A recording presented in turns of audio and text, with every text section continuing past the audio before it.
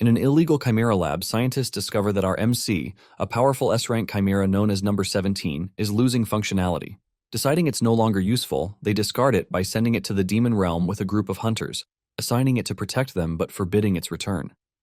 Inside the realm, countless monsters attack, but 17 effortlessly destroys them, ensuring the hunters' survival. When the mission ends and the gate begins to close, the hunters abandon him as planned. With no orders left and his body failing, 17's human memories resurface. He was an orphan kidnapped and turned into a chimera after being injected with over 500 monster cells. As his life fades, his core releases a massive explosion, and in a shocking twist, number 17 is reborn. Not as a monster, but as his original human self once again.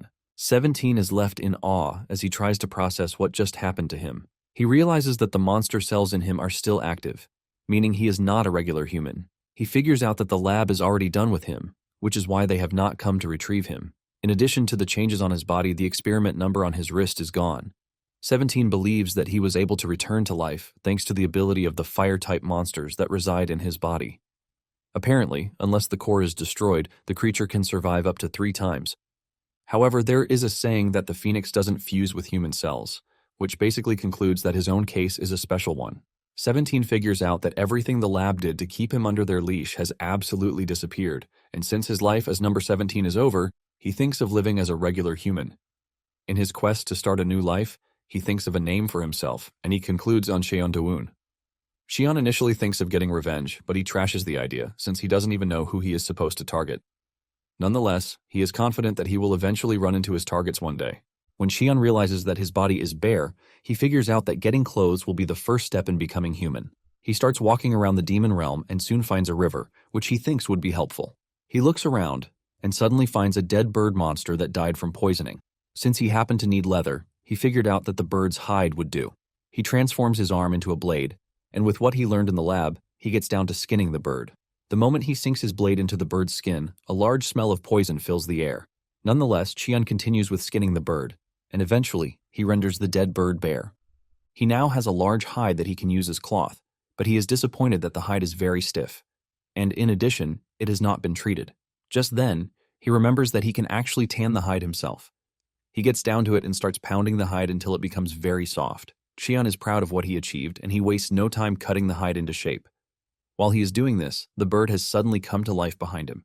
Using his fists, he tears the hide into the perfect shape that he wants for it to become a caveman cloth. He notices that not all of the poison has been dissipated, but he is too lazy to work on it, and he decides to just let it be. Just then, he hears the bird's chirp, and he turns around to be met with the surprise that the bird was not actually dead. Cheon notices that the bird is moving according to his words, ultimately suggesting that it might understand him. Cheon is more surprised that the bird is already showing all signs of death, but for some reason it was still alive. Without thinking too much about it, he figures out that it is one of the immortal-type monsters. He knows that his old self would have killed the bird without thinking twice, but since the bird is already too weak to move, he doesn't see any reason why he has to kill it. He considers them both lucky beings, and he urges the bird to live its second life well, just as he also plans to. As he walks away, Cheon mentions that they might eventually meet somewhere again if fate wants it. After he has solved his clothing problem, he figures out that the next thing on his agenda is to get himself a house. Cheon starts looking around, and the first place he finds is a cave, where he runs into a giant centipede-type monster. Uninterested in living in such a dark place, he ditches it, but before leaving, he relieves the monster of its head. Upon leaving the cave, he wanders till he reaches the snowy mountains. He encounters some ice monsters, but he easily takes them out too. He considers the snowy mountains a no-no because it is going to be hard for him to find food. He continues his search for the perfect home, and after so much effort, he finally finds a location that suits him. There is a lake in the area, and the vegetation is green, with a hill circling the area. He checks out the lake and realizes that it is filled with fish that he can use for food. Everything that makes for a perfect home is present in the area, and without much debate on it, Cheon figures out that he has found where to build his new house. Elsewhere, a mechanical-type chimera just found itself in the demon realm. Since Cheon has decided to build a house at the location, he finds a suitable plot and he turns his arm into long, sharp blades. With just a swing, he cuts down timbers and arranges them. When he places the foundation timbers on the ground, he notices bumps, and he fixes this by clearing the land until it becomes level.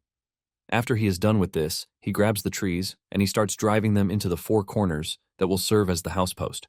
After this, he laid planks on the house floor, and for the walls he couldn't get his hands on nails, so he used slime from snail-type monsters. Apparently, the slimes are always very solid, but he doesn't know if it is going to be waterproof or not. For the finishing touches, he uses cocoon silk from silkworm larvae. Cheon is pleased with what he has built, but he notices that something seems to be lacking. He starts thinking of what other human homes have that he is currently lacking. He thinks of a garden or even a dog, but he dismisses the idea, since he can't raise a dog in the demon realm. He concludes that he is going to make a vegetable garden, but even this leaves him conflicted, because he needs to think of something that will grow in the demon realm. Suddenly, it dawns on him that there is a snowy mountain close to him, where he can get a particular plant called mandragora. Cheon immediately heads to the mandragora's habitat, which is the snowy mountains where the demonic energy is thickest. The thick snow on the mountains made him remember when he was kidnapped as a kid and sent to the lab. Even though he went through pain, he can't deny the fact that becoming a chimera has its perks. Some of the perks of being a chimera are that he doesn't have to worry about the cold or hunger. Momentarily, he finds the mandragora's plantations. Apparently, the mandragoras are extremely stress-sensitive, and they are like a sunfish-type monster. They basically can die from even the slightest environmental changes. Since he is planning on relocating the mandragora, he figures out that picking out the younger, more adaptable ones will be the best. The first thing he does is remove the roots, and he also thinks of covering his ears, since they are notorious for screaming when disturbed. He pulls one of the mandragoras out, but to his surprise, it remains silent. He assumes it's a fluke, and he pulls out another, but the result remains the same. In fact, the mandragoras are having a nice nap and couldn't care less. He pulls out several more, but none of them scream like he expected them to. Apparently, the scream happens when the plants are artificially grown by humans. Since the human world has low demonic energy, they are often stressed out, which is why they scream like hell. If they are forcefully pulled out, they also scream, and they end the sequence by dying. Since they are in the demon realm, the mandragoras have no reason to scream. However, Cheon is confused as to why the plants are not trying to run from him, because they should at least be trying to run away. Suddenly, it dawns on him that he actually has mandragora cells in his body, and they probably see him as one of them. He believes that this is a good thing because it is less stressful for him. Cheon is already thinking of the nice things he can get by growing the mandragoras, like tea, and even eating them as snacks. However, forcefully taking their fruits makes them poisonous, and Cheon figures out that he has to find a way to convince the plants to trust him. Just then, he notices that there are hunters in the vicinity, and he decides to check them out, since he is curious to know what they are doing in the dangerous snowy mountains. Meanwhile, two hunters are facing off against a horde of B-rank rabbit-type monsters after they are left behind by their comrades. The two hunters are barely surviving thanks to their barrier, but even this is about to shatter. The two start regretting their actions of becoming hunters among all the other jobs available to them. Just as they are about to be killed, something suddenly appears out of nowhere and hits the ground in front of them. This catches their attention, and that of the rabbits too. When the dust from the impact starts to clear off, they are surprised to see the image of a person approaching them, and it is none other than our MC. Cheon realizes that the monsters are engaging snow bunnies, and the moment the rabbits sense the aura coming from his body, panic sets in, and they all vanish into thin air. The hunters cannot believe that B-rank monsters just ran away at the sight of Cheon. The two thanked Cheon for saving them, and they introduced themselves to him. He also does the same, but the hunters are genuinely confused because they have never heard such a weird name before. Cheon then asks the hunters why they are in the demon realm, because he can clearly see that they are low-rank hunters. The hunters confess that they did it because of money. Apparently, there was a task to capture a chimera alive, and the promised reward was very tempting. The moment they mention a chimera, Cheon becomes defensive, assuming that they are talking about him. Just then, the hunters mention that the chimera escaped from a lab, and it is said to be a mechanical-type chimera. Since he is not a mechanical type, he figures out that he has nothing to worry about. He plans on getting his hands on a gate crystal and then going back to his new house. Cheon then asks the two where their gear is because he is pretty sure that they have gate crystals. The hunters then reveal that the dudes who betrayed them have taken all their gear with them. The hunters then ask Cheon if he has any plans to return to the human world soon because they are almost at their limits. Basically, humans can't stay long in the demon realm because of the demonic energy that will kill them. However, this has no effect on Cheon again. The hunters start begging Cheon to save them, but just then, Cheon locates the traitorous hunters. He immediately flies in the air and heads for where the hunters are, while the two hunters almost crap their pants because their savior just disappeared right in front of them. Elsewhere, the hunters have managed to corner the chimera and are prepared to take it down. The moment they start converging on it, the chimera angrily activates its battle mode, ready to take on the hunters without fear. Momentarily, Cheon arrives at the last location where he sensed the chimera, only to find nothing but blood and the hunter gear. In addition to this, there is a child's footprint mixed with beast tracks, suggesting that the Chimera was changing form while fighting the hunters. Since the Chimera was made of liquid metal, it makes sense that it can freely change shape. However, the material used in making it is quite rare, which is why they made it small, not more than the size of a kid or a dog. Cheon is impressed that the Chimera was able to take on 5 B-rank hunters, who were after it. On the other hand, the 2 hunters are already at their limit, and one of them even has a baby on the way. They are expecting their certain demise when Cheon shows up on the scene, carrying their gear on his back. The hunters start begging him to save them, and just when he was about to ignore them, he remembers that the 2 have no gate crystals left. One of the hunters whips out 2 million won in cash, telling Cheon that they are ready to buy the stones if he has them. It is apparent that they are going to die if they don't get out of the demon realm, and fast. Cheon is blown away by the amount of money that he is being offered for the gate stone, even though he really doesn't need it. Nonetheless, he decides to take the money because he might need it when he finally decides to visit the human world. Cheon then opens a gate for them, and the hunter bows to him, assuring him that he is never going to forget the favor he just did for them. The hunter grabs his already exhausted friend so that they can leave, and this is when Cheon mentions that gate stones were always around 200,000, but the hunter tells him that prices have changed ages ago. The hunter asks Cheon why he is interested in this, and he reveals he feels kind of bad that he extorted them. To get rid of this guilt, he decides to do something for them in return. He taps the exhausted hunter on the shoulder and starts infusing mana into his body, ultimately shocking the hunters. The technique is something that even A-rank hunters don't want to get involved with. This is because the manas might clash and tangle, which will rupture their mana holes, ultimately causing death. The hunters assumed that Cheon was going to fail and they were going to die, but to their utmost surprise, he pulled it off, and he purified the demonic energy. The hunters hugged each other tightly because they thought they were already dead. After he is done helping them, Cheon decides that it is time for him to leave. The 2 start thanking him, while wondering just how powerful his mana is for him to have easily infused it into the exhausted hunter. After the hunters are gone, he returns to his house, and he is pleased that his trip went well. He notices that mandragoras are already awake, and he figures that it is time to plant them. He finds a spot on the land where he plants the mandragoras, but they seem unhappy. Cheon wonders what is wrong with them, and he tries feeding them some mana to make them feel better. Just as expected, their mood actually changed, leaving Cheon relieved. Meanwhile, the mechanical Chimera is hiding the bush behind him, and even though he can sense the Chimera's energy, Cheon decides not to make a move until it actually wants to connect with him. Cheon steps into his house, and he pours out everything he got from the hunters, including the cash. Among them are a portable burner, 8 gate stones, spare clothes, and sleeping bags. Cheon is glad that everything is just what he needed, and luckily for him, there is ramen in the bag too. He remembered that the last time he had ramen was when he was at the orphanage. Since he is hungry, he decides to make ramen for himself. Following the instructions on the ramen pack, he grabs a pot and steps outside to get water. However, a fish comes flying out of the water to attack him. Since he is going to need other ingredients for the ramen, he smacks it to death and stuffs the fish into the pot. To add more ingredients to the ramen, he finds wild eggs, herbs to serve as onions, and stuffs everything into the pot. Meanwhile, the mechanical Chimera is watching, and its stomach grumbles for food. Cheon turned on the gas and started preparing the ramen, but the terrible smell from the ramen almost choked the mandragoras to death. Even though the food obviously smells really terrible, the mechanical Chimera is really interested in it. Since it wants to eat out of the food, it thinks of a genius idea and transforms into a dog. It learned that humans like dogs, and in addition, they feel more sympathy toward wounded animals. It approaches Cheon like a dog, but Cheon can easily sense that it is the mechanical Chimera. Cheon assesses the situation and realizes that the mechanical Chimera is still young and learning. He wonders how the Chimera was able to escape the lab and make its way into the demon realm. Since the Chimera is willing to join him, he offers it the terrible-looking ramen that he made. The 2 sit together to eat, and it reminds Cheon of when he and his fellow orphans enjoyed eating ramen in the orphanage. After they are done enjoying their beautiful meal, Cheon tells the Chimera that it can leave, since he has to clean up. The dog turns around to leave, but as it walks away, Cheon reminds it that it was limping on its left foot earlier. The Chimera is shocked and realizes that it has been discovered, but it changes its supposedly affected foot and continues moving. Shortly afterward, he decides to try out laundry and packs out some of the clothes he got from the hunters. He figures out that he needs to do it since he can't be wearing leather clothes for the rest of his life when he is not a freaking caveman.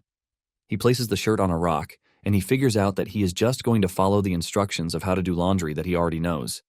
He grabs a short stick and carefully hits the shirt, but to his surprise, even his gentle strike shatters the rock and shirt.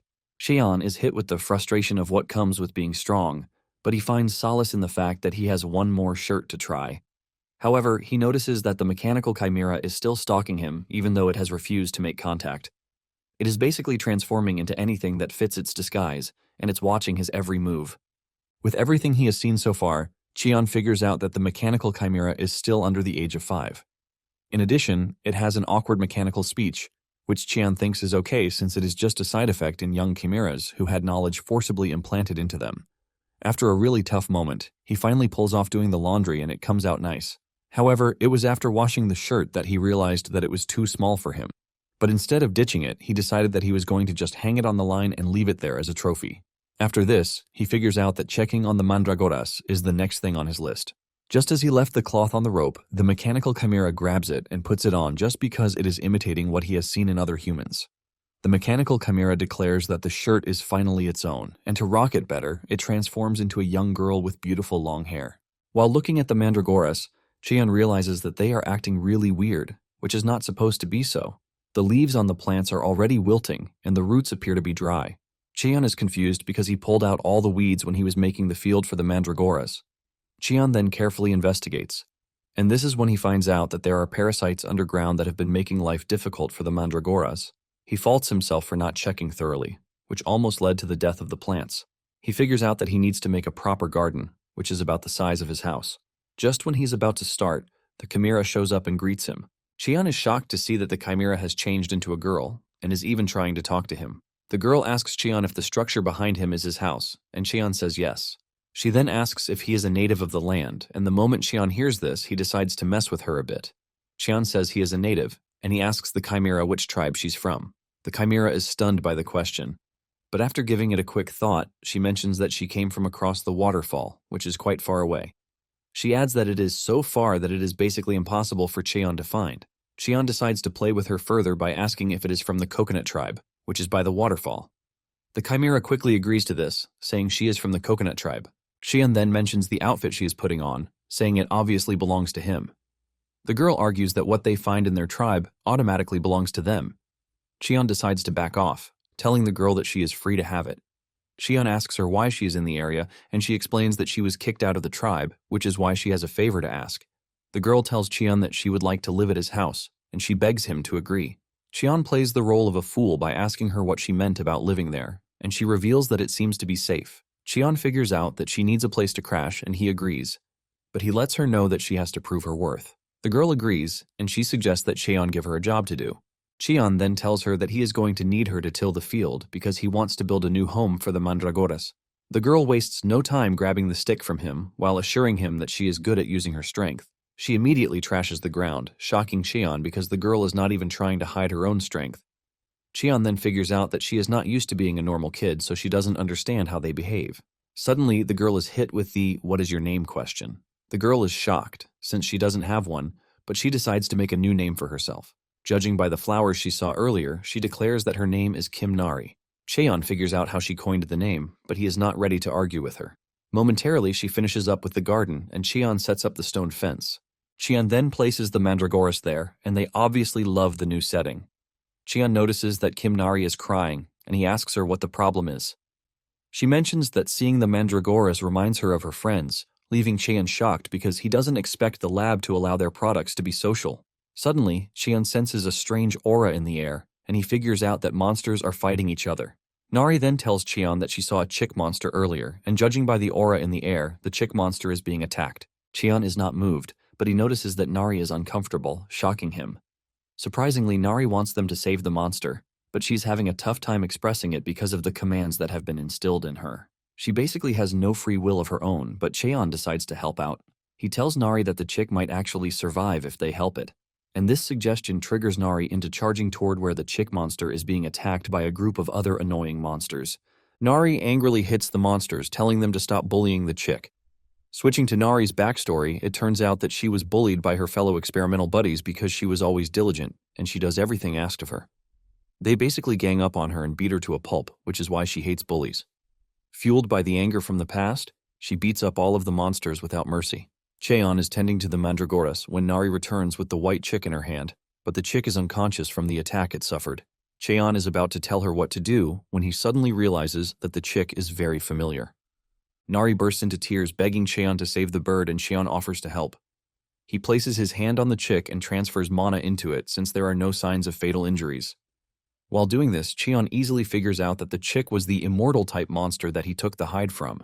However, Cheon is confused as to why the monster shrank to a small size, but he assumes that its regeneration method is different from his.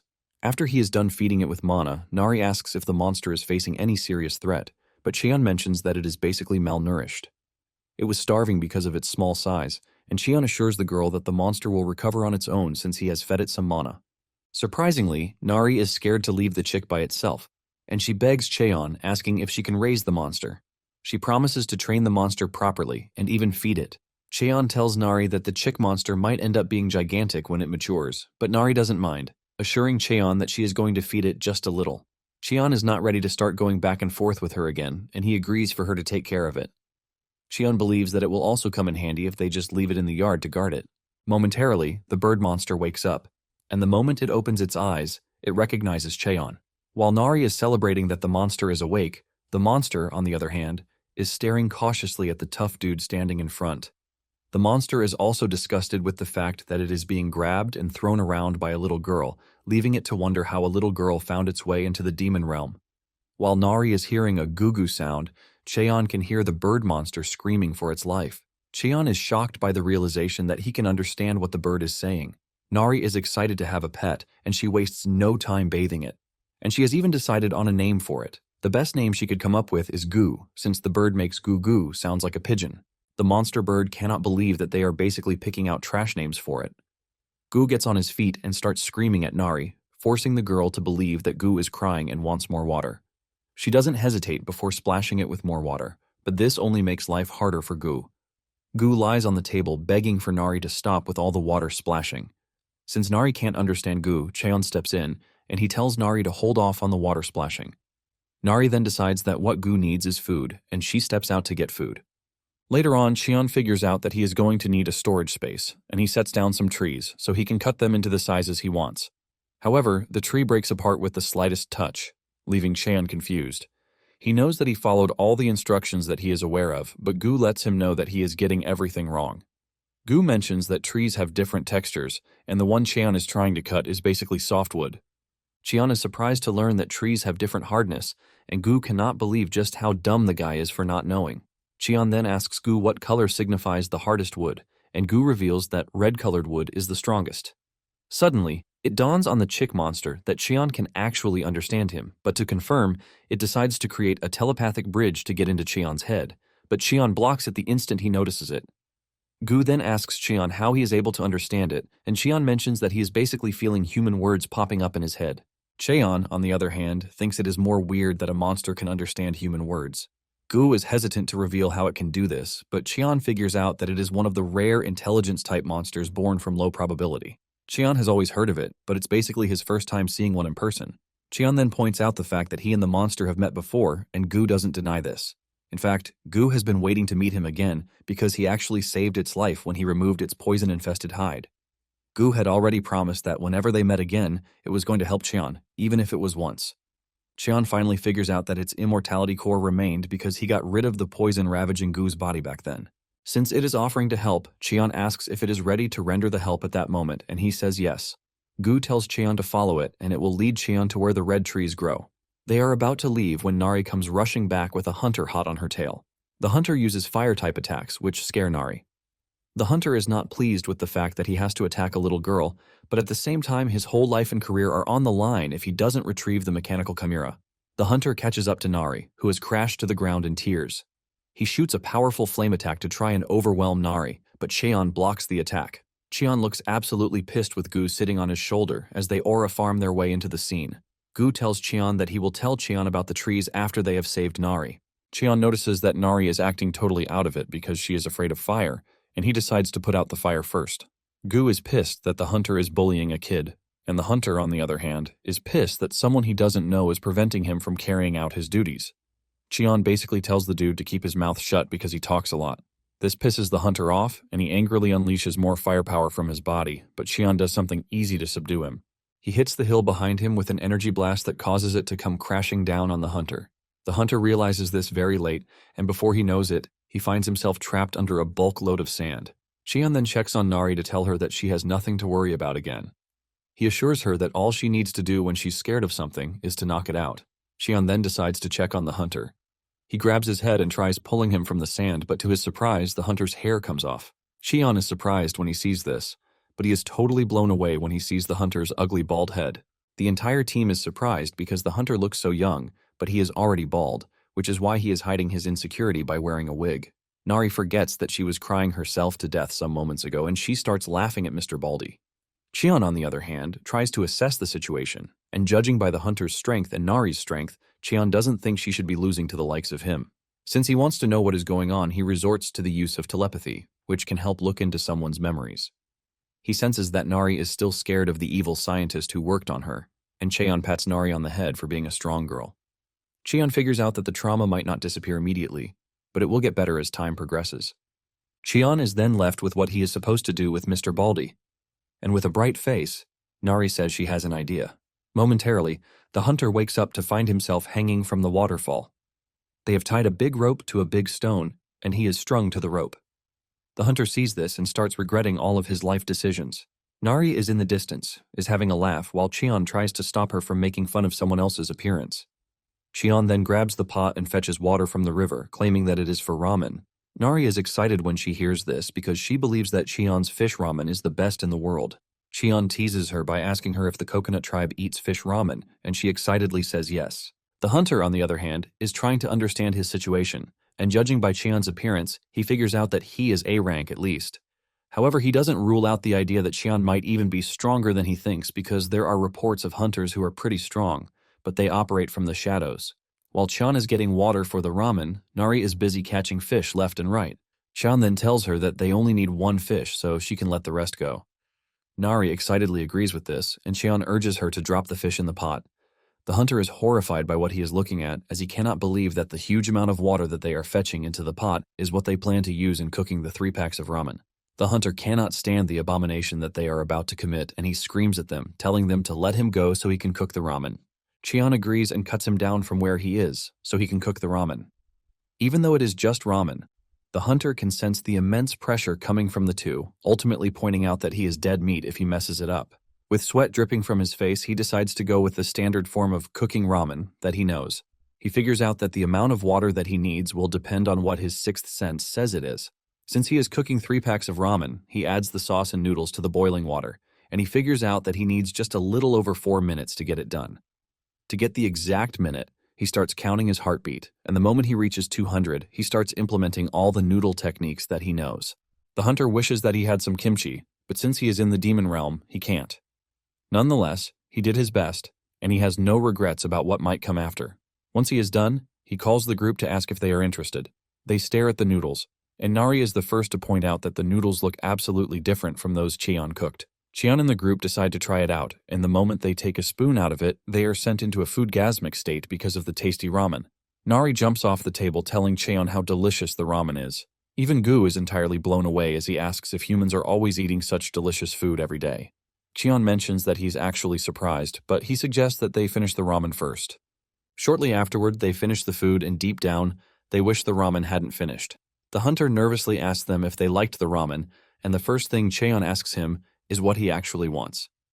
The hunter is confused by the question, and Cheon mentions that the ramen is too delicious for him to eat for free. Cheon then urges the hunter to tell him what he wants, and if it is something within his power, he promises to grant it. The hunter, Nam Kiseok, is happy to hear this, and he immediately falls face first, telling Cheon to teach him how to be strong just like him. Cheon is shocked to hear this as he asks Kiseok why he is asking him to teach him when he is not his master. Kiseok confesses that Cheon is the strongest hunter that he has met. In addition, Kiseok can see that Cheon has settled down in the demon realm, which is why he built a house there. Kiseok tries to point out the perks of having him around, and the standout perk is that he can cook. In fact, he is ready to become a delivery man who helps Cheon get things from the human realm. Kiseok is very desperate to learn from Cheon so he can be promoted to A rank. Cheon then asks Kiseok if he attacked Nari because of the bounty. The hunter is surprised that the mechanical creature has gotten a name, and Cheon whispers in his ear, telling him to go with the flow that Nari is from the coconut tribe. Kiseok mentions that he went after Nari because of personal reasons that are difficult for him to say, but he assures Cheon that it is definitely not because of bounty. Kisyuk then mentions that as long as he passes the hunter promotion test, he is not worried about anything else. After hearing his plea, Cheon agrees to help him, since he also made a delicious meal for him. To start the training, he suggests that they start with a sparring match first. Kisyuk is glad to hear this, but Nari cuts in, saying she wants to be the one to spar with Kisyuk. Cheon asks her if she is confident about what she just said, and she reminds Cheon that he was the one who said scary things are to be knocked unconscious. Fueled with determination, she wants a chance to put out Kisyuk's fire too. Cheon then points to a black rock, asking Kisyuk if he can break it. The rock is known as Black Iron Stone, which is a stone that is said to be several times harder than diamond. Kisyuk is stunned by the request, and while he is still making up excuses of why he can't break the stone, Nari shatters it and demands that they engage in a sparring session. The next scene dives into Kisyuk's backstory, who was a naturally awakened hunter and considered a prodigy at that. He awakened his abilities when he was 8, which is a bit early since regular people awaken their abilities when they are 10 or older. Because he was hardworking, he was able to grow at a really fast rate, and he reached B rank plus before the age of 20. Everything was going so perfectly for him until he realized that his hair had fallen out. In his early 20s, the crown on his head reduced drastically, and by the time he got to his mid-20s, he developed a receding M-shaped hairline. Kisyuk started visiting pharmacies just to try and get a solution to the problem. However, the pharmacist told him to give up on trying to get a transplant because it would eventually fall out. He was once a handsome dude who had so much talent, but the hair issue made him lose his light. Because of this, his growth as a hunter also came to a full halt until one day he saw a research program hosted by Dr. Han Myung-do of the Hanbit Research Institute. The doctor was talking about how he accidentally spilled the rare liquid material all over his head, and surprisingly, his hair grew a whole lot. Apparently, he is nearly 90 years old, but he has full hair on his head. This caught Kisyuk's attention, and he got up from where he was rotting on his couch. When Myung-do is asked about the remaining liquid metal, he mentions his plan to use the remaining liquid metal to create a mechanical life form and challenge for the big prize. Kisyuk has a valid crash out when he realizes that the doctor has no plan to make a hair loss cure, which is considered the real use for humanity. A few days after this, Kisyuk reads in the news that the mechanical life form created by the Hanbit Research Institute has escaped into the demon realm. Since there are no laws in the demon realm, Kisyuk got out of his slumber and decided to find the mechanical life form so he could keep it for himself. He plans to pour all the metal there on his head, but now that he is in the demon realm and sparring with Nari, he is getting beaten up. Kisyuk cannot believe that Nari is way stronger than him because he couldn't even land a single hit on Nari. Cheon is disappointed and lets Kisyuk know this. However, Kisyuk is not a quitter, and he assures his supposed master that he is going to do better. Later on, Cheon manages to get the storage cabinet done thanks to the tip he got from Gu about the red wood. Even Gu is proud of Cheon's creation, and it tells him that the cabinet will definitely last a long time. While everyone is busy with their own thing, Kisyuk is training really hard. Even though he is suffering in Nari's hands, he doesn't feel any sense of embarrassment. Instead, he feels a sense of freedom. He believes that this is because he has taken off his wig. Gu is impressed with Kisyuk's ability to control fire, but he is disappointed that he can't even beat a kid. Cheon then tells Gu that Nari is not just any kid, which makes it understandable. Because of his refusal to give up, he asks for another sparring match with Nari. This time around, he goes after Nari with a flame shaped in the form of a blade. He manages to land a hit on Nari, but she liquefies her body, shocking Kisyuk. This leaves him in awe, but at the same time totally open to Nari's attack. Nari easily returns to her human form and kicks him so hard that he crashes into the nearby hill, leaving a noticeable crack in the wall. Nari confidently mentions that he is no longer scared of fire, and this is all thanks to Cheon. While lying there in shame, Cheon wonders if he has reached his limit as a B rank and no longer has any skill to boast of. However, Kisyuk has an admirable trait of not giving up, and because of this, he gets back on his feet with an excited look on his face. He asks Nari for another session, but suddenly, he notices that he has a nosebleed, and Cheon asks him how many days he has spent in the demon realm. Kisyuk replies that he has been in the demon realm for 9 days, and Cheon suggests that he return to the human realm because, at his current rank, he is going to die if he stays any longer. Kisyuk agrees with Cheon even though he wants to stay longer. Cheon then tells him that he has the potential to become an A-rank hunter, and by this he urges him to continue working hard. Kisyuk is shocked to hear this, but he no longer has any hope in himself because he has been failing the A-rank exam for 6 years straight. Apparently, there is a saying that if one can't pass the same rank exam in 3 years, the person is nothing but a lost cause. And for him to have failed 6 times already is just unprecedented. Cheon then tells him that he can do it because his mana hole hasn't fully developed. Cheon urges Kisyuk to make sure he purifies the demonic energy once he returns. Kisyuk thanks Cheon for the advice, and he assures him that he is going to do his best. Momentarily, Kiseok prepares to return, and he asks Cheon if there is anything else that he needs because he can see that he is out of ramen already. Cheon doesn't ask for anything else aside from the ramen, and Nari wishes him a safe trip. Kiseok urges Nari to continue training while telling her that he is going to win their fight the next time they clash. Before stepping off, Kiseok asks Cheon if he has seen his wig, but he says no, that he hasn't. Once there is nothing else to do, he finally leaves, and after he is gone, Gu calls Cheon's attention to the risk of Kiseok betraying them.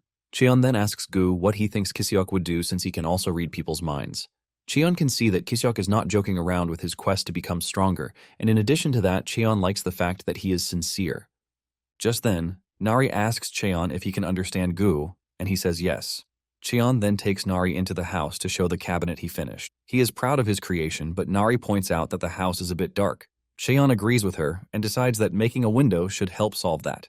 Using his abilities, he cut out window spaces in the house, leaving Nari very excited. Since Nari likes everywhere when it is bright, Cheon points out the need for them to have lights at night so that everywhere is not dark. Cheon says there is a stone known as glowstone, which emits light in the dark, and putting up a few will brighten things up. Gu then asks Cheon if he even knows where he has to go to find the glowstones, and he says yes. Apparently, they can be found in the volcanic region, and this is a region that is considered to be one of the most dangerous places by hunters. Gu then mentions that this place is his hometown, but while saying it, he looks dejected. Cheon is surprised to see this, since he expects him to be happy because going home is a good thing. Nari asks Cheon what Gu is saying, and Cheon simply reveals that Gu is upset about something. Since Gu is worried about the volcanic region, Cheon says he will be going by himself, so the two are free to stay at the house.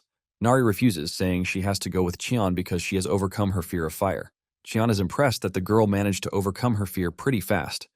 Cheon then asks Gu if he is interested in going. Reluctantly, he replies that he would, and this is because he has some unfinished business back there. Since they are all in agreement to go, Cheon reveals that he is going to make some equipment for Gu to use in the volcanic region.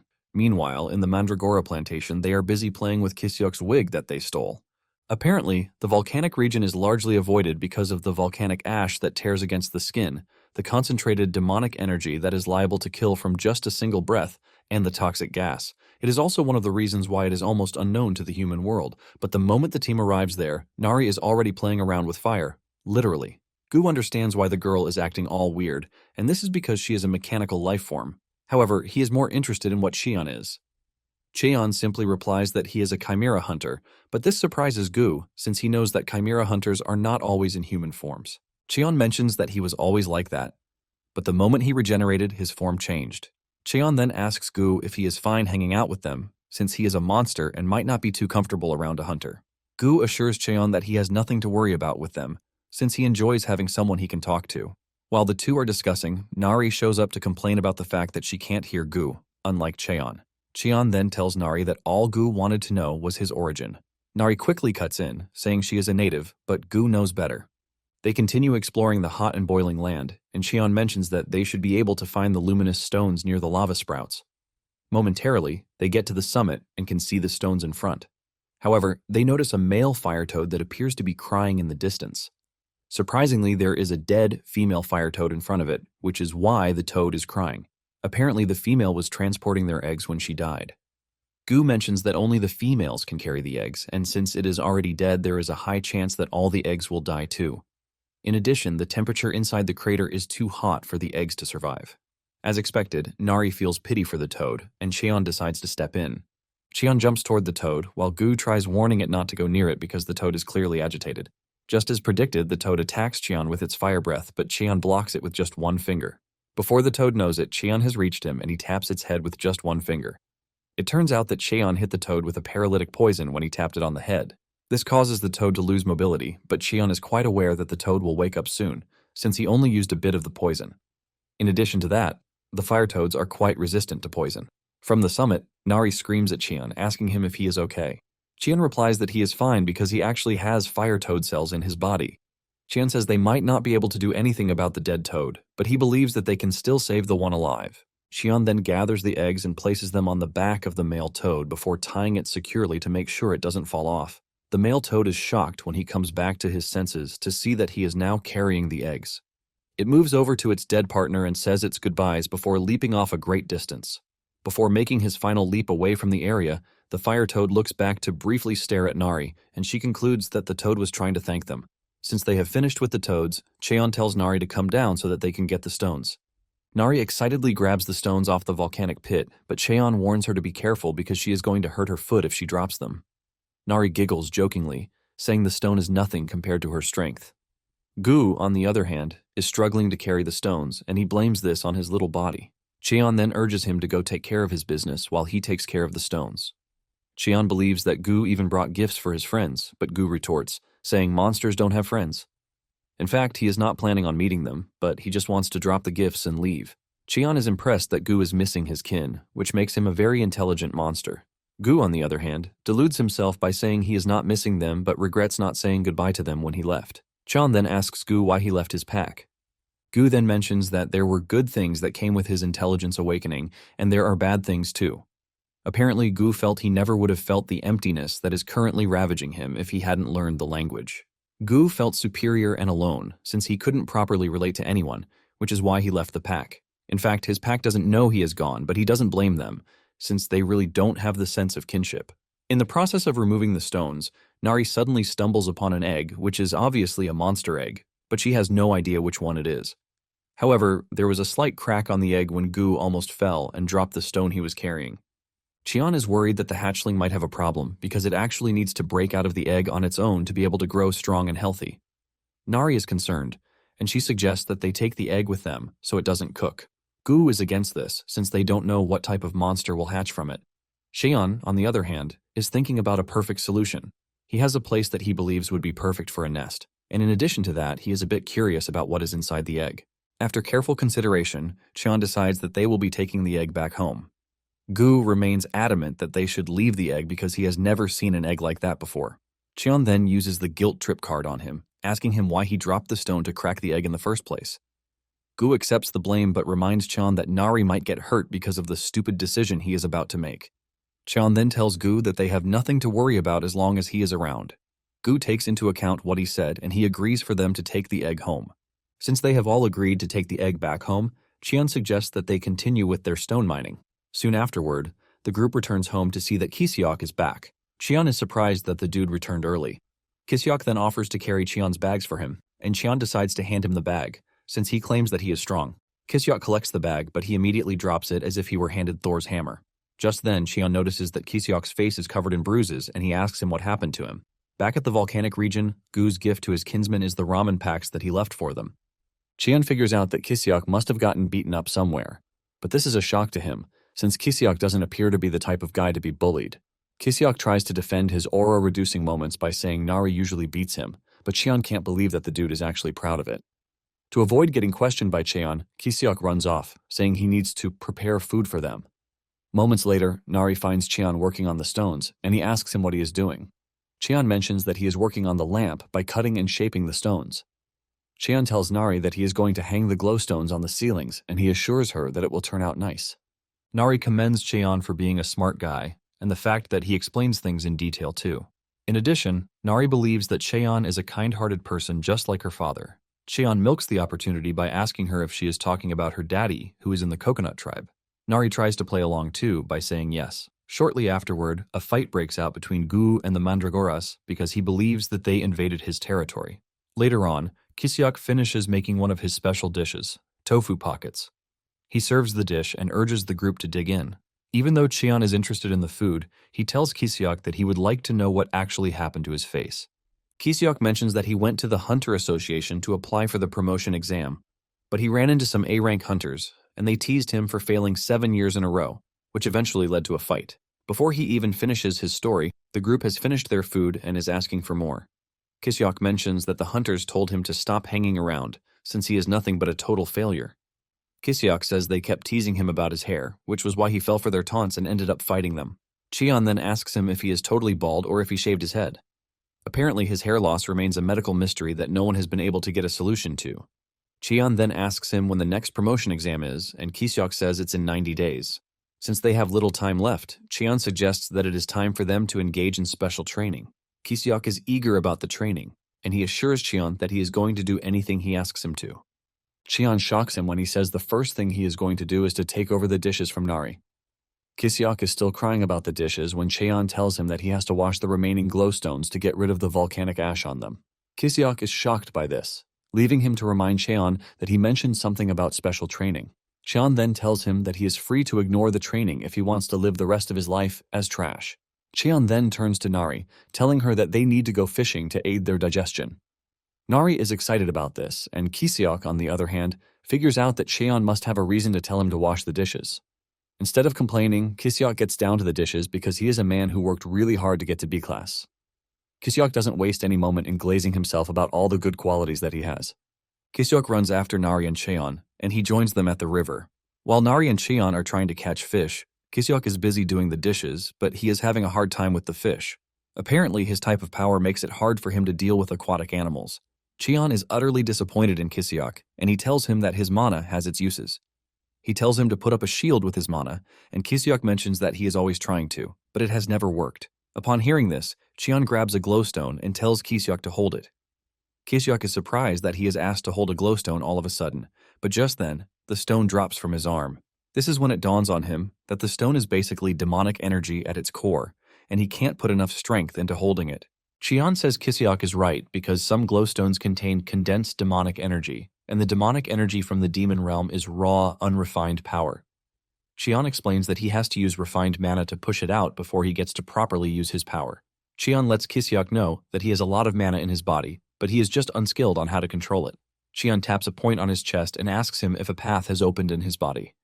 Just as Cheon said, Kisiok can feel mana surging through him, and Cheon urges him to follow the path that he just opened. Cheon then tells him to focus on his mana while trying to lift the glowstone.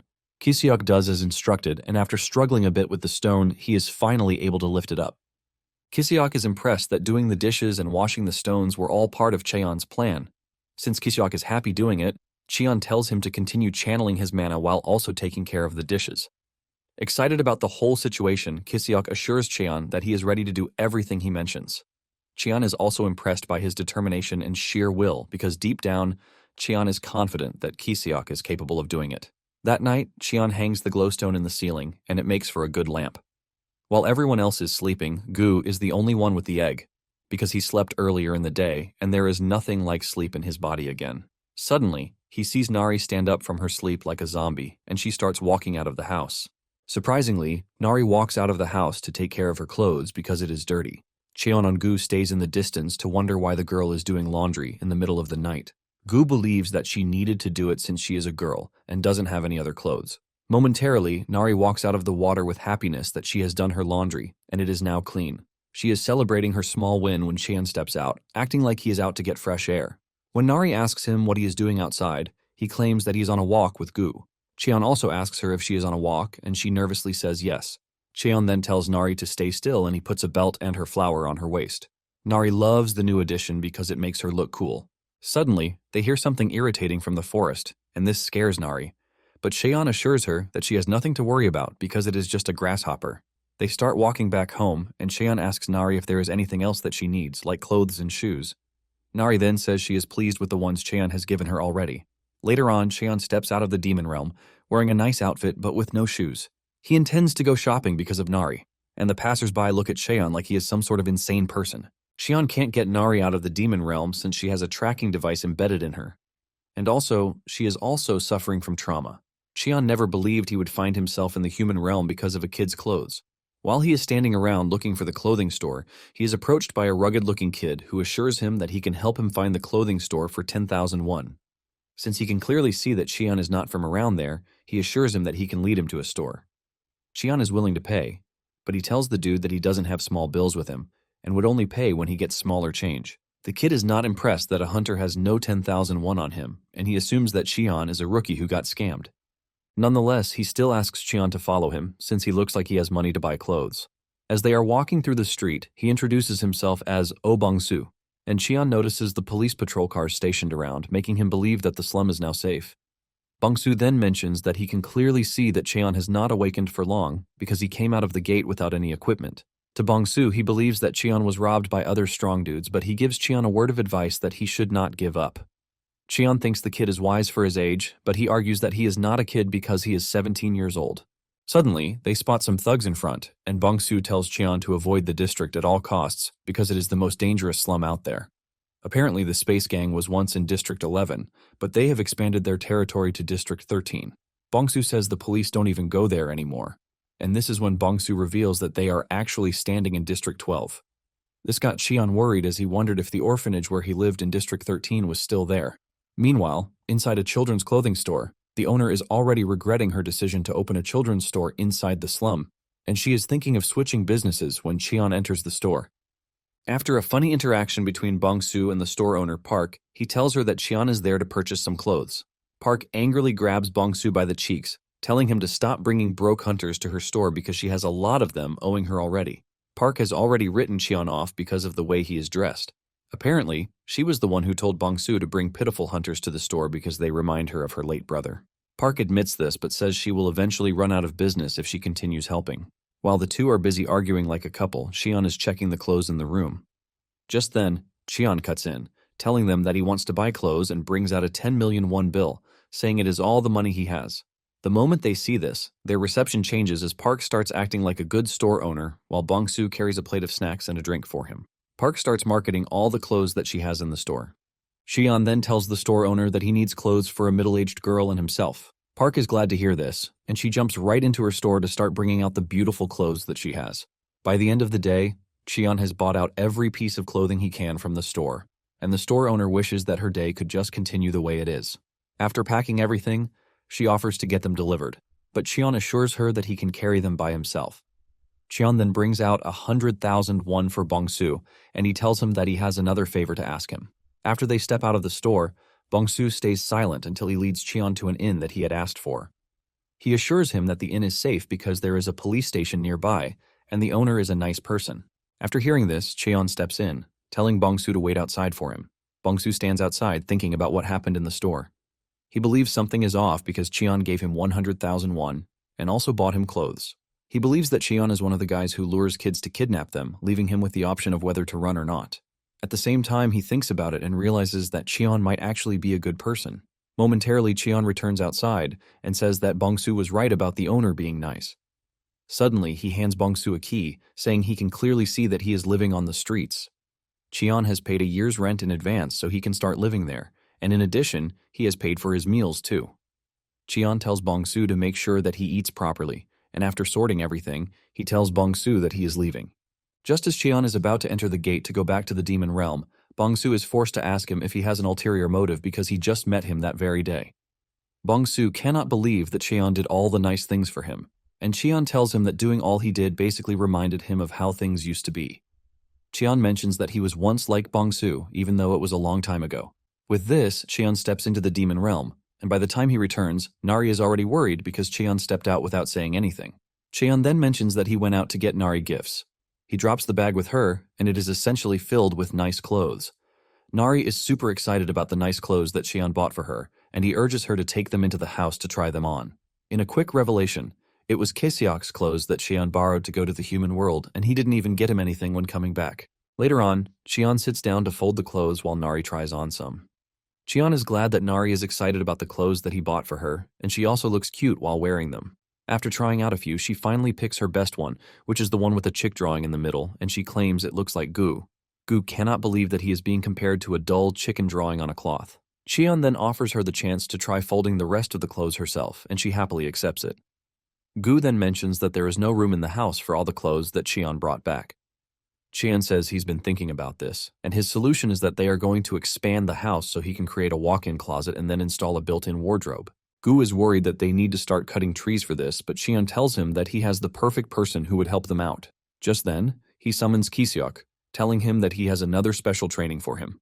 Kisiok is excited to be called upon, and he informs Cheon that he has cleaned his training outfit, and by this, he is talking about Cheon's ragged outfit.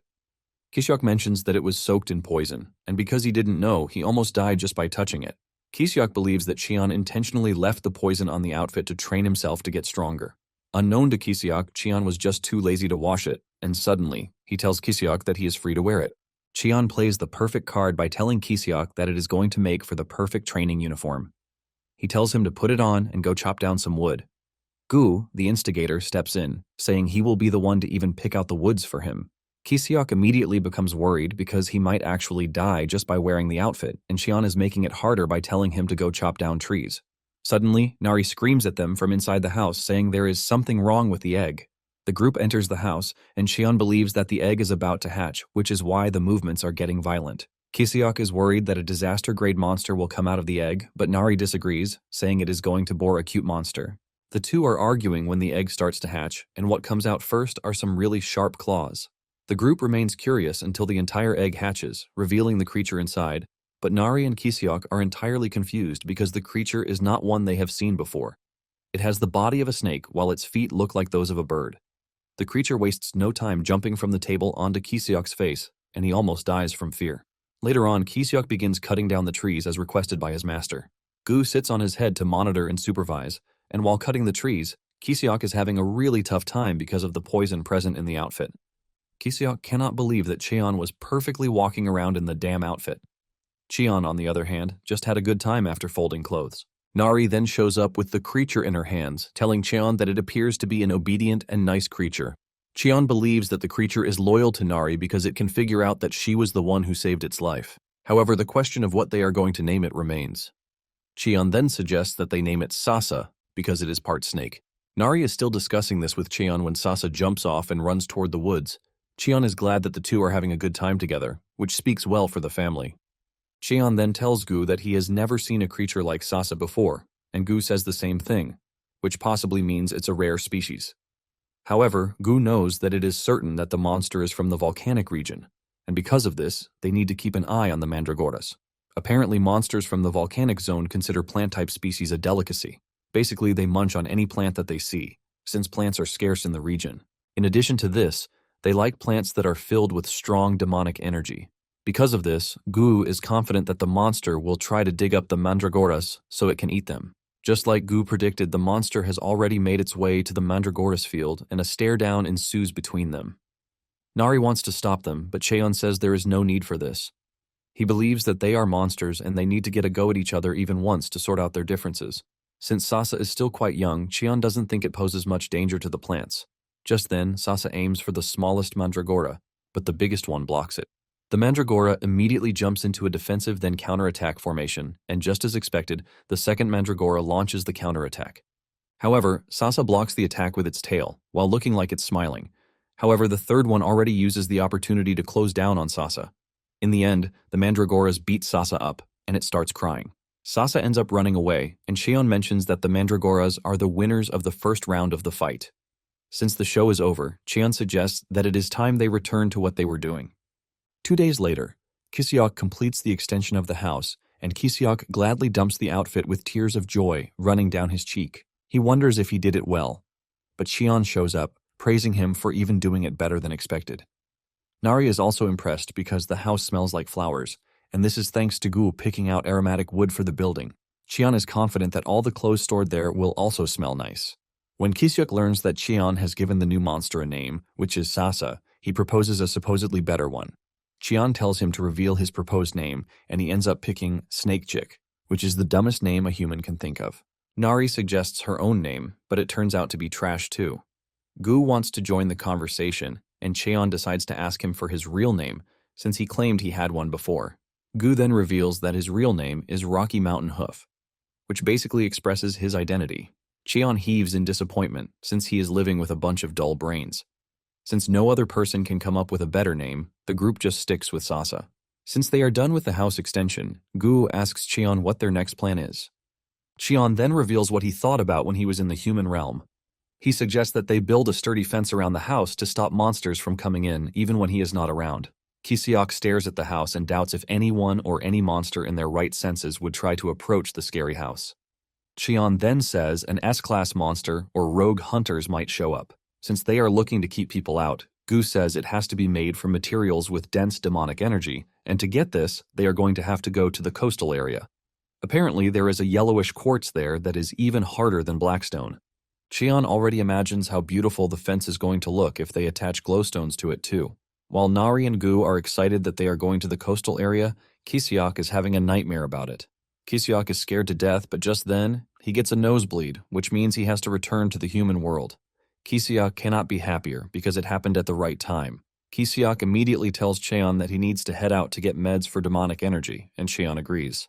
He tells him to take care of the Mandragoras just in case they come back late. Kisiok then tells Cheon to be careful of the coastal region because it is a dangerous place for A-rank hunters and below. Basically, the region is being ruled by 2 disaster-grade monsters.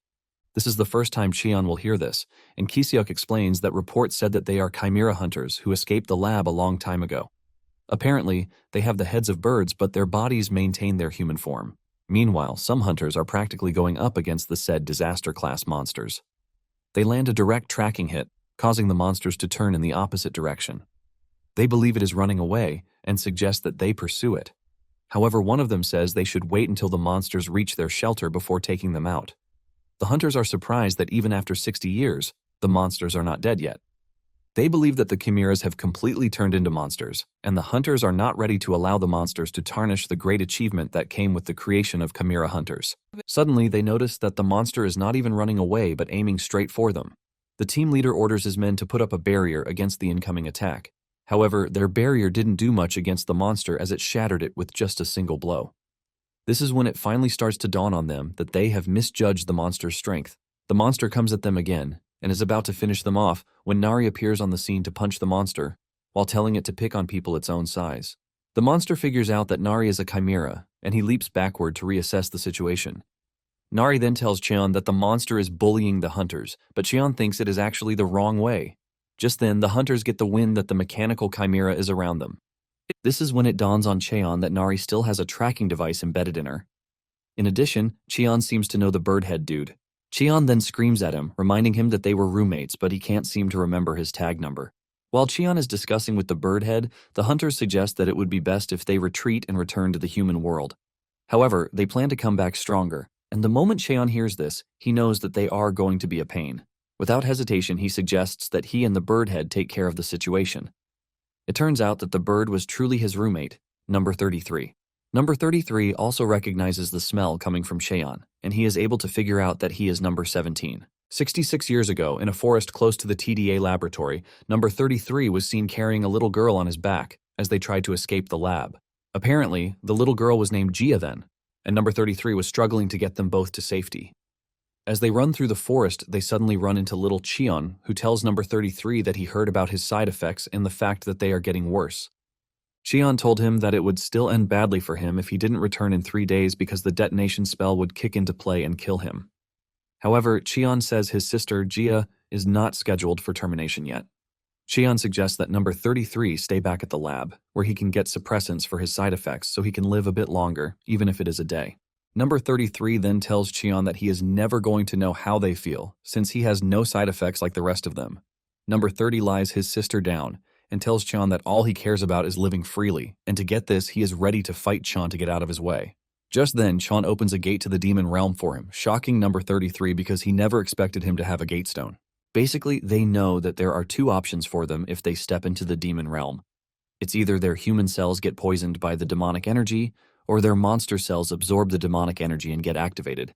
Cheon lets number 33 know that the demon realm is the best option for him since he wants to live freely until he dies. Basically, the lab's detonation spell won't activate if they cross into the demon realm. Number 33 asked Cheon if there was a way to survive in the demon realm, and he told him that he would have to build up enough mana to protect his human body and mind from the demonic energy. Cheon admits that it might not be easy for him because of his current abilities, but he is pretty sure that the future holds uncertainty. Number 33 says he might not know why Cheon is helping them, but he is taking the help nonetheless. Before entering the demon realm, number 33 says they have been roommates for 4 years, but still do not know each other's names. This is when number 33 finally reveals that his name is Ubeom. Now in the present, Cheon puts the hunters in a state of mind control to erase their memories, and once he realizes that it is working perfectly, he lets them go. Apparently, Cheon has the cells of an oblivion herb transplanted into his body, and this causes hypnosis and memory loss. Ubeom cannot believe the number of things that were injected into Cheon's body just because he never showed side effects. Cheon lets the dude know that a lot actually happened after he left. Nari then drags Cheon's clothes to ask him if he knows Ubeom from somewhere. Since they are playing the native game, Cheon tells Nari that Ubeom is from the Sparrow tribe, shocking Ubeom himself. Cheon even makes it more fun by teasing Nari, asking her if the Sparrow tribe and the Coconut tribe are allies. Nari quickly answers that they are actually allies. While the two are saying this, Ubeom remains totally confused. Just then, Nari bows her head to apologize to Cheon, saying she attacked him because she thought he was a bad person. Nari immediately starts complaining about hunger, and Cheon asks Yubeom if he has any food at his house. Yubeom is still confused by the whole thing playing out in his presence because he doesn't want to believe the fact that Cheon is raising a daughter. Momentarily, Yubeom takes the group to his house, which is built like a real bird's nest. Cheon commends Yubeom, telling him that he actually built his house very well. Yubeom then brings out a plate of grilled clams that he made, which he even added demon butternut to. Just from looking at it, it appears to be delicious already, and the moment Gu and Nari taste it, they find themselves in food heaven. Even Cheon admits that the food tastes really good, even the red moss that Yubeom added to it. Yubeom takes pride in his cooking as he mentioned that the red moss is an all-purpose seasoning. Yubeom is about to tell them to eat slowly when he hears Nari screaming for more. Yubeom almost faints from a heart attack because he is out of ingredients. Since Nari enjoyed the food so much, she offered to go catch some clams so that Yubeom could make the dish again. Yubeom then mentions that it might be a bit dangerous for her to catch the clams, but Nari runs off, promising to catch as many as she can because she wants to eat to her heart's content. While the kids are gone, the elders are left to discuss the aftermath of his departure. Yubeom is impressed when he hears that Cheon actually came back to life thanks to the immortality cells inside him. Yubeom then asks Cheon if he plans on getting back to the laboratory. Cheon confesses that sometimes he actually feels like it, but he thinks he already has a good life, so he doesn't need to rush things. Cheon then asks Yubeom if he plans on getting revenge too. Yubeom then mentions that the spells in Cheon's body might have disappeared after he came back to life, but the same cannot be said for them. As for them, they still have the detonation spells in their bodies.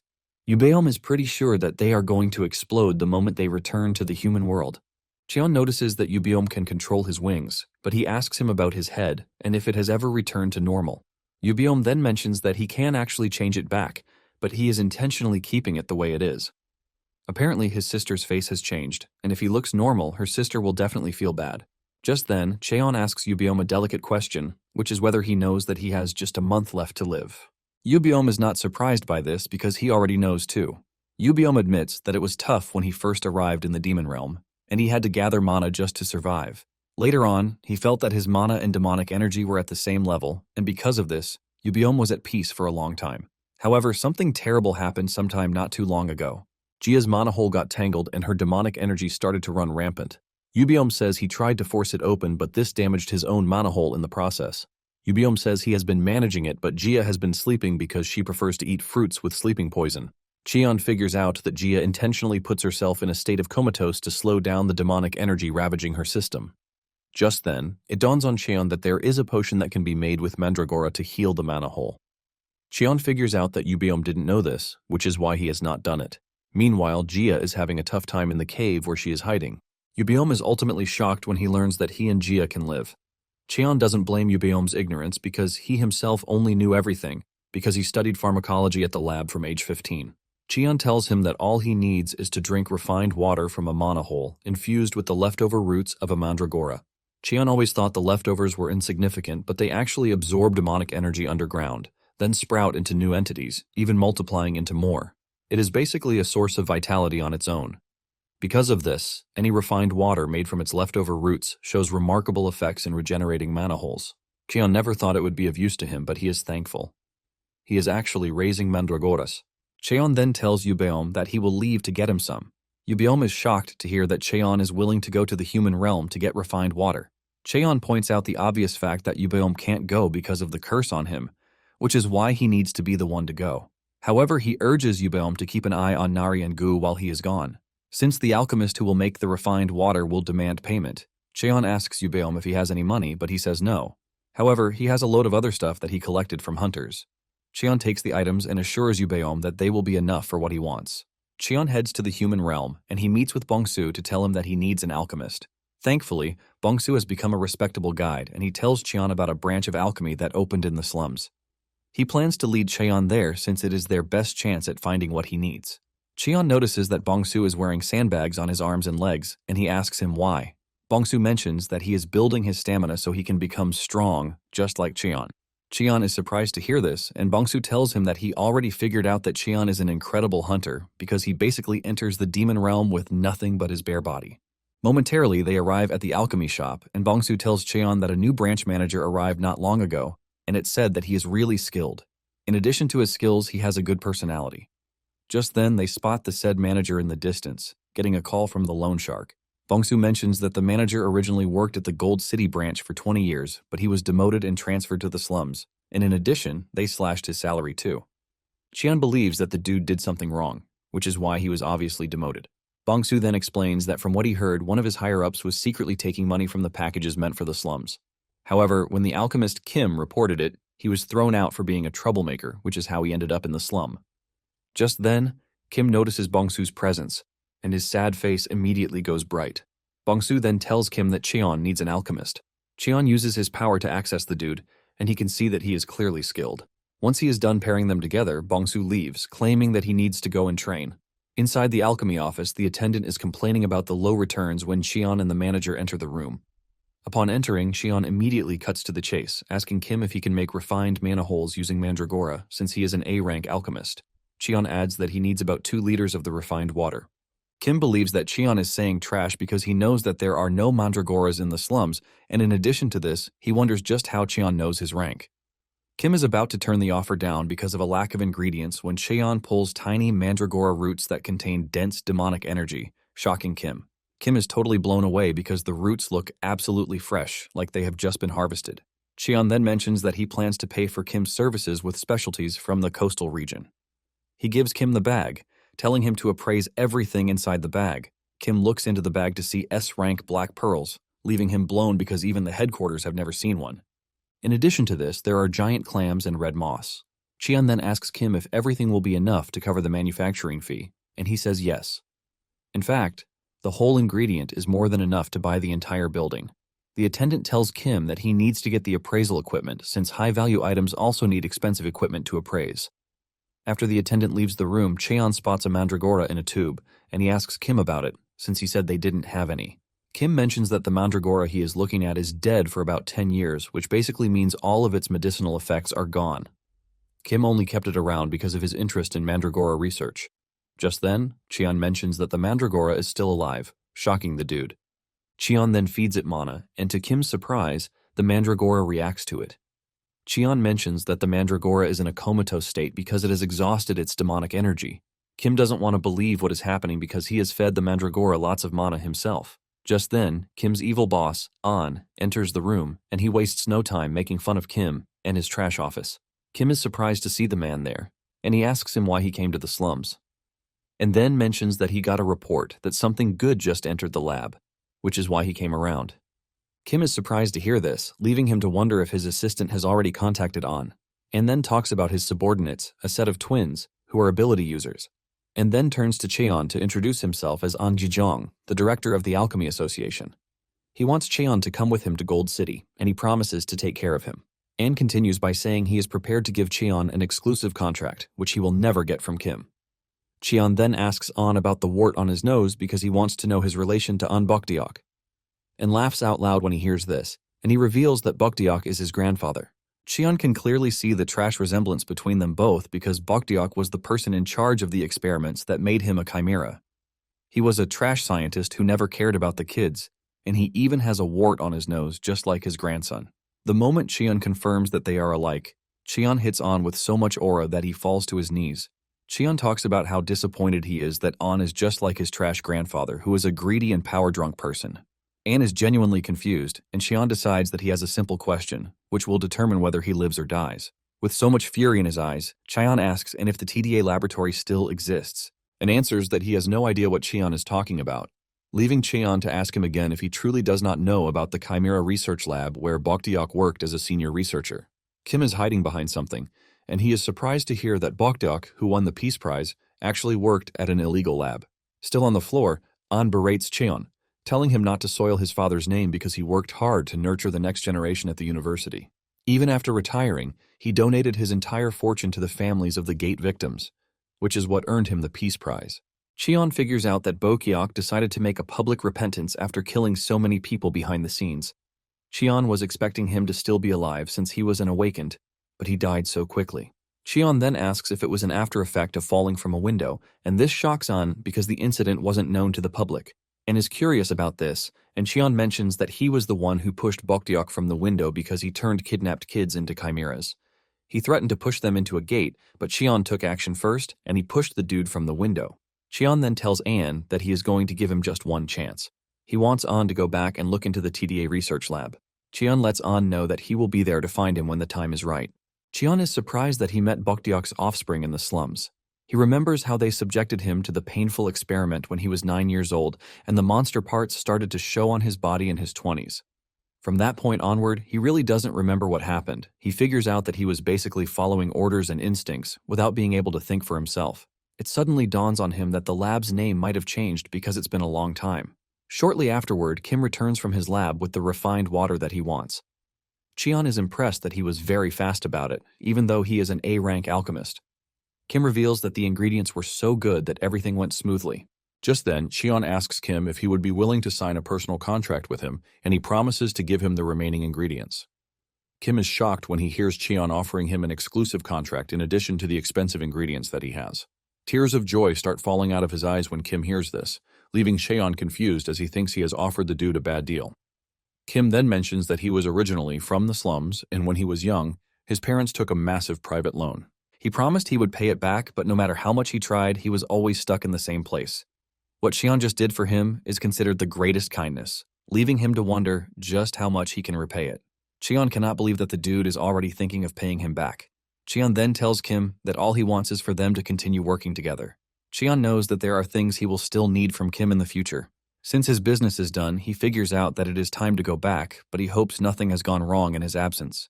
Just as he feared, Jia had gone on a rampage and had beaten Yubeom up. Even while getting beaten up, Yubeom is hellbent on keeping his promise to keep the kids safe. Yubeom finally decides to engage his sister in a fierce battle, and he dashes toward her at great speed. He knocks her to the ground, but suddenly a strange barrier covers her. Yubeom is wondering what is happening when he finally realizes that Cheon was the one who put a jellyfish covering on her to restrain her. Everyone is relieved with Cheon's arrival, and Yubeom asks him if he got the medicine. Cheon assures him that he got it with him. He tells her to give Jia a bottle and take the other one for himself. After drinking the medicine, Jia calms down, and she later wakes up in the night with Nari sleeping beside her. Jia stands up, thinking it's a dream until he sees Yubeom and Cheon sitting together by the fire. When Cheon turns around to look at Jia, she almost passes out, as she screams, asking Cheon who he is. Jia's scream wakes Jia from her sleep, and she wastes no time acting all friendly with her. Yubeom then tells Jia to check her mana hole, and when she does, she realizes that it is completely healed. In addition to this, her face has returned to normal. Jia is blown away by this, and she asks Yubeom where he found the people at their house. Yubeom is surprised that she doesn't recognize Cheon when she is the one who has been crying to see him. Yubeom understands that it's been a long time, which is why she doesn't recognize him. However, after a good look, Jia finally realizes that Cheon is number 17. She runs over to his brother to confirm if she is really looking at number 17, and he says yes. Instead of acting all friendly, Cheon decides to aura by asking if there is any more red moss. Yubeom replies that there is no more red moss, but Jia is not surprised because Cheon was always the least empathetic person with empathy. Nonetheless, she takes off her mask to thank Cheon for everything that he has done so far. Suddenly, Nari notices something sparkling in the sea, and Jia explains that it is a sea fairy. Apparently, they are basically seahorses that live deep in the sea, but Jia and Yubeom gave them the sea fairy nickname because they look like fairies when playing with them. Apparently, the seahorses only come out at night and return when the sun rises. Jia reveals that if they follow the sea fairies, they can find a yellow glowing quartz. This is when it dawns on Cheon that he has totally forgotten his main objective. Cheon then asks when the sun will rise, and Jia says it will come out very soon. Since this is the case, Cheon decides that he needs to go for a swim. Meanwhile, on the outside, the scientists have recorded the last known location of the mechanical chimera to be the coastal region. The scientists are having a meeting when An calls Myung-do, asking him if he knows anything about the TDA laboratory. Myung-do says he has not heard of the lab, and An mentions that it was an illegal lab that was run a long time ago. Myung-do tries telling An that the Hanbit research lab doesn't do the kind of things he is looking for. Myung-do mentions that Bokdeok always told him to be an upright and honest researcher. After the call, Myung-do starts wondering how An knew about the illegal lab. Momentarily, one of his attendants enters the room, telling him that they have been successful in creating a liquid metal mandragora. Myung-do is glad about his new creation because the mandragoras are quite exceptional when it comes to kinship. He is glad that he left a little liquid metal behind. He is pretty sure that the metal mandragora will go after Nari and will be able to find her quickly. He then orders that they triple the bounty on Nari and also engage all A-class hunters. He is desperate to find Nari no matter what because he considers her his life masterpiece. Back in the demon realm, Yubiom stands in front of the sea and remembers the conversation he had with Cheon about the quartz. Apparently, Cheon had told him that he wanted to use it for his house, shocking Yubiom. Yubiom realizes that Cheon has been having a good time in the demon realm.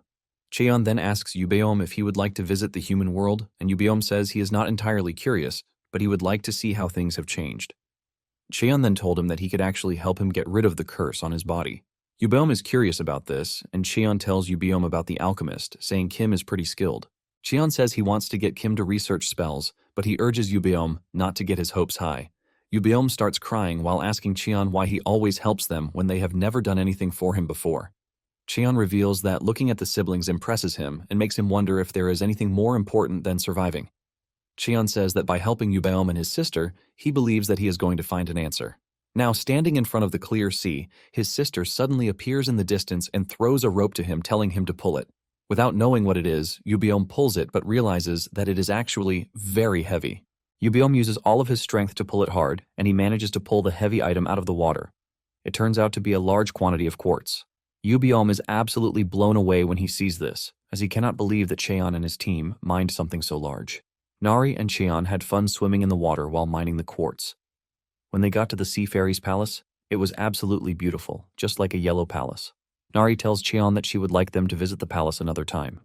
Because of how many stones there are, Yubiom asks Cheon how he plans to move them to his house. Cheon then says he would have to start thinking about that. Suddenly, he spots a parrot-billed bird flying above them. He wonders why a bird that usually moves in a flock is suddenly flying solo. Nari is blown away by the sight of the parrot, and she says it looks very pretty, but Gia tells her that she is going to change her mind when she moves closer. Gia says the birds are over 4 meters long, and they are extremely vicious. Because of how terrible they are, Gia and Yubiom don't even mess with them. However, Yubiom already knows the wild idea going through Cheon's head. Cheon confirms this, saying he was basically looking for a truck and the bird showed up. Back at the house, Kishuk is still working on building up his mana, and he can see that his mana hole is actually getting bigger. He is impressed with what he has achieved, and he believes that his dream of becoming an A-rank hunter might actually come through. He's thinking about this when the metal mandragora appears behind him. He panics when he sees the weird creature, but his worries are not over because standing behind the mandragora are 3 scary A-rank hunters too. The hunters recognize Kisiok thanks to his bald head, and they waste no time making fun of him. Apparently, they were the ones who bullied Kisiok when he went to apply for the promotion exam. Kisiok is panicking when he suddenly realizes that 3 mandragoras in the garden are standing their ground, and they are doing it in the most fashionable way. The hunters are excited about the mandragoras because of how much they are worth. One of the hunters approaches the mandragora to try and deceive it. Kisiok is already preparing to lay down his life to protect the mandragoras when the biggest mandragora kicks the hunter so hard that he is sent flying into the distance. Surprisingly, Yubiom and Gia arrive at the house at the same time, leaving them to wonder who is causing trouble at Cheon's house. Apparently, the two had gone ahead of Cheon to get to his house because the parrot-billed bird was flying so slowly, thanks to Cheon beating it up while trying to tame it. Kisiok starts freaking out, wondering what is actually happening all of a sudden. He's trying to wrap his head around the fact that disaster-class monsters just appeared on sight. He is also worried that something has happened to Cheon, since Yubiom and Gia came in the direction that Cheon went. He is still thinking about this when Yubiom and Gia dash toward him, telling him that they are Cheon's friends. Kisiok cannot believe the type of people that his master has been rolling with. It is at this moment that it dawns on him that he can actually use Gia and Yubiom against the hunters. He wastes no time revealing that the hunters are there to steal Cheon's mandragoras. The hunters hear this, and fear grips them, knowing that they are so dead. An hour later, Cheon arrives at the house, and the moment the bird offloads the quartz, it sleeps off immediately. Cheon understands how tired the bird is, and he pats the bird on the head, urging it to get some rest.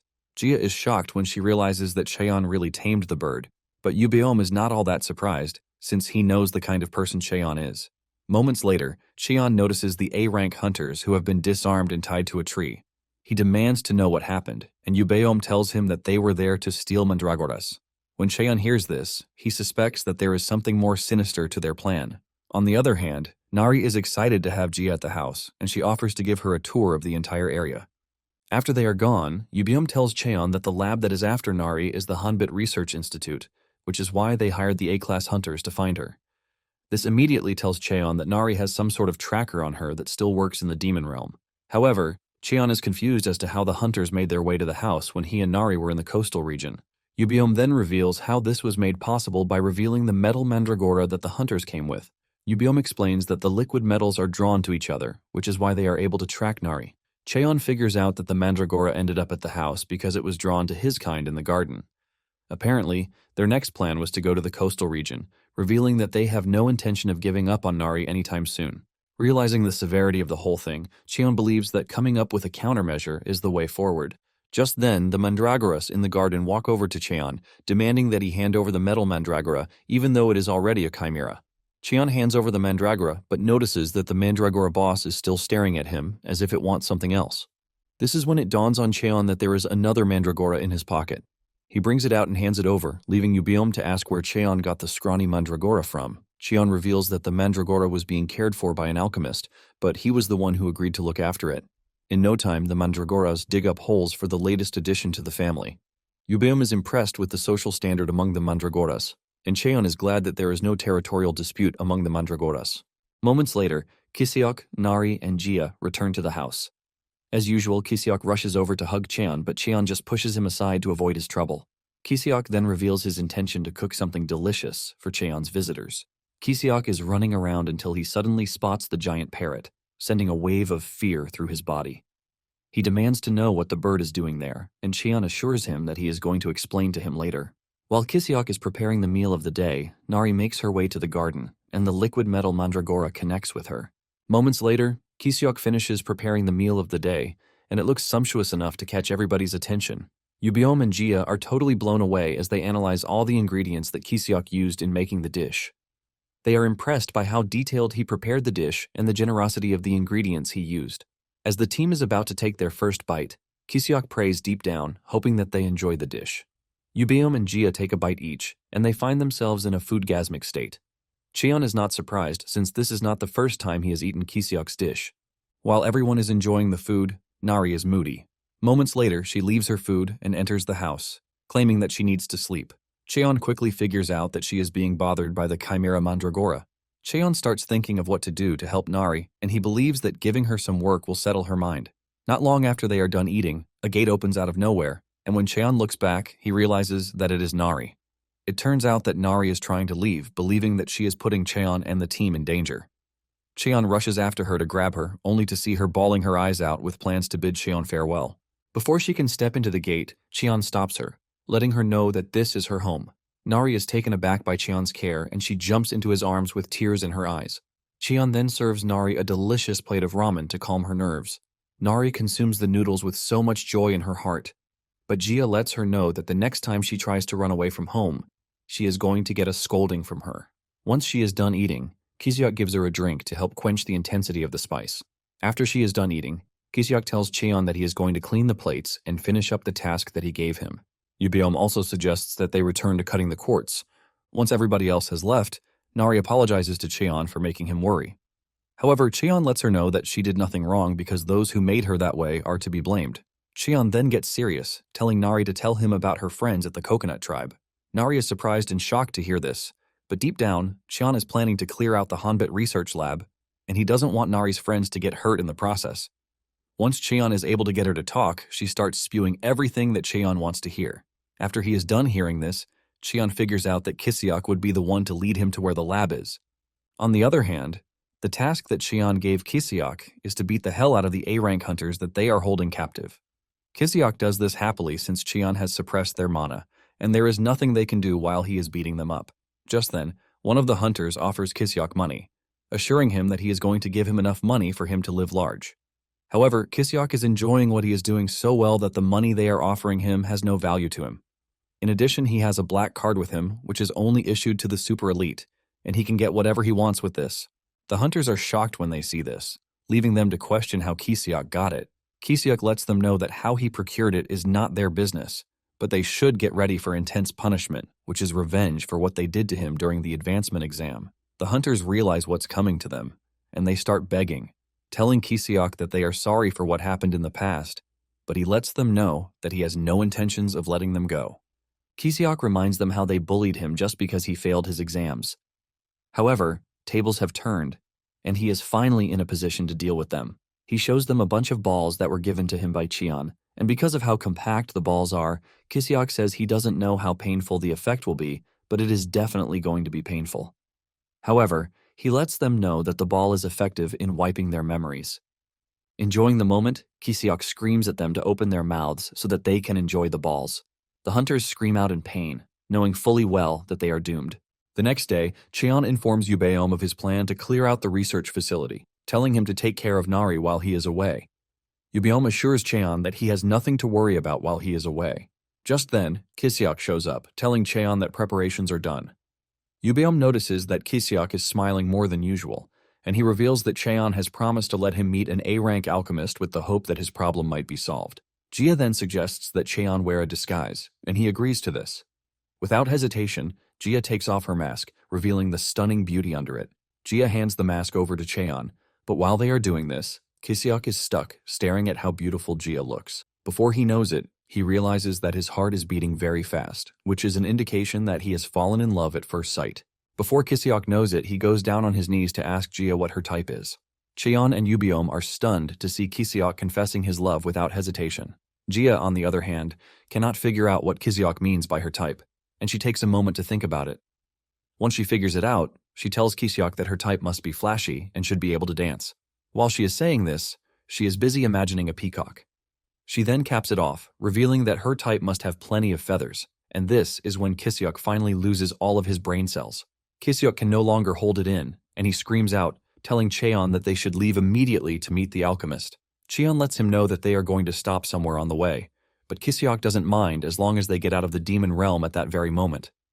Moments later, a huge gate opens in the slums, shocking the residents, as they wonder why a return gate is that huge.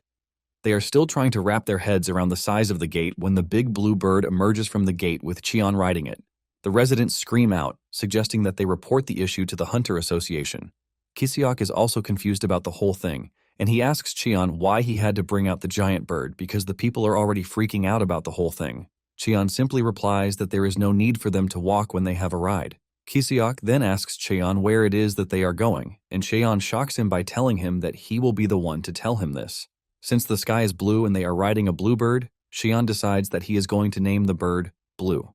Meanwhile, the mad scientist is holding a meeting with his staff, and they tell him that the hunters they sent after Nari returned with amnesia. To make it worse, the tracking mandragora they used didn't come back either. The old man is pissed when he hears this because he knows how bad the organization is going to appear to the public eye if they can't account for the liquid metal in their possession. The old man is still freaking out about what the board members will do when one of the staff members brings out the note they found on one of the hunters. He opens the wrapped note, and the old man is shocked to see that it reads, "See you soon." This pisses the man off, and he demands that an investigation be conducted to find out who did it.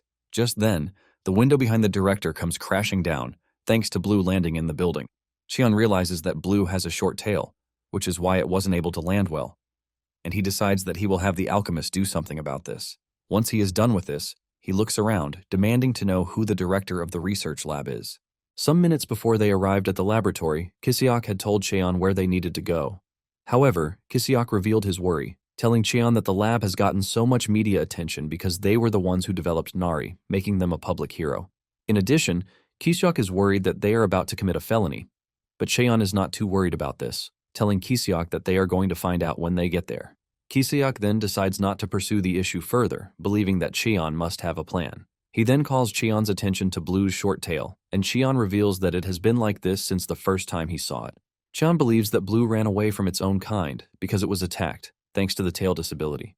Cheon lets Kisiok know that he was the one who saved Blue's life, which is why it listens to him. Kisiok then asks Cheon why Blue was attacked just because of its feathers, and Cheon reveals that the parrot poison bird species are obsessed with their beautiful tail feathers. Cheon explains that it was because of this reason that Blue was picked on by its own kind. Upon hearing this, Kisiok feels bad and emotional for the bird because he can relate to what the bird is feeling. The moment they spot the lab, Cheon orders Blue to dive right ahead into the building. Kisiok is terrified when he hears this, but Cheon doesn't care. Kisiok screams out in fear as the bird dives into the building, leaving a loud explosion, rocking the building. The staff are trying to recover from the after effects of the explosion when they turn around to see a scary bird standing next to them. The staff scream out in fear, but before they can make a move, Cheon webs all of them up. Still recovering from the hard landing, Kisiok asks Cheon why he entered through the side of the building when there is a door that is working perfectly. Cheon casually answers that he did this because the director of a lab is always on the top floor. Cheon then walks up to the staff members, asking them if he had the right lab, but the only question the staff members can ask him is who he is. Cheon then replies that he is Nari's guardian, but none of them knows who Nari is.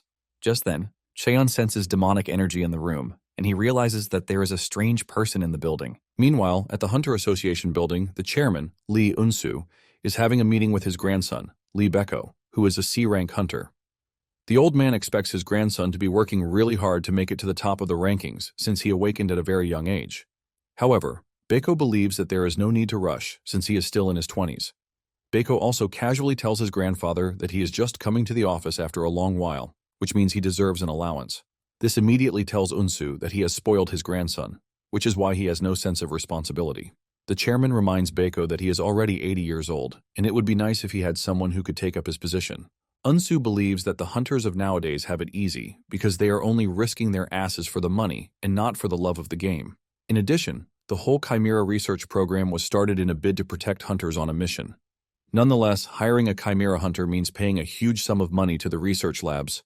Because of this, poor regions that can't afford the payment are left endangered.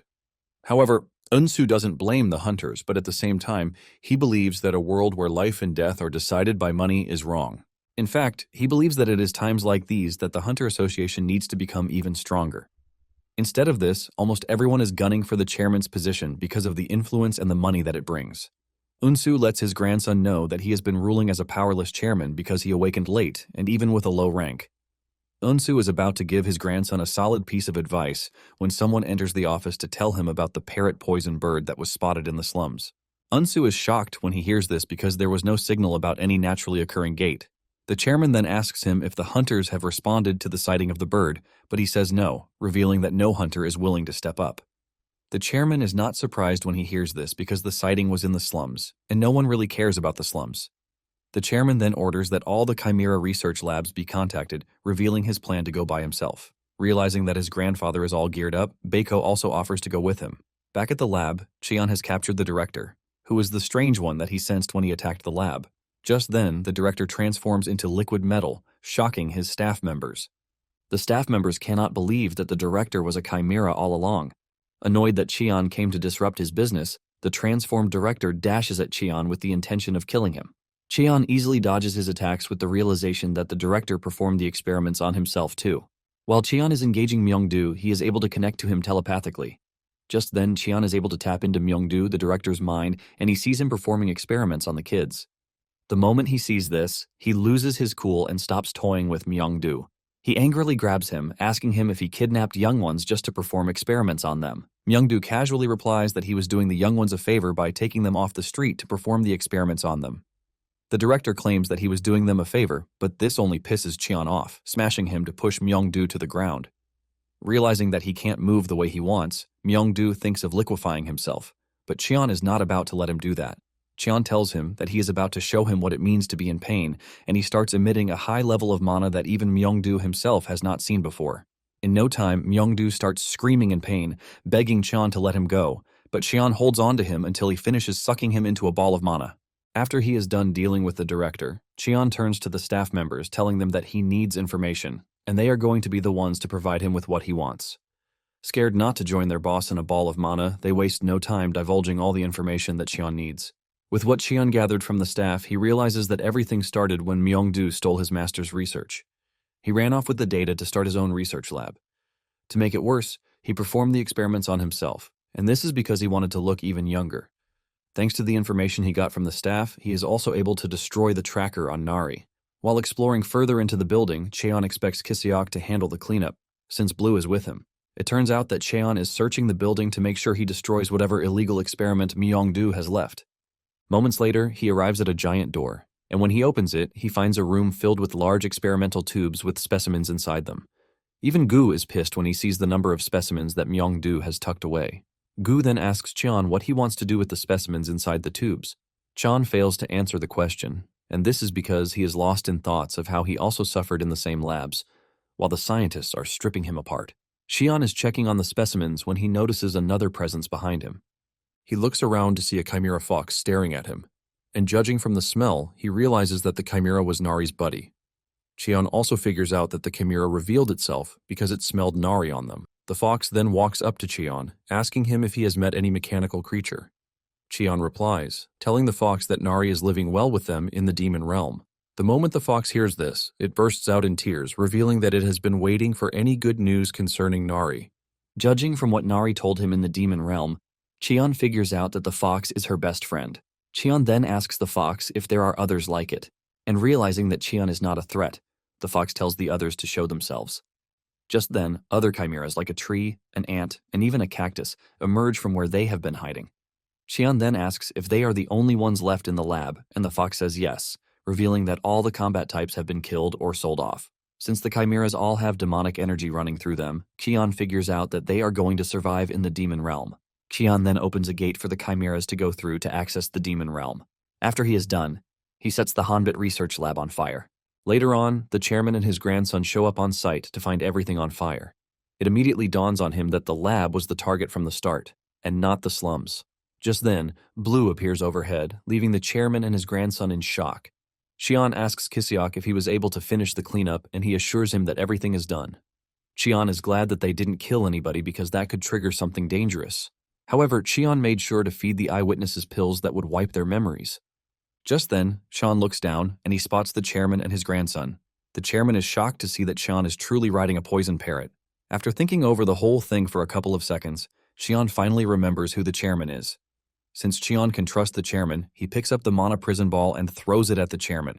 The chairman is shocked when he realizes that Qian used an old mana sealing technique, which can only be done when one's target is weaker than the caster. Moments later, the other hunters show up to assist Unsu on site, but there is nothing much for them to do. The arriving hunters then tell Qian that there is a report about Myeongdu being a chimera. This is when it dawns on Unsu what he is holding in his hands. After they are done with the lab, Qian tells Kisiok that it is time they head to the slums to meet the man who will solve his problem. Since Qian is trying to avoid the organization, he cooks up a standard plan. Meanwhile, Kim is sleeping in his room when he hears a weird sound in the house. He opens the door only to find Qian and Kisiok like robbers. Kim is surprised and confused, forcing him to ask why Qian came to his house. Qian simply smiles and tells him that it is time he followed him to the demon realm. Meanwhile, Yubom is explaining to Jia and Nari how the quartz fence will work when the gate opens. The trio assumes that Qian is back, but to their surprise, it is the fox and its chimera friends. The moment Nari spots them, she runs off, leaving Jia to question why she ran off. Without wasting time, Sasa runs toward the fox and its friends to let them know the chain of command. Surprisingly, one of the chimeras, the tree, just ignored Sasa and walked past it.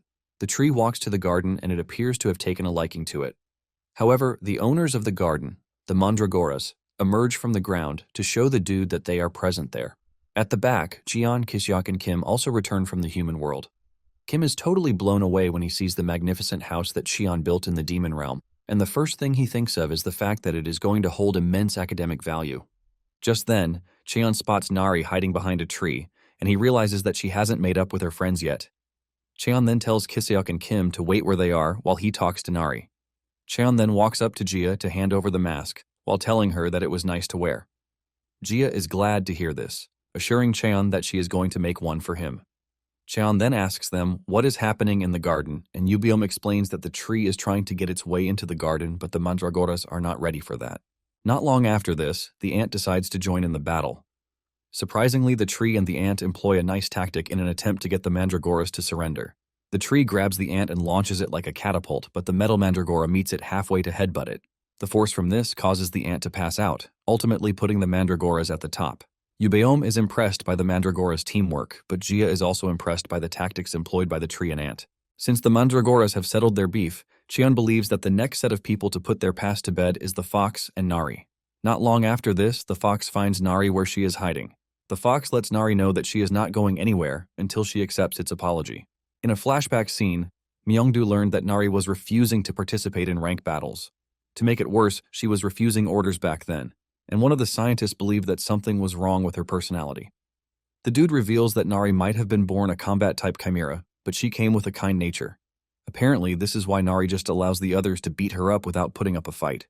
When Myeongdu heard this, his evil sense immediately concluded on the fact that all Nari needed was a remodeling. He then orders the scientist to give Nari a bunch of weak but docile roommates. He then adds that the moment Nari has gotten comfortable with them, one of them should attack her. In the end, the fox was the one who attacked Nari because Myeongdu is trying to prove to her that anyone can betray her. After Nari was attacked, Myungdu used the opportunity to tell her that there are no friends whatsoever. He tells her that they are going to kill her the next time they attack her if she refuses to kill them. However, Nari refuses to listen to Myungdu's preachings, and she resorts to escaping instead. She believes that the fox and the others are her friends, and she cannot hurt her friends. The scientist tried to stop her, but she escaped into the demon realm. Now, in the present day, Nari changes into true mechanical form before stepping out to meet the fox. The fox is surprised to see Nari crying because she believes that it should be the one crying. Nari jumps into the fox's hands, telling it that she missed it and the others. With tears in their eyes, Nari promises never to leave her friends again. Meanwhile, Cheon, Jia, and Yubiom are watching the whole thing unfold. Once Cheon sees that they have made up, he suggests that they leave because everything is already settled. Just then, Kim and Kiseok remind Cheon that they are still waiting right where he told them to wait, and they are about to pass out. Cheon is surprised that they are still there, and he lets them know that he basically told them to wait because he believed that Nari might not react well to strangers. Yubiom and Jia then ask Cheon who Kim is, and he explains to them that he is the A-rank alchemist who will help them remove their spells. With a bright smile on his face, Kim introduces himself and wastes no time asking the siblings if he can pluck a few of their feathers. Yubiom and Jia are startled to hear this, and Kim asks them if this is going to be a problem. Yubiom lets him know that he has no issues with this, but it looks pretty embarrassing to him. Meanwhile, in the slums, Bongsu is telling Park about the big blue bird that came to the slums. Apparently, Park has been inside, which is why she didn't get to know what was happening. Just as usual, Park serves Bongsu with a plate of roasted potatoes with kimchi to go with it. Bongsu thanks Park for the food and wastes no time munching on it as he talks about how nice the food is. Park assures him that he can eat as much as he wants because she still has more. Bongsu then asks her why he is the only one eating, and she explains that she has already eaten earlier. Park then notices that there is something strange about Bongsu, and she mentions this. Bongsu replies that he has been down with body aches, but he believes that he has been overworking himself. Bongsu mentions that he has taken medication, but he is still feeling a bit chilly, and it has been 10 days since the whole thing started. The moment Park hears this, she mentions the fact that Bongsu might be going through the awakening symptom already. Apparently, Bongsu is 17 years old, and the symptoms usually start in the late teens, which means the timing is just right. However, Bongsu dismisses this, saying there is no chance of him awakening because he is just a poor dude from a trash background. Park disagrees with him, telling him that the awakening doesn't care about his background. Bongsu still believes that he doesn't need to get his hopes up because even if he awakens, he is going to awaken with a useless class. Park ignores him and slams a bunch of cash on his chest, telling him to use the cash to take a bus to the city to test at the Hunter Association to confirm if he has awakened or not. Park encourages Bongsu, telling him that he might also grow into a great hunter. Bongsu is thankful for the assistance, and he thanks her as if she were an old lady, but Park quickly cuts this off. Back in the demon realm, Yubiom and the other chimeras are working their asses off, but they can't get tired thanks to their body constitution. However, Yubiom is surprised to see Kiseok working just like them, even though he is already tired. He had already told him to leave, but Kiseok remained there because he was always training. Not long after this, Cheon calls the entire house to talk to them while Kim is working on Blue's tail feather. Kiseok appears to be the most eager of them all to speak to Kim, but Cheon urges him to take a chill pill and let Kim concentrate. Cheon then tells the residents that they are all free to live at the house, but they must all be ready to be a part of the house. Everyone agrees with him, assuring him that they are going to do their best. After the general meeting, Cheon takes Nari on a small walk, claiming that there is a small fence left on the other side that they need to install. Cheon then asks her if she has made up with her friends, and she assures Cheon that she has. In return, she asks Cheon if he truly went to the Coconut Tribe's village, and Cheon assures her that he did. Cheon notices that Nari is simply worried because he figured out her true identity. Nari is about to confess that she is actually not from the Coconut Tribe when Cheon cuts her short, telling her that no one will come looking for her again. Cheon assures Nari that he has taken care of everything, and in addition, Cheon lets Nari know of his decision to name the family the Coconut Tribe. Nari is glad to hear this, and she thanks Cheon for his help and consideration. The moment they return to the house, Nari wastes no time announcing to everyone that they are now the Coconut Tribe. Yubiom is glad that the talk with Nari actually went well, but Kiseok, on the other hand, has almost fainted while assisting with the completion of the fence.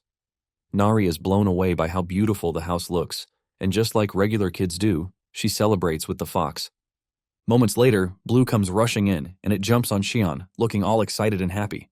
Cheon pats the bird on the head with the realization that Blue is just a young one in a big body. Suddenly, he notices that Blue's tail has been fixed. Cheon is surprised to see this, and Kim lets him know that the treatment was much faster than expected. Kim then reveals that he was able to get this done quickly thanks to the red moss that Cheon gave him some time ago. Kim explains that the healing properties of the red moss are so good that it is even used in some of the highest grade potions. Cheon is impressed to hear this, saying that being an A-rank alchemist speaks volumes. Kiseok is also blown away to see this, and he immediately jumps in to tell Kim his problem, which is his baldness. Kim then reveals that he has been developing a hair loss remedy for the past 10 years because it is a field that every alchemist wants to conquer. Kiseok is shocked to hear this, and Kim assures him that he is going to give him the remedy once he is done developing it. Kiseok immediately goes on his knees, telling Kim that he is ready to do whatever he wants. After he is done with Kiseok, Kim tells Yubam and Jia that he is done examining their feathers. With what he has seen, he has figured out that the magic circle cannot be broken easily because it is an ancient magic circle that he has never seen before. Kim mentions that he might have been able to proffer a solution if only he had a large amount of mandragora fruit.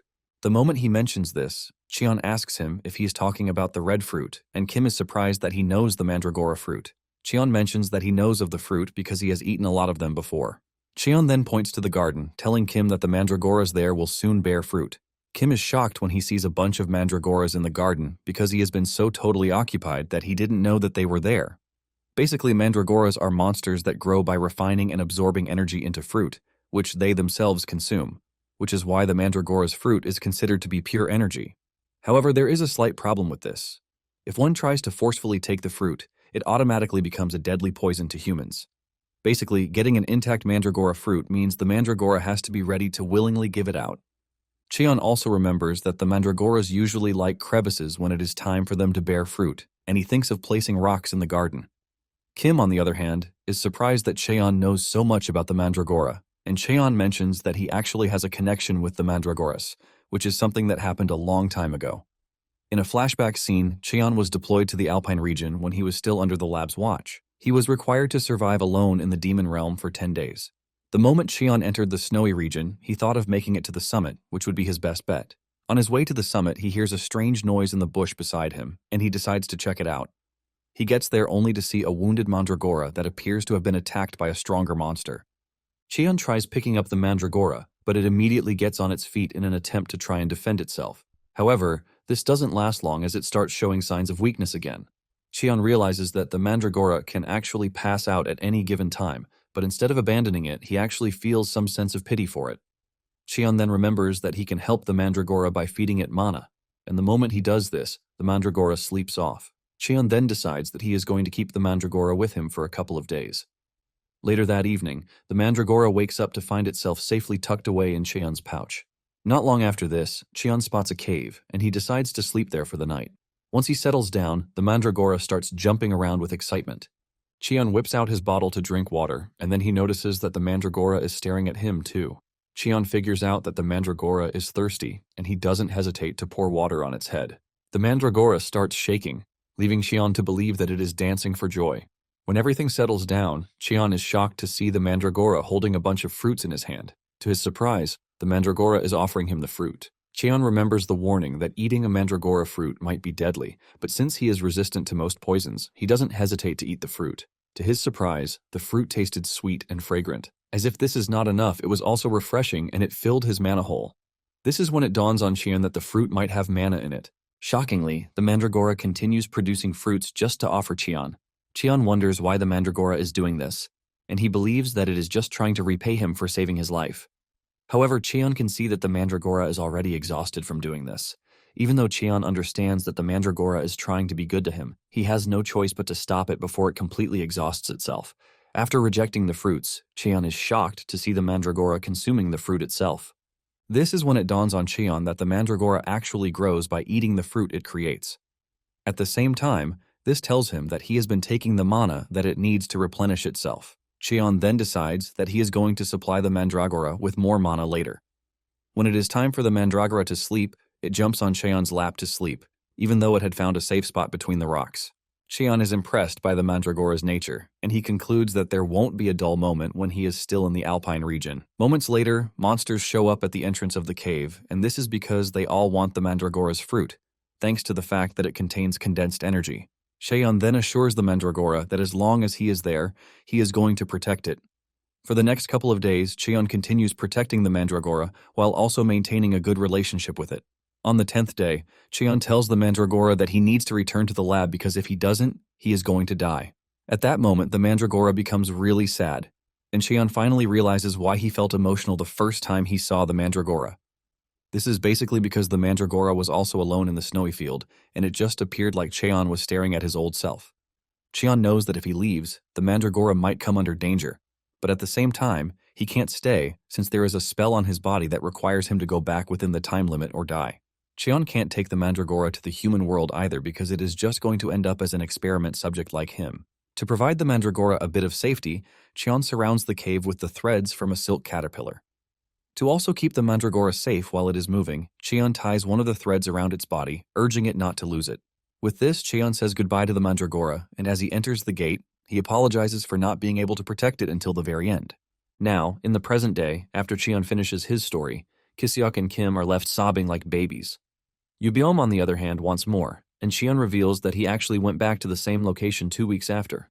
However, the cave was gone by then, and he believes that there was a big landslide that caused this. Cheon searched and searched, but there were no traces of the Mandragora anywhere. Cheon felt bad when he couldn't see the Mandragora, but Jia let him know that there was nothing he could have done. Yubyom and the others then suggest that they pick a day to go back to the snowy mountains with the hope that the Mandragora is still alive somewhere. Unknown to them, the little dude is still alive, and it now has a bunch of other Mandragoras under its care. After he's done with the whole story, Kim asks Cheon if he can feed the Mandragoras his mana because he also likes Mandragoras. Cheon agrees to this, saying the Mandragoras are probably hungry, since he hasn't been able to feed them mana while building the fence. However, Cheon asks Kim if he is going to be fine, since the Mandragoras are different from the ones in the human world. Kim agrees with Cheon, saying he is right, but at the same time, he would like to see for himself. Deep down, Cheon is worried because Mandragoras have an incredible appetite when it comes to mana. In addition to this, the Mandragoras are already used to the high amount of mana that he has been feeding them. Before Kim knows it, the Mandragoras have drained him, forcing him to fall to the ground exhausted. Kiseok is the first to rush over, begging Kim not to die, but Kim assures him that he has no intention of dying. In the end, Kim gets defeated by the Mandragoras, and to make it worse, the Mandragoras start throwing up, which means the quality of mana that Kim fed them was actually not to their taste. Later on, the board members in charge of running the research laboratory meet to discuss the attack that happened on the research facility. Jessica, the CEO of Gold Auction, complains about her investment in the research lab and how it has gone down the drain. Violet, the vice CEO of Red Brick Gang, is also worried about the whole thing. Just like the other two, Jang of the Merchant Association, Go of the Free Hunter Association, and the Assemblyman, Park Woo-jung, are all worried. However, Park assures the rest of the group that he has everything under control. Woo-jung lets them know that an unexpected variable has appeared out of nowhere. Woo-jung then shows them the board, assuring them that he has a new source of funding. Woo-jung reveals that he has acquired information that there is an area filled with Mandragora at the summit of the snowy mountain. The moment he says this, the board members all smile, believing that they have found a solution to their problem. However, they are worried about who will be willing to climb to the snowy mountain because even A-rank hunters avoid the location. Woo-jung then reveals that there is no need for anyone to climb to the mountains. Woo-jung then tells his comrades to hire as many hunters as they can to go to the mid-slope. One of the members is confused because Woo-jung just said the Mandragora habitat is on the mountain. Woo-jung smiles evilly, saying that a transference ability user has appeared to help them. Woo-jung adds that the user came at just the right time. It turns out that the transference user is none other than Bongsu, who just awakened. Later on, the A-rank hunters start their journey into the Mandragora habitat, and the journey has been smooth so far thanks to Bongsu's ability, which is in use. Bongsu is basically the key to the whole journey, which is why he is the most protected person on the team. One of the team members asked his colleague how Bongsu was able to cross the gate when he was just an F-rank awakened. His friend tells him that the team leader is an amplification ability user, and the moment he says this, the other dude is left stunned because using amplification on F-rank awakened will basically kill them. The dude doesn't want to believe that Bongsu agreed to this, but it turns out that they are using a puppeteering ability on Bongsu. Since Bongsu is just a kid from the slums, the higher-ups believe that he is disposable. Moments later, the team leader tells the team to halt, and he orders his puppeteer to get Bongsu to work. Bongsu is forced to use a whole lot of energy just to get them to the top of the mountain. The Mandragoras are shocked when a bunch of hunters appear right in their habitat. Thanks to the high amount of energy needed to carry out the task, Bongsu passes out the moment they set foot on the top of the mountain. The team leader then orders his team members to start the mission right away. They throw a large net on the Mandragoras to trap them, but fortunately, their leader, Cheon's buddy, is still active. It then orders the free mandragoras to free their comrades from the trap. The mandragoras waste no time swinging into action as they try to tear the net apart. To the rest of the team, they think the mandragoras are eating the net, but the team leader lets them know that they are actually consuming the mana to render the net useless. Just then, one of the team members, who is not a mana user, decides to take action. He goes after the Mandragora King, aiming to beat it up. Just as he is about to crush the pack leader, he is sent flying with a powerful punch from Xion, who arrives on the scene just in time. The team members are shocked to see a dude attacking them out of nowhere, leaving them to wonder if the information leaked to another guild. Xion angrily unleashes his aura that sends the hunters to their knees. And standing behind him with a smile is the Mandragora pack leader, who just saw his friend after a long while. Standing above are Jia and Yubiom, who are monitoring the situation. They are surprised that there is a bulk load of mandragoras in the area, which is probably why the hunters came there. Just then, they spot Xion interacting with one of the mandragoras. They look closely to see a silk caterpillar thread on the mandragora, and they immediately figure out that the mandragora is the same one Xion met when he was 15. To Xian's surprise, the mandragora actually recognizes him even though it's been so long. The mandragora wastes no time jumping into his arms, and Xion pats it on the head just like a puppy. Xion looks around and realizes that the dude has become the king of a mandragora pack already. The mandragora starts tiptoeing as a sign that it has gotten bigger, and Xion laughs at this because the mandragora has not changed from just how it was. Jia and Yubiom finally descend, and Jia reminds Cheon that he already assured him that they are going to find the mandragora.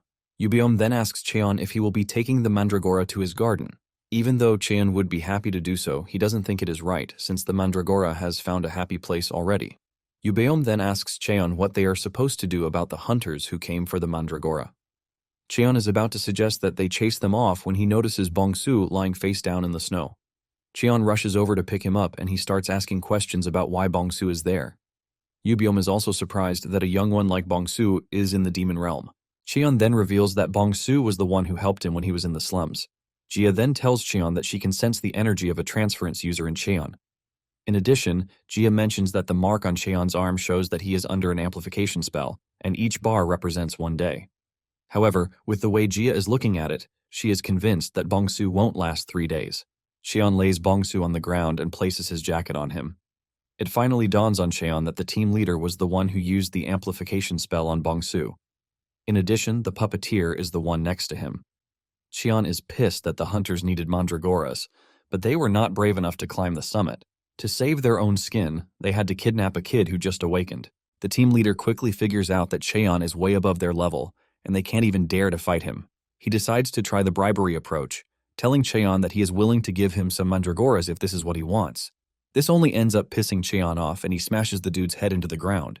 Cheon is pissed that the hunters believe that they could use Bongsu and dispose of him, since he is just a kid from the slums. As Cheon continues to talk, the hunters can feel the scary aura coming from his body, and they figure out that they are done for. Since they are willing to kill Bongsu, Cheon lets them know that there is nothing wrong with killing them too. However, he decides that he is going to beat them up first. After Cheon is done dealing with the hunters, he sits beside Bongsu, thinking about how Bongsu told him that he was training to become strong. Bongsu had told Cheon that he wanted to become as strong as Cheon because he was definitely strong enough to be able to enter the demon realm with his bare body. Moments later, Jia arrives with Kim. Kim rushes over to where Bongsu is with fear written all over his face.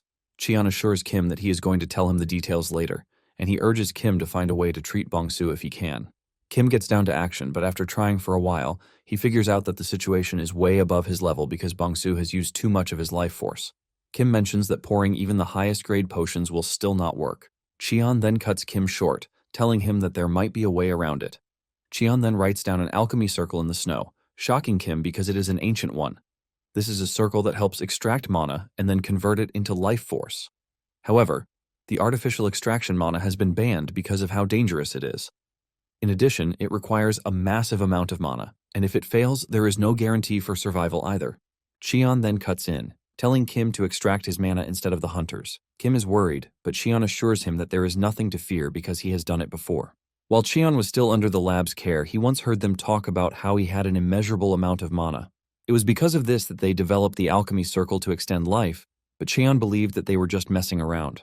After assessing the circle, Kim admits that it is well made, and he decides that it is time they start the process. As the process begins, Kim is putting his all into the whole thing to make sure that it comes out a success. Moments later, Kim manages to extract the mana into what he needs, but just as he is about to proceed with the transfer, the mandragoras jump on him, believing that he is attacking Cheon. Cheon is forced to intervene so that Kim can finish up the whole process. After Kim is done, he pours the potion into Bongsu's mouth. Not long after this, the bars on Cheon's arm start to disappear. Kim also points out that Bongsu's breathing has returned to normal, too. Kim excitedly declares that the process is a success, and Bongsu will live to see another day. On the other hand, Cheon is feeling weird because he was only able to save Bongsu's life thanks to the crazy experiments that he underwent, which is the irony of life. Kim then reveals that Bongsu still needs to rest and recover, and to help him, he is going to take him to his house to personally look after him. However, Kim is worried about how Bongsu will cross the gate since the amplification has worn off. Cheon assures him that he is going to create a protective barrier with mana to help him. In addition, since Kim said the alchemy circle is dangerous and would be bad if it falls into the wrong hands, Cheon tells Kim that he is going to erase his memories and those of the hunters to make sure that they don't remember it happened. Kim agrees to this because he doesn't want to remember the terrifying events either. Suddenly it dawns on him that Cheon mentioned his plan to extract the hunters' mana. Cheon confirms this, telling Kim that he needs to extract their mana as punishment for what they did. Since they still need to cross the gate, Cheon suggests that Kim demote them to D class. Surprisingly, Cheon tells Kim to throw away their mana after extracting it. To make it even sweeter, Cheon reveals that he is not going to erase their memories. In fact, he is going to send them back to the human realm with their memories intact. Cheon mentions that people hardly change, and he wants them to continue remembering the shameful things that they have done. Suddenly, it dawns on Cheon that it is going to be a total waste to just send the hunters back. Cheon then decides that he is going to have the hunters build a research lab in the demon world. Yubiom is surprised to hear this, and Cheon mentions that the hunters can still last a few more days, since they are D-class hunters. Cheon believes that it would be nice to have a research lab just for Kim to avoid stress. Kim jumps up in joy when he hears this, and he runs off to prepare everything. Cheon tells Yubiom that he made the decision to build the lab so that he can get Kim to work more efficiently. Cheon also tells Yubiom to keep an eye on the hunters because they are definitely not going to sit around while their mana is being extracted. Yubiom lets Cheon know that he can do this, but he asks him where he is going. Cheon reveals that he is taking the Mandragora pack leader and the entire pack back to their home. Moments later, they arrive at the summit thanks to Blue's incredible flying speed. Cheon releases the Mandragoras from the bag where he packed them, and he can see just how excited they are. After releasing all of them, Cheon believes that it is time to say goodbye, but he assures the Mandragora that he will come visit often. Just then, the Mandragora makes a signal, telling Cheon to follow him. Cheon is surprised that the Mandragora is leading him to the opposite side of the habitat. Surprisingly, the Mandragora leads him to the old cave, and everywhere has been cleaned up. With what he can see, Cheon figures out that the Mandragora usually comes to the cave. The Mandragora shows Cheon the crevice where it first made the fruit for Cheon. Not long after this, the rest of the pack enters the cave, and Cheon believes that the Mandragoras came looking for their pack leader, thinking it had disappeared. Surprisingly, the Mandragora leader walks up to one of the other Mandragoras and places the thread on it. The moment it does this, the other Mandragoras start tossing the Mandragora in the air. This is when it dawns on Cheon that his Mandragora dude just gave up its position as the leader of the pack. Cheon cannot believe that the Mandragora did this because of him. He asks the Mandragora if it is fine with this, and the Mandragora replies with a huge smile. Cheon decides not to question the Mandragora decision any further because it is fine with it. Shortly afterward, Bongsu wakes up, and he almost passes out when he sees Yubeom staring at him.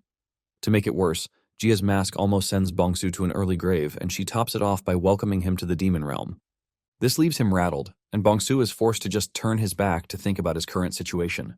Bongsu remembers how he went to the Hunter Association branch in Silver City to get his status checked. After getting the news that he is unawakened, he gladly leaves the branch with the hope of returning home to tell Park the great news. On his way, he runs into the puppeteer wearing a hoodie. The guy congratulates him on his success as an awakener and then gives him a can of soda to celebrate. Bongsu gladly took the soda and drank it, which led to why he fell under the puppeteer's ability. Remembering this, Bongsu is pissed because he finally realizes what it means to come from the slums. Moments later, Cheon returns, and on his way, he realizes that the hunters have started the construction of the lab already. He is surprised to see this, and Yubiom explains that the mana extraction was fast, which was why he quickly ordered them to start working on the lab. They have split into two, and one side is gathering materials, while the other team is leveling the ground. Cheon is glad that the hunters are obedient because he already assumed that they would prove stubborn.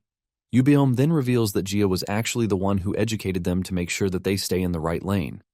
During the mana extraction process, The hunters grumble about the fact that they are about to lose the mana that they have gathered for over 20 years. The puppeteer is pissed about this too, and he asks the team leader if they are just going to sit around and take the beating. The team leader is forced to remind him that there is nothing they can do because they are up against 2 disaster-class monsters. The puppeteer actually wanted to cause an insurrection since Cheon wasn't around, but Jia kicked him in the head to put him in his place.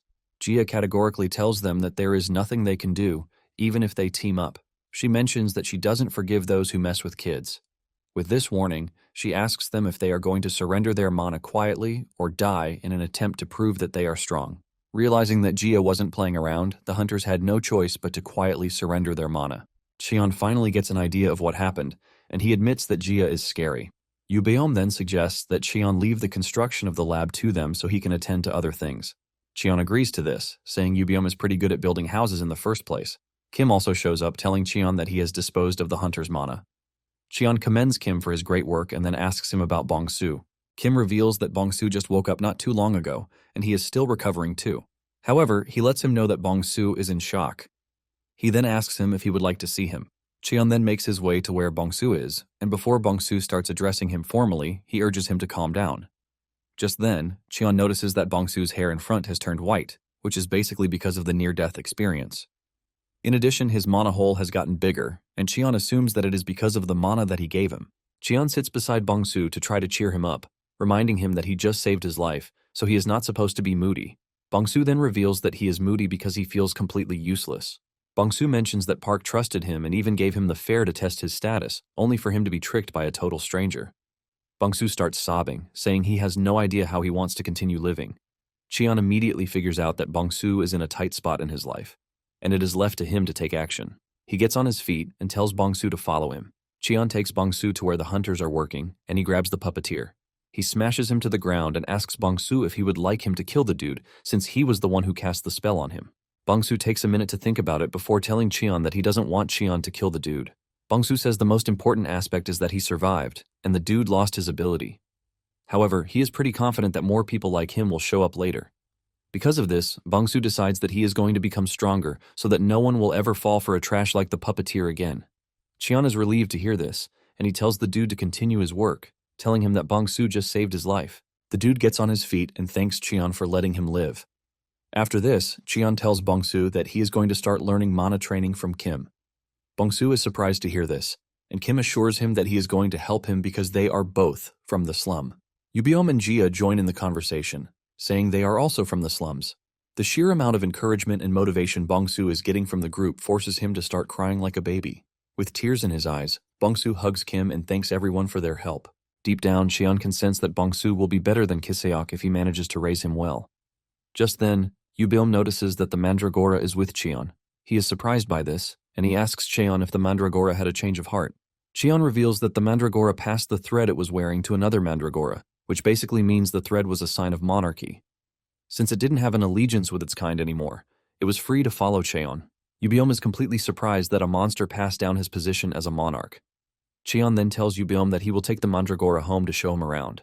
Yubeom assures Cheon that he can leave the lab construction to him and leave. Cheon thanks Yubeom and then leaves. After he is gone, Bongsu talks about how Cheon has been helping his life since the first day he met him. Bongsu is left wondering what sort of person Cheon is, and Yubeom simply replies that Cheon is a psychopath. Jia supports this, saying Cheon had nothing from the start, which is why he had nothing to lose. Cheon has been used all of his life, but now, he is a psychopath who just wants to build a house in the demon realm and live peacefully. Shortly afterward, Cheon returns to the house only to get the bad report that Sasa and Gu have vanished. Kiseok and Nari have been searching for the two since morning, but haven't been able to find them. Cheon uses his detection skill to try to see if there were intruders, but there were none. In addition, there is no sign of an unfamiliar energy, leaving Cheon to wonder if something unusual had happened. Kiseok then reveals that Sasa had picked a fight with the Mandragoras, but lost the fight again, which makes it 4 losses in 4 fights. Apparently, Sasa is always picking fights whenever Cheon is not around, but he has never won one. He even picked a fight with the sapling, but after losing, he just slept for the rest of the day. Nari confirms this, saying Sasa has been sleeping all the time recently. When Cheon hears this, it dawns on him that Sasa might be preparing to molt. Some hours earlier, Gu found Sasa picking a fight with the Mandragoras, but as usual, he got beaten up pretty badly, and while he was sulking, Gu showed up, giving him a flower. Gu tells Sasa to eat the flower instead of getting beaten up every time he goes after the mandragoras. Gu tells him that the flower has the demonic energy that he is craving for, and when Sasa does, he actually enjoys it. Just then, Gu notices that Sasa's skin is peeling, which is a sign that it is about to molt. Apparently, molting is as difficult as hatching, because if the temperature and humidity are not right, they can fail to molt and die. In addition, no one can help them because any unwanted contact with the outside world during molting can cause undesirable mutations. Seeing all of these, Gu figures out that the molting is going to start pretty soon. Since it is still young, Gu figures out that Sasa doesn't have the strength to shed its skin, which means he has to take him to a suitable place really quickly. Gu tries to communicate with Nari and Kiseok to help Gu, but none of them can hear him. Realizing that he doesn't even know when Cheon is coming back, Gu figures out that it is left for him to take Sasa himself. He grabs Sasa and heads to a cave. This is a cave that he has had so many death experiences getting to, but he doesn't mind, since he is trying to save Sasa. Now, in the present, just as they arrive in the cave, they are attacked by bat monsters. Gu puts his body in the middle to protect Sasa, but before the bats can even get to them, Cheon shows up and blasts them off. Gu is surprised, and he asks Cheon how he knows that he is supposed to come to the cave, and Cheon reveals that he used mana detection. Gu is surprised to hear this, since the forest zone is huge and the distance is a lot. Cheon admits that the distance is a bit, but he knows Sasa and Gu's signatures. Cheon bends down to check Sasa out, and he confirms that he is about to molt. Since the area is safe, Cheon asks Sasa if he is ready to molt, and Sasa finds a spot under a small rock in the cave. To help, Cheon increases the temperature a bit so that it can be like that of the volcanic zone. However, Cheon is surprised that Sasa is already about to molt even though it is still young. Gu then reveals that it appears to be something related to rapid evolution. Gu explains that a monster's molting is an effort to survive, and the demon realm is a place where everyone fights for their survival. However, Sasa has lost countless times to the mandragoras, and this must have caused it to rethink its life so that it can continue to go on the way it is. He is pretty sure that it was this survival instinct that triggered the rapid evolution, and it is mostly going to get stronger after it molts. However, Sasa is a rare species, and Gu says no one knows how it is going to change. Cheon tells Gu that he is excited to see what Sasa is going to become, and moments later a newly evolved Sasa emerges from under the rock, but there is not much difference except for the flower on its head. Since no one really understands why it has a flower on its head, Cheon just suggests that they head back home, saying they are going to understand everything later. The moment they return home, Nari rushes over to Gu to try to hug him because she has been so worried. Kiseok asks Cheon if Sasa will really be okay because there is a freaking flower on its head, but Cheon lets him know that they just have to wait and see. Cheon tells the group to leave Sasa to sleep because it must be tired from the stress of molting. Cheon then notices that it appears that the mandragoras are complaining, and he walks over to them because he understands that he hasn't been paying attention to them lately. He decides to give them mana as food, while telling them that they have a new family member. He brings out the Mandragora King, safely tucked in his pocket, and the other Mandragoras look really happy with the arrival of the new dude. Cheon was worried that they might fight over the leader position, but he is relieved that there is no such thing. Cheon then tells the Mandragora King that the garden is going to be his new home, and as he places him down, the other Mandragoras are already jumping in joy. Shockingly, the new dude refuses to get off Cheon's hands because he is not ready to leave him. Cheon starts to wonder if it is high time he got a bag to start carrying it around. Kiseok shows up asking about the new Mandragora, and Cheon reveals that it was the Mandragora that he got separated from a long time ago. He reveals that he happened to meet it again when he went to the snowy mountain, and Kiseok is surprised that they met again after all these years, which means it is nothing but fate. Nari then tells Cheon that the Mandragora appears to be used to him, so it doesn't want to leave his side. Nari suggests that Cheon carries it around all the time and takes care of it because it is just like a little baby, so he should do the Dodak thing for it. Cheon asks Nari what the Dodak thing is, and she explains that it is when one pats a baby's back to put it to sleep.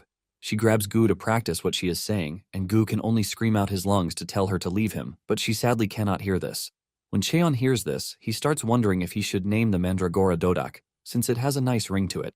Moments later, Jia shows up, revealing that the research facility is now complete. Kiseok bows to greet her, and she addresses him as the cook, which immediately sends a wave of urgency into his body, telling him that he has to get his chef's license. Jia tells Cheon that she is there to get Cheon because the lab is already done, and Cheon is surprised at how fast it was. Kiseok and Nari then tell Cheon that they would also like to see the research facility. Cheon then suggests that they all go together, but he lets them know that it is going to be the next day because he has to keep an eye on Sasa, who has just molted. They agree to this, and Kiseok screams out, telling the group that he is going to make a delicious dinner for everyone. That night, Sasa decided to go pick a fight with the Mandragoras again, while pretending to be a plant. However, the mandragoras catch it really quickly and they throw it into a hole dug perfectly for it. Sasa tries to escape the hole, but it gets really stuck, leaving it to groan in tears. Cheon and Nari later find it there, and Gu notices that Sasa is eating the flower on its head out of frustration. The next day, the group arrives at the research facility and they are stunned at how huge and beautiful it is. Yubiom boasts about how he and Jia are pros at building houses, and Cheon agrees with him, saying the building is excellent.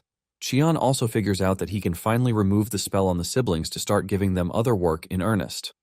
Moments later, Kim also shows up, revealing that he just went to get some supplies from the human world. Cheon is disappointed that Bongsu has already left because he had plans to introduce him to Nari. Kim reveals that Bongsu is back at his house to recover, and he has already started his mana training. Since everything is ready, Cheon figures out that what is left is to send the offenders back to the human world. However, he tells Kim to cast a gag order spell on them, promising to take care of the rest after this. Cheon mentions that the spell is going to activate the moment they try to mention what happened in the demon realm. Kiseok is shocked when Cheon mentions a gag order because this is a really old spell, and there are many ways to break it. Cheon assures Kiseok that he has nothing to worry about because he is just going to make it in a way that they are not going to be able to break it. Kiseok doesn't think this is possible, but Cheon assures him that it is. Later on, Woojung is surprised when he hears that a bunch of A-rank hunters return as D-rank hunters, and no one can even break the simple gag order spell that has been placed on them. Go, the president of the Free Hunters Association, reveals that it is the same as back when someone sealed the spell with mana to make it impossible to break. Apparently, he is talking about the gag spell incident from 57 years ago, and even the seal that was used in sealing the director has been confirmed to be from the old era. Woojung doesn't want to believe that there is someone from the old era, and he assumes that it is all a mistake. However, he sees this as a chance to unseat Lee Unsu. Woojung then tells Go to start the slum cleaning project as fast as they can. Earlier on, Cheon had set the hunters free after placing the gag spell on them and told them never to mess with kids again. Kiseok is totally stunned because he has never seen or heard of someone sealing a spell with mana. Suddenly, he remembers the gag spell incident from 50 years ago. He remembers seeing it in some files, and this was when an alchemist turned himself in to the Hunter Association for illegal Chimera research. However, he couldn't say anything about the lab he worked at because he was under a gag spell. Dozens of Awakeners tried to break it, but all of them failed, and in the end, the association just concluded that it was an abnormal phenomenon that occurred during gate transit. However, seeing it now in person, Kiseok realizes that Cheon's sealing technique is similar to what he read in the files. In addition to this, Kiseok remembers Cheon telling him that he was friends with Yubiom and Jia since he was young, which means he is an old-era hunter. In fact, he believes that he is a Chimera hunter, leaving him to wonder just how good Cheon is because he took him in even after suffering. Deep down, Kiseok vows to continue to serve Cheon faithfully. Cheon then asks Kiseok if he is willing to go to the cave zone because Nari said she would like to. Kiseok is excited when he hears this because this is one of the 3 most avoided zones. Kiseok asks Cheon what they are going there to do, and Cheon tells him that it will soon start snowing in the forest zone. He tells the group that they have to start preparing for winter, and Kiseok realizes that Cheon is actually right. When it comes to the snow in the forest zone, it is known as the Silent Invader. Basically, on the surface, it looks no different from regular snow, but when it touches a plant, a corrosive effect occurs. When winter comes, the plants of the forest zone melt away in the snow, and when spring arrives, they grow back at an alarming speed. Nari freaks out when she hears this, saying it basically means that their house is going to get destroyed, and even Kiseok panics because he is not ready to start rebuilding all over again. Kim then tells them not to worry because the house will be fine. He mentions that there is a mushroom in the cave zone that prevents corrosion, and he believes that this is why Cheon wants to go to the cave zone. Cheon is impressed with Kim's knowledge, telling him that he knows his stuff. He reveals that the mushroom is a glowing, light green mushroom, and if they apply it to the outer walls of the house, it should be fine. Suddenly, Kiseok's nose started to bleed, and he realized that it was time for him to return to the human realm. Cheon teases him, saying his timing is always so perfect because it was the same when they went to the coastal zone. Kiseok tries to defend himself, saying it is not his fault, but Cheon tells him to hurry back to the human world to rest. Cheon then brings out 2 mandragoras, telling Kim to take a look at them because they don't look so good. Even though they are better than before, he mentions that their recovery is slower than expected, and their mana absorption is also weaker than the other 3. Kim then suggests that they admit them to the research lab to run a detailed examination. Just then, Kim brings out a bottle containing a moisturizing cream, saying it is an alchemist's essential item.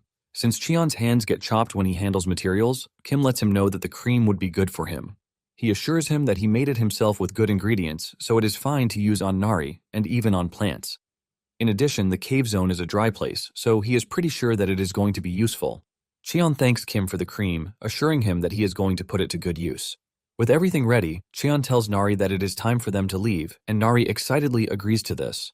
At the same time, Yubiom and Jia tell the group that they will also return home to check it out so that other things don't take over their place. Cheon and Nari then get on the Bluebird, and they ride off to the cave zone. Nari asks Cheon where the cave zone is, and Cheon lets her know that they are going to get there in no time because it is not far from the forest zone. Nari then asks Cheon why Kim said the cave is dry when it is common sense that caves are naturally damp. Cheon then reveals that it might look like a cave, but it is not a normal one, and moments later, they arrive at the cave zone. With a smile on his face, Cheon tells Nari that it is time for them to explore the cave. As they step into the cave, Nari asks him if the cave is dangerous because it looks really empty. Cheon explains that it might look that way at first, and it is even true that a B-class hunter can handle it since the density of demonic energy is lower than in other places. However, the problem is that the cave is like a maze. He shows her that there is already a fork in the road ahead of them, and it is an endless series of these. Thanks to this, one eventually loses their sense of direction. Nari asks if they can just climb up since the top is open, and Cheon admits that this is the best way to escape. But if only one can even climb in the first place. Nari asks him why this is, and he explains that the rock pillars are not easy to climb because they are about 50 meters high, and they are more slippery than they look. In addition to this, there is a strange phenomenon that reduces one's awakened abilities in the cave zone, and thanks to this, one can only use 10% of their usual power.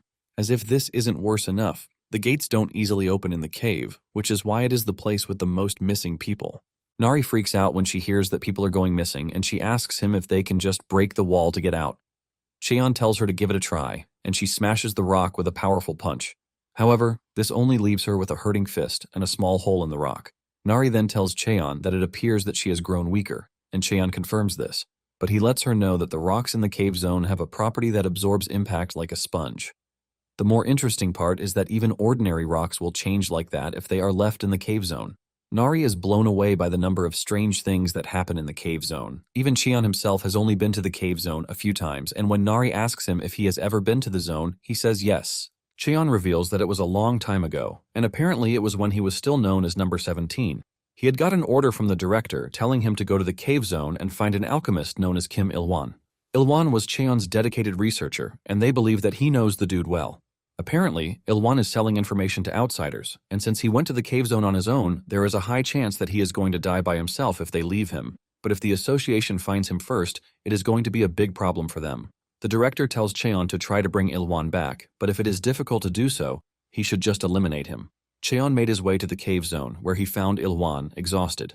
As he prepares to kill the dude, he asks him if he has any last words, and Il-won reveals that his wife has a terrible illness. He has just managed to find the last ingredient for her cure so he can save her. Il-won asks Cheon if he could let him go or even take him to the human world. Cheon then reminds the dude that he has to follow orders. However, Il-won lets Cheon know that he is aware that orders don't work on him, reminding him that he is his dedicated researcher, so he knows things. Il-won begs Cheon to spare his life, saying he can even pretend that he didn't see him or say he was already dead when he got to the cave. In fact, he tells Cheon that he might just go back and allow him to finish the medicine before killing him. However, he is only worried about saving his wife, and Cheon is surprised at just how much the dude cares about his wife. He remembers that there are a number of kids who died because of his experiments, and he asks him why it is okay for the kids to die, but his wife can live. Il-won screams out, revealing that his wife is his family, and this sends a wave of shock through Cheon's body. Just then, a scary insect monster appears behind Cheon, and Il-won screams out to warn Cheon. The monster tries to attack Cheon, but the mana shield around him protects him. Cheon then looks through Il-won's bag and realizes that the monster's baby is inside the bag. Cheon asks him if the monster's baby is also an ingredient, but he reveals that it is something he found by chance because the mother wasn't there at the time. Il-won mentions that he doesn't need it as an ingredient, but if he sells it on the black market, he can actually get a high price. And before he finishes his statement, Cheon throws the baby back to its mother.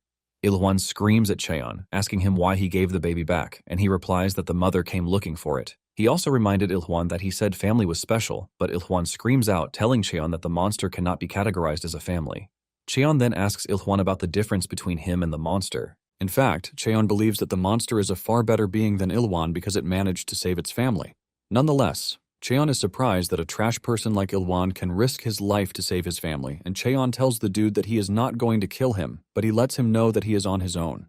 Ilwan yells at Cheon, telling him that he can't leave him behind because there is no way he is going to be able to fight the monster. As Cheon walks away, the monster slaps Ilwan with its tentacles, cutting his face. He falls to the ground in pain while telling Cheon to come back. He screams out, telling Cheon that he is going to do anything that he says. Now in the present day, Nari asks Cheon if the dude died, but he reveals that he saved him. However, his family had no idea what he had been doing, and Cheon made him confess to them before he finally turned himself in. However, Cheon puts a spell on him to make sure he is not able to say anything else. Deep down, Cheon is still wondering what his family thought after hearing the terrible things he has done. Just then, Dodak stares at Cheon in a funny way, and Nari lets him know that Dodak is worried about him. Cheon is surprised and confused, and Nari lets him know that while he was narrating, he had a sad expression on his face. Nari tells Cheon that she was tempted to comfort him, and she is pretty sure that Dodak feels the same way too. Cheon is surprised at how random the two are, but he cannot help but admit that he is feeling good. Shortly afterward, they find the stash of mushrooms, and Nari is blown away by how colorful they look. However, Nari is surprised by this, since mushrooms grow in damp places, and Cheon reminds her that he already said the cave zone is a bit unusual. Instead of it being a dry place, it feels more like something that is rapidly absorbing the moisture to make it dry. Since moisture briefly forms around, the dormant mushrooms do not miss the chance to bloom. The two start to gather the mushrooms, and in no time they have gathered a whole bunch of them. Just then, Nari notices that Dodak is acting weird, and Cheon immediately figures out that it has gotten dry. Thankfully, he has the right thing for it, and this is the moisture cream gifted to him by Kim.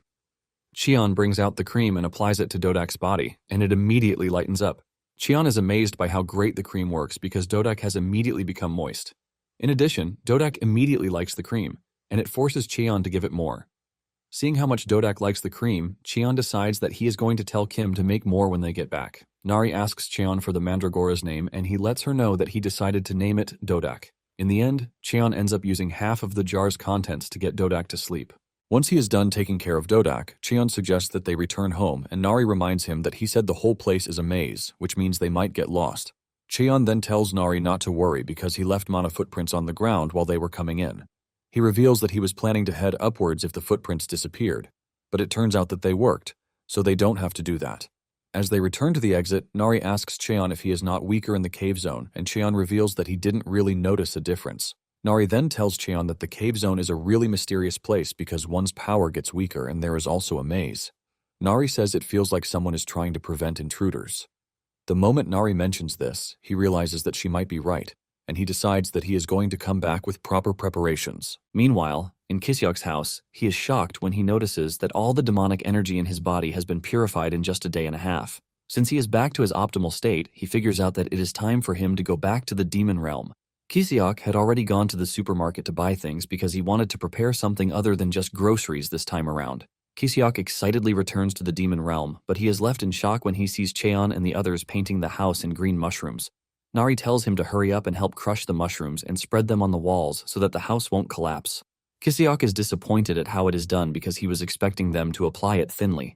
Moments later, Kim also shows up, and he is blown away when he realizes that they actually brought back the mushroom from the cave zone. He knows that it can't have been easy to get the amount of mushrooms that they got, but Cheon lets him know that it was pretty easy. He then asks him about the great discovery he claimed he just made. Kim then reveals that he found the breakthrough when he was examining the liquid metal mandragora. He brings out a tiny root saying it is from the liquid metal mandragora. Even though he didn't do anything, the root dropped on its own, and it appears that the weaker ones were naturally shed. However, when he examined them, the mandragora components were gone, and only the liquid metal remained, which means it can now produce liquid metal on its own. Kim mentions that what is even more surprising about everything is the explosion spell he told him to look into. Apparently, he saw some results when he combined the liquid metal with the dismantlement formula.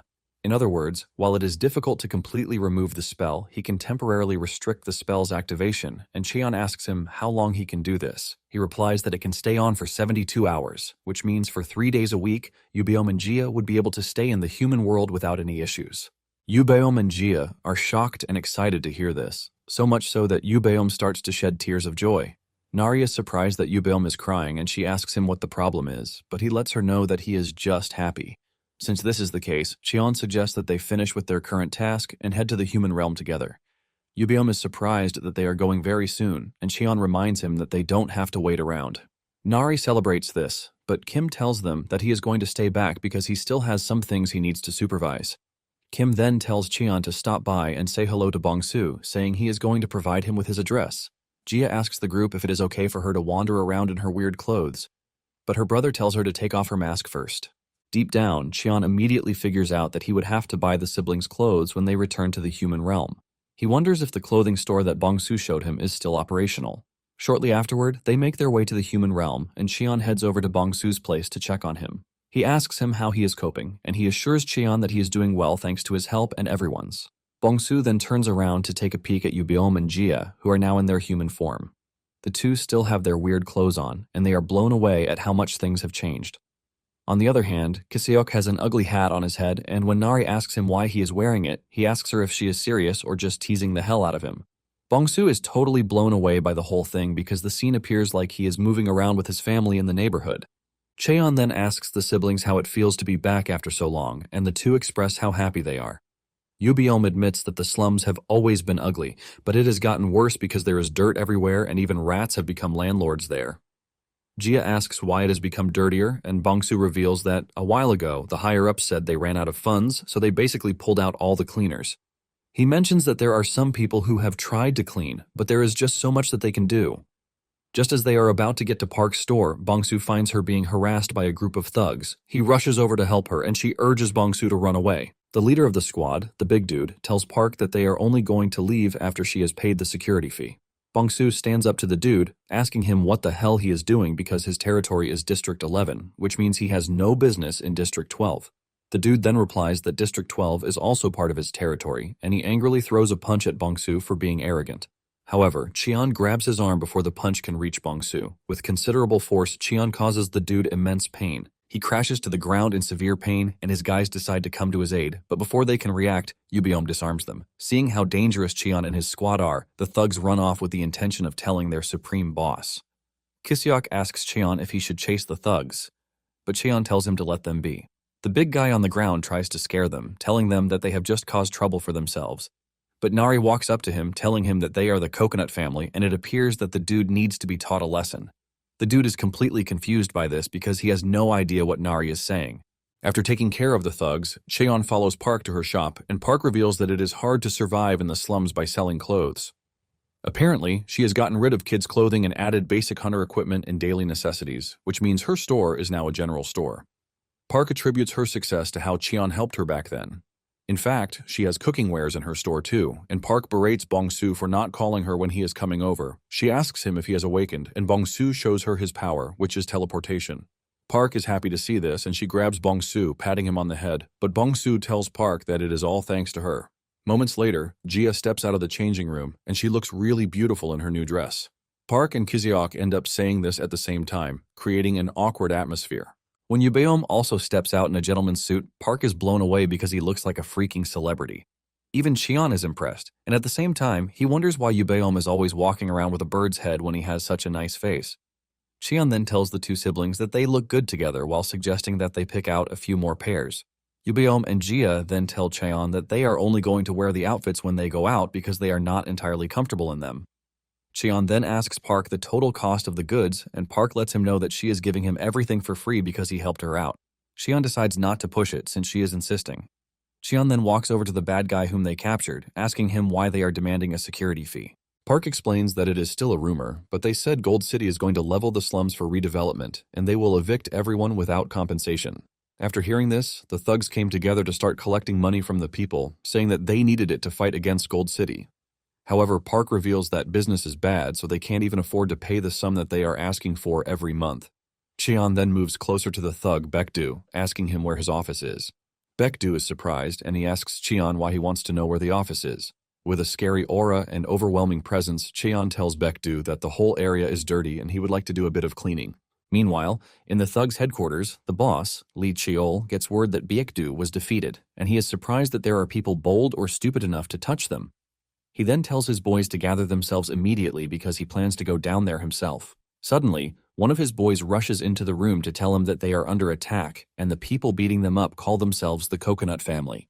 Cheol steps out to find out that Kiseok has beaten up all of his men, and he dashes over to try to punch him. He swings multiple times at him, but Kiseok easily dodges his attacks because he can see how slow his movements are. Tired of toying with him, Kisiok holds back before sending the dude into the distance with a single punch. This is when it dawns on Kisiok that he has actually gotten stronger, and this is all thanks to the effect of the special training. Jia commends him, saying his movements are not bad, and he almost faints from excessive blushing. However, Cheon tells him not to let his guard down because the fight is not over yet. Cheol manages to stand back up while asking Kisiok where he learned such cheap tricks. Cheol then conjures a wind attack, telling Kisiok that he is going to blow him away. Kisiok is surprised that the dude has physical enhancement alongside a wind-based ability. Cheol cooks up a tornado and Jia asks Cheol if Kisiok will be fine. Yubum is even interested in helping him, but Cheon assures them that Kisiok will be fine because he already taught him how to handle something like this. Before Cheol knows what is happening, Kisiok breaks through the wind attack and hits him in the chest. He knocks him to the ground while asking him if he wants more of what he just hit him with. Yubiom is surprised that Kisiok can now use Mana Shield, and Cheon lets him know that he can even combine it with his attacks, which is pretty impressive. After taking Cheol down, they ransack the building to pack out all the weapons he has stored inside. Nari also decides to change the name of the place, and she lasers the coconut name into the name tag, removing the previous name. She lets Cheol know that the whole building now belongs to them. Cheol is totally blown away because he can sense just how strong Nari is, leaving him wondering where Cheon and his people came from. Yubiom brings out the safe, asking Cheol for the password, but he refuses to say. Yubiom doesn't even argue with him as he tears the safe door apart easily. Inside the safe is cash from top to bottom, and Cheon teases him, telling him that he has saved a lot. Yubiom then asks Cheon what they are going to do to Cheol, because if they let them go, they are just going to keep doing bad things. Cheon is pissed that Cheol and his guys are extorting people under the guise of protecting them. Park had revealed a funny truth, saying that as Cheol's gang grew, serious crime actually decreased. In the past, human trafficking, robbery, and murder happened every day. But in the moment, if things like this happen, Cheol and his men hand out swift punishment, saying that they want to protect their own territory. In fact, they happen to be better than the police, who just stand by and do nothing. Cheon then asks Cheol how he plans to stop Gold City from destroying the slums. Cheol reveals that the only choice they have is to increase their strength, saying the police and politicians are all in the same boat. Cheol reveals that Go, of the Free Hunter Association, had come to him to try to bribe him to cause security problems in the slum area so they could spin public opinion to speed up the redevelopment, but he refused him. To make sure that everything goes well, he started independent patrols to maintain security in the slum area. Cheol tries to form a self-righteous man, saying there are still people like him who love the slums, but Cheon casually cuts him off, saying he is full of trash because he is acting all high and mighty while extorting money from other people. Cheon tells the dude that gangsters are still gangsters and there is no better gangster out there. However, Cheon lets him know that he is going to give him a chance since he claims that he wants to protect the slums. Since this is the case, Cheon tells Cheol that all the money will be used for the slums. Not long after this, Cheon puts the gang to work to have them clean the whole area. He tells Cheol that as of that moment forward, he is in charge of cleaning the whole district, and he tells him to change the name of his organization to Space Family because he is now under his organization. Cheon tells Cheol that if he ever stops by and the streets are dirty, Cheol will be the first to get beaten up. Some of the gang members can't believe that they have been relegated to cleaners, and Cheol tells them that they are only doing what they are told. Cheol says Cheon might look young, but he wants to listen to him and trust him. In no time, the districts start getting cleaner, and later on, Cheon gets a bag as a thank you gift from Park. This turns out to be the perfect size to put Dodak in. After they are done cleaning, the group decides that it is time to return home. Nari's friends rush over to hug her, and she tells them that they are going to go together the next time. Just then, Yubeo mentions that he is hungry, and the moment Kisiok hears this, he suggests that he make his specialty, the soy sauce egg rice. Yubiom and Jia are not entirely impressed because they believe it is something basic, but Kisiok assures them that they are not going to regret it. Xian then suggests that he and Nari get dessert instead. They make their way into the forest, and Nari expresses her surprise that there are fruits that can be eaten in the demon realm. Xian confirms this, saying red grapes are available to be eaten, and he is pretty sure that they are already ripe. However, they are a bit different from the ones in the human world. Moments later, they arrive at the demon realm grapevine, and Nari is blown away because she can already smell the sweetness. She is surprised at how big the tree is, and then they notice monsters at the base of the tree. Nari asks if they are there to pick grapes too, but Xian calls her attention to the dude holding on to his dear life at the top of the tree. The dude is holding on with his last strength, hoping he doesn't fall and become monster food while begging for his grandpa to save him. The dude is thinking about how he is about to lose his life when he spots Cheon and Nari on one of the branches above him, and they are calmly collecting grapes. The dude doesn't want to believe his eyes because there is no way he would have expected a girl to be in the demon realm. Nari asks Cheon if it is fine to leave the dude hanging the way he is, and Cheon tells her that she doesn't have to worry because he doesn't look like someone who is going to fall anytime soon. Nari excitedly continues picking the grapes, and she mentions that this is the first time she is going to see a tree that is this big. Cheon lets her know that the tree is over 60 years old already. Nari is shocked to hear this, and she assumes that Cheon is exaggerating, but he lets her know that he planted the tree a long time ago. Back when he was still in the research lab, he had just finished undergoing a session when he noticed a seedling in the trash. He asks if the seedling is going to be thrown away, and the scientist tells him that it is called the Demon World Grapeseed. He mentions that they are not entirely useful because they are no longer carrying out the research on them. Cheon then asks if he is free to take the seedling, and the dude gives him the go-ahead. As he takes the seedling away, one of the staff members screams at his colleague, asking him why he allowed Cheon to take the seedling, and the dude reminds him that they are dealing with number 17.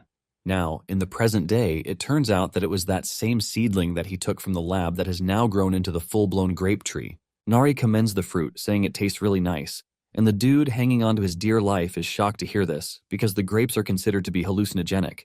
Just then, he loses his grip and crashes down. Just as he is about to touch the ground where the monsters are patiently waiting to devour him, Cheon grabs him with his skill. It turns out that Cheon knows that the dude is Lee's grandson, Baeko. Cheon then tells him to tell his grandfather, when he returns home, that he now owes him his life for the second time. Later on, they return to the house, and Baeko is left in shock. He believes that he is still hallucinating because everything playing out in front of him doesn't look real. There is a mandragora garden, a poisonous parrot bird, and even the siblings are terrifying. As if this is not enough, he can perceive cooking ingredients because Kiseok is busy cooking. Everything looks absolutely crazy for Cheon to comprehend, and moments later, Kiseok shows up with the soy sauce egg rice that he promised. He also adds potato, soybean, and perfectly fermented sliced kimchi to it. Kiseok turns to Baeko, telling him to enjoy his food because they have clearly met before. Baeko is totally confused as he doesn't know where he has met someone as crazy as Kiseok. Nonetheless, he decides to have a taste of the dish, and to his utmost shock, everything blends so well. He finds himself in a divine state thanks to how delicious the food is. Even Yubiom and Jia, who were in doubt, finished their food in no time. Later on, the group learns that Baeko is the grandson of the association president. Jia then asks him why he was hanging off a grape tree, and Baeko reveals that he was trying to reach the top, but the hallucinations got to him. Cheon is surprised to hear this, and he asks him if he was looking for the seeds. Before he embarked on this journey, he had an argument with his grandfather about his responsibility as a hunter. Baeko had insisted that he just wanted to live freely, and the old man told him that he had to provide the seeds of a grapevine, which is located in the demon realm. He lets him know that if he can do this, he will not disturb him about anything related to the association again. Baeko reveals that since he was little, he was raised by his grandfather, and he has always wanted to live up to his expectations. However, Baeko admits that he doesn't have the confidence to become a hunter like his grandfather wanted, which is why he doesn't even know why the old man told him to get the seeds. Cheon then tells Baeko that he might not know much about family, but he has an idea of why his grandfather told him to bring the seeds. Apparently, the Demon World grapevine produces seeds only once every few decades and only one at a time. Until that seed is ready to grow, the tree cares for it carefully, inside the fruit at the very top. The tree grows tall towards the sky to protect its seeds from land predators and create hallucinations through its fruit to protect it from aerial predators. Basically, the tree is living its life for one seed, just like how humans raise their children. Cheon tells Baeko to forget about everything, including the association, because in the end, his grandfather might have lived this long for him. Cheon tells the dude that he probably wants his grandson to understand that feeling. Back home, Lee is worried about his grandson, wondering if he scolded him too much while debating on whether to invite him over for dinner that night, which has not happened in a long time. In the demon realm, Baeko cries his eyes out because he finally understands the sacrifice that his grandfather was making because of him. Lee even tries to call his grandson, but his number is not going through, and he assumes that he is out with his friends. At the same time, he is worried that something might have happened. He then remembers the Institute's incident where the director gets sealed. In addition to this, a bunch of hunters return to the human realm with their ranks degraded. They also had a gag spell on them, and one of the officials asked Lee if it was an anomaly. But Lee didn't really think it made sense because it was happening to so many people at once. Lee is pretty sure that there is no anomaly in this because he saw Cheon riding a big vulture parrot, and he is convinced that whoever is riding the vulture is responsible. He tried to track Cheon down, but before he could catch up with him in the slums, he had already vanished back into the demon realm. Lee is busy thinking about all the weird things that have happened when a staff member runs into the room, telling him that Baeko entered the demon realm in search of grapevine seeds, leaving the old man totally shocked. Back in the demon realm, almost everyone fell asleep after the delicious meal. leaving Cheon and Yubiom. Yubiom then asks about Beko and he reveals that he is currently doing the dishes with Kiseok. Yubiom then asks Cheon how he knows Lee, and he replies that this was also something from years back. Cheon was supposed to go to the demon dimension, but the gate malfunctioned, and he met himself in the slums where a battle had just happened. Cheon is frustrated by this because he didn't bring any other gate stones with him and he is running on a deadline. Cheon is thinking of a way out when two monsters appear above, but he easily seals them just like he sealed the director. It turns out that the destruction that happened in the slums is caused by the gang, and Cheon plans to use the sealing method on the culprit when he finally catches them. Suddenly, he hears someone from under the rubble calling for help. Cheon helps him out, and he turns out to be a younger Lee. Lee reveals that he has been trapped under there for 3 days, and he thanks Cheon for saving him. Lee gives him his card, which says he is the temporary chairman of the Hunters Association. Apparently, he just created an association for hunters even though it was not famous yet. Lee mentions that he has always wanted to help hunters like Cheon, who are there to risk their lives. He mentions that he came here to help hunters, but found himself in a dire situation. While he is busy yapping about unnecessary things, Cheon remains mute. Lee lets Cheon know that he can help him get various things that hunters need, but Cheon cannot necessarily tell the dude that he is not a hunter. Cheon tells Lee to leave him alone, since he said he doesn't have a gate stone. Lee is shocked when he realizes that Cheon doesn't mind splitting up. Cheon turns around to leave, saying Lee wouldn't have been trapped if he had a gate stone. Lee rushes after him, telling him that he has gate stones and he can give him one. He suggests that they move to the next sector to get it. Cheon is relieved to hear this, and Lee decides to offer him a potato, which was the last one in his bag. Cheon cannot believe just how optimistic Lee was, even though he has been trapped for days. Nonetheless, Cheon turns around to leave so that they can find the stones while Lee walks from behind. After he is done narrating, Yubiom asks Cheon if he kept in touch after this, but Cheon says no, revealing that this was the last time. In addition, Lee never knew he was a chimera. Yubiom then roasts a fruit in the fire, and while enjoying the delicious taste, he lets Cheon know that they can't do this in their place because of the snow. Cheon then asks him if they should make an underground storage space, saying they should gather wood first and store it. Yubiom agrees with him, saying snow won't touch it, which means it is safe. At the same time, Dodak emerges from its pouch because it wants the moisturizing cream. Cheon reminds it that the cream is finished, while urging it to wait till Kim shows up with more. He hasn't finished saying this when a gate opens and Kim emerges from it. Cheon is surprised because he just mentioned his name, and he appeared. Kiseok is the first person Kim asks for, and Cheon informs him that he is currently doing the dishes. Since this is the case, Kim suggests that they leave the news for later. However, he has another piece of information, and he tells Cheon that he has successfully developed a cure for the Mandragora. However, there is one problem because to administer the medicine, they have to give the Mandragora's IV injection. The issue is that even after making the needle smaller, and Yubiom asks if there is any other way to do this, Cheon takes a look at the Mandragoras and realizes that they appear to be scared. Kim mentions that the drug needs to be infused slowly into the body to be effective. Cheon then asks Kim if he has the moisturizing cream with him. Cheon collects the cream and he starts to massage one of the Mandragoras with it. To their surprise, the Mandragora likes it just the same way Dodak did. Moments later, the Mandragora falls asleep, shocking Yubiom and Kim because this is the first time they have seen something like this. Once the Mandragora is asleep, Cheon gets the chance to push the needle into its body. The Mandragora feels this and it jerks awake, but it immediately sleeps back. Once they are done with the first one, they move over to the liquid metal Mandragora and it already knows what's coming for him. In no time, they are able to successfully pass the IV into both Mandragoras. Kim tells Cheon that they just have to wait to monitor the progress. Cheon cannot believe that he just helped pass an IV into a Mandragora, revealing that he would have preferred to fight monsters instead. Yubeom teases him, saying people are already asleep so they didn't get to see this. Moments later, Kiseok shows up, and Kim breaks the shocking news that he wanted to, which is the fact that he has successfully developed a hair loss serum. Kiseok hears this, and the pot he is holding falls from his hand in shock. Tears fall from his eyes as he asks Kim if he is serious about what he is saying. After breaking the news about the hair serum, Kim presents 2 vials of colored liquid to Kiseok. He explains that the blue vial contains medicine to revive dead pores, while the yellow vial contains medicine that promotes hair growth. Kiseok is emotional and can't believe that his years of shame are about to be over. He happily waits for Kim to apply the cure while holding a small mirror to watch the moment when his hair finally grows back. Kim proudly reveals that he made the cure by combining red moss and liquid metal. He also produces another bottle containing an active ingredient to mix with the yellow medicine for adjusting the length of the hair growth. Kiseok is amazed to see that Kim has thought of everything just to help him achieve his dream. Kim then asks Kiseok if he has a specific hairstyle in mind. and Kiseok stares at himself in the mirror before making a decision. After thinking about it for a moment, he decides that he wants something to impress his crush, Gia. Deciding that the best style to impress a girl is long hair, Kiseok decisively tells Kim to make his hair as long and voluminous as possible, and better than that of the girls from shampoo ads. With Kiseok's choice in mind, Kim decides they would need about 3 to 4 boosters to get the required effect. Like some mad scientist, Kim immediately begins the process while Cheon and the others wait in the yard. Cheon wonders why Kiseok wanted Kim to do the experiment in their backyard. Yubiom explains that it's because he doesn't want Gia to catch him looking unfresh during the process.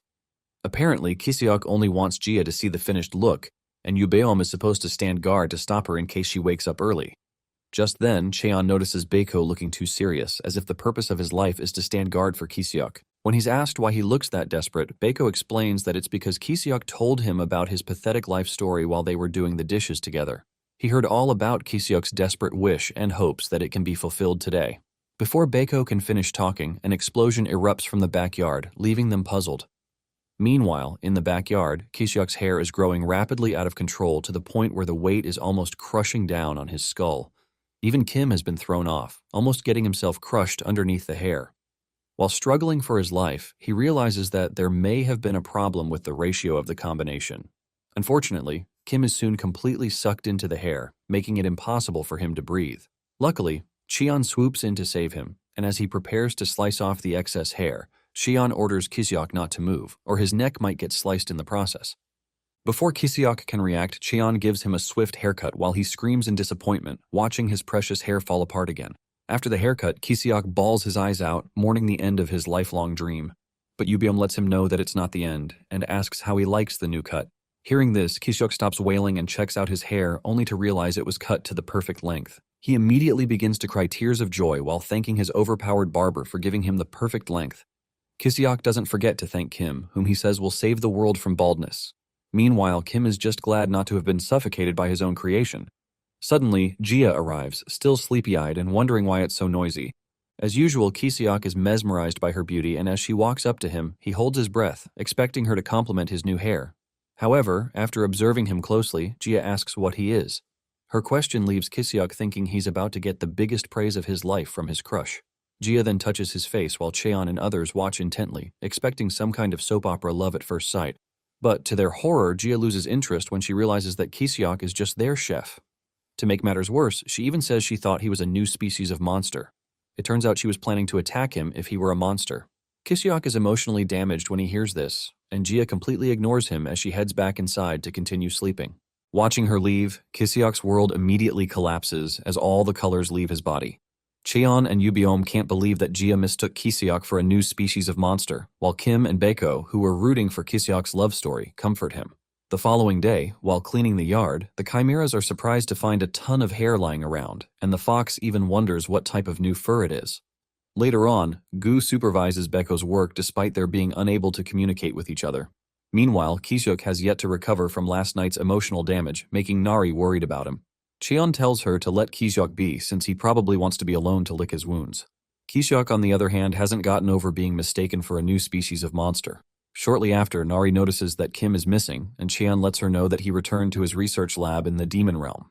Apparently, Kim wants to research the hair loss medicine properly before releasing it as a finished product to prevent another disaster.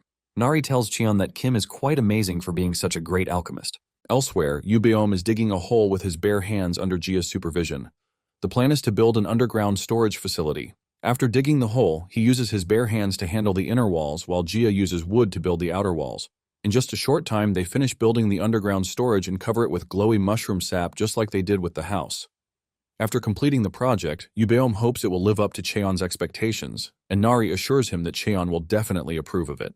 Just like the house, the underground storage looks terrifying on the outside.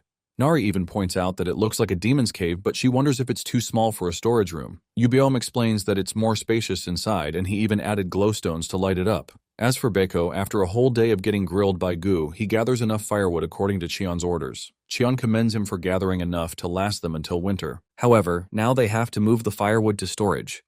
Seeing that Beiko is tired, the Chimeras offer to move the firewood instead. Meanwhile, Gu tells Cheon that Beiko is quite useful for a C-class. Even though Beiko's talent is average, Gu commends him for being diligent. After Gu's assessment, Cheon hands Beko a gate stone as payment for gathering firewood. He then tells him to head back before the demon miasma harms him since he's still C-class. Beko refuses to accept the stone and begs Cheon to let him join the coconut family. He promises to be obedient, but when Cheon asks why he wants to join them, Beko admits that it's because he wants to get stronger. After learning that Kiseok got stronger by training with Cheon, Beko wants to try to live up to his grandfather's expectations. He boldly begs Cheon to take him in while Jia and the others watch. Jia is just glad they are about to get a new worker. Cheon then tells Beko to get his grandfather's permission first, and since Beko is heading back, Cheon decides to go with him. He says he has something to discuss with Beko's grandfather, Lee, as he breaks the stone, activating a gate to Beko's house. The instant Lee hears that his grandson is outside, he rushes out barefoot and pulls Beko into a tight embrace. Ever since Beko disappeared, Lee has been consumed with worry, and the sudden hug catches Beko completely off guard. Yet, like a prodigal son finally returning home, he slowly wraps his arms around his grandfather and hugs him back. When the emotional reunion ends, Lee immediately begins fussing over him, anxiously checking for injuries and asking if he's hurt. His face is etched with concern as he admits that he has been searching everywhere for Beko. Before he can say anything more, however, his gaze shifts to the man standing beside him. Wondering who the stranger is, Lee opens his mouth to ask, but Cheon greets him as though they are old acquaintances. Lee's eyes widen in shock as recognition dawns on him. Meanwhile, Cheon casually teases him about how much he has aged. Tossing a potato in his hand, he flashes a familiar grin asking if Lee still likes potatoes. Later on, Cheon and Lee sit outside catching up while Beko watches them from inside. He carefully observes Cheon as he wonders how a young guy like him could be an acquaintance of an old guy like Lee. Even though Cheon isn't awakened, Beko can't seem to wrap his head around how Cheon looks like a guy in his 20s. He also wonders if Cheon is the hero from the old era that his grandfather used to talk about. Outside the house, Cheon and Lee catch up about the first time they met each other. Cheon is surprised that Lee still remembers everything, even though it happened a long time ago. However, Lee says he can never forget because Cheon saved his life. Back then, a huge, naturally occurring gate appeared, and every hunter there was either killed or badly injured. But Cheon suddenly appeared and saved Lee by defeating every single monster in the area. Lee recounts that after he returned, no one believed him, no matter how much he told the story. Everyone thought he was hallucinating since there couldn't be an S-rank hunter as young Lee described. Lee then asks Cheon where he lives now, and he's utterly shocked when Cheon casually replies that he lives in the demon realm. Lee finds this ridiculous, but Cheon further explains that he recently died and was resurrected in the demon realm, after which he decided to settle there. Cheon admits that he likes living there, but Lee refuses to believe such an absurd tale. To prove it to him, Cheon transforms one of his arms into his monster form, revealing that he's a chimera and not some ordinary awakened. He explains that when he was young, he was kidnapped from the slums and used as a lab rat. After his explanation, Cheon asks whether Lee now believes everything he said about living in the demon realm. Lee sympathizes with Cheon for what he went through, and as they continue to talk about it, Cheon reveals that his memory was fried after his resurrection.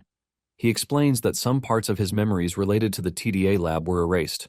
Cheon also says that his transformation to a monster began in his early 20s.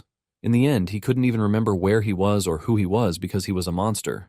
However, after his resurrection, even memories of the lab before his transformation are missing. Cheon feels that the mad scientist from the illegal lab must have erased them on purpose. The only thing he recalls is that the lab's name is coined from the initials of the 3 co-founders. One of them was the lab director, and he was the one who supervised the research on Cheon. The other was the chief instructor, and he was the one in charge of recruiting and training instructors. As for the third guy, he was a nameless sponsor who never showed up at the lab and only funded it from behind the scenes. Cheon tells Lee that he couldn't talk about the laboratory at first because of a spell placed on him. This spell prevented them from revealing any information about the lab, but it didn't affect his memories. But after Cheon was resurrected, the spell vanished. But so did his memories about the important details concerning the lab. Cheon recalls that he must have clashed with the director and chief instructor many times, but he can't recall what they looked like. Since the location of the lab is unknown, Lee asks Cheon how he can help with the investigation. Cheon tells him to search for any traces of the TDA and start with An, the director of the Alchemy Association and Bokdeok's grandson. Bokdeok is the crazy dude in charge of Cheon's Chimera experiment. Lee agrees to Cheon's request and realizes that Cheon is probably responsible for the incidents at Hanbit Lab and the Snowy Mountains. He wonders whether Cheon is planning revenge for what the lab did to him. Cheon doesn't know how to respond to this, and his mind drifts to how he made the thug clean up the slums. After putting them in charge of protecting the slums, Cheon warned the thug boss, Cheol, never to allow another kidnapping to happen in the slums. He even threatened to take Cheol's head if any young ones were taken from the slums. Just then, Lee's dog, Puri, walks in, interrupting Cheon's thoughts. But Cheon already has the answer to Lee's question. He tells Lee that he's not seeking revenge and all he wants is to protect the life he has now. Because this is the first time in his life he feels like he has truly become human. Cheon also admits that he's doing all this to prevent anyone else from suffering what he went through. Suddenly, Cheon's mandragora Dodak growls at Lee's dog, causing it to flee. Cheon tells Dodak to calm down, explaining that it's only a harmless dog. Since Cheon was just looking fondly at the dog earlier, he wonders if Dodak is just jealous. At the same time, Lee is stunned when he realizes that Cheon is raising a mandragora as a pet. He's even more curious why Dodak looks so healthy compared to other mandragoras that he has seen. What he doesn't know is that Dodak is so robust thanks to Cheon's limitless mana supply. Lee then remembers that he also has a weird pet that might need Cheon's help. A few minutes later, he brings out a small box with an egg, asking Cheon to help him identify the creature inside. After checking it out, Cheon reveals that it's a silk thread caterpillar cocoon and asks how Lee got his hands on it. Lee explains that he got it at an auction a while ago, and Cheon is surprised to hear that the president of the Hunters Association is raising a monster in his house. However, the monster's box has protective spells, so it's not dangerous to keep. Lee then admits that he might have developed some kind of affection for monsters after fighting against them for over a decade. He is even starting to believe that monsters might not be coming to the human world of their own free will, which would explain why cocoons like this and baby monsters somehow keep slipping through. Cheon thinks it over and feels that Lee might actually have a point. Putting that aside, Lee enthusiastically tells Cheon to take the cocoon with him to the demon realm. Lee has been doing his best to take care of it, but since it hasn't awakened, he feels it might fare better in the demon realm than the human world.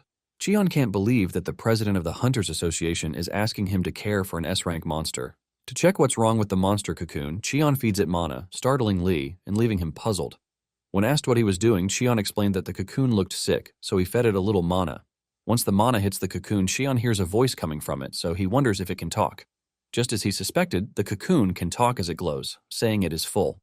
Cheon realizes that just like Gu, this monster has also awakened intelligence. Later that evening, Cheon prepares to leave with the cocoon while Lee and Beko see him off.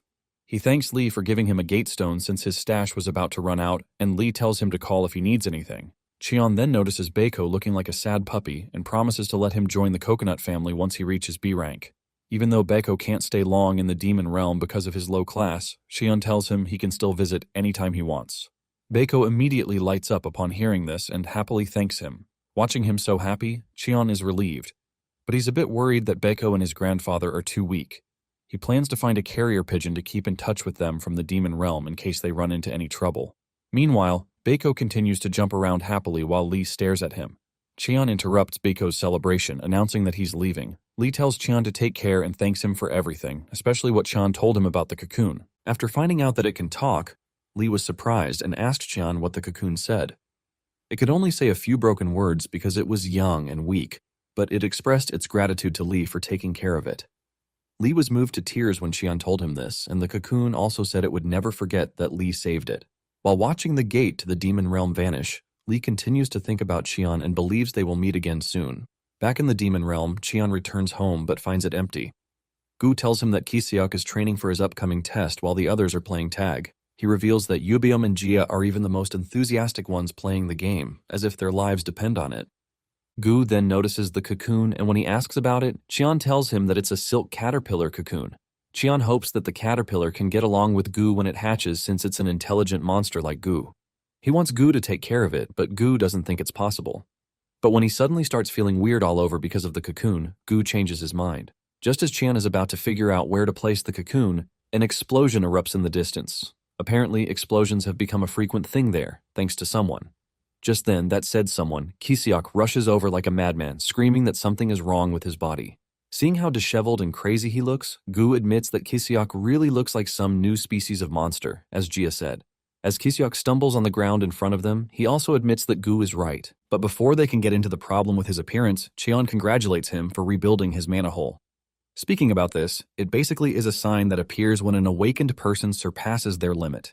Kiseok is excited to hear this and wonders whether he can finally pass the promotion test.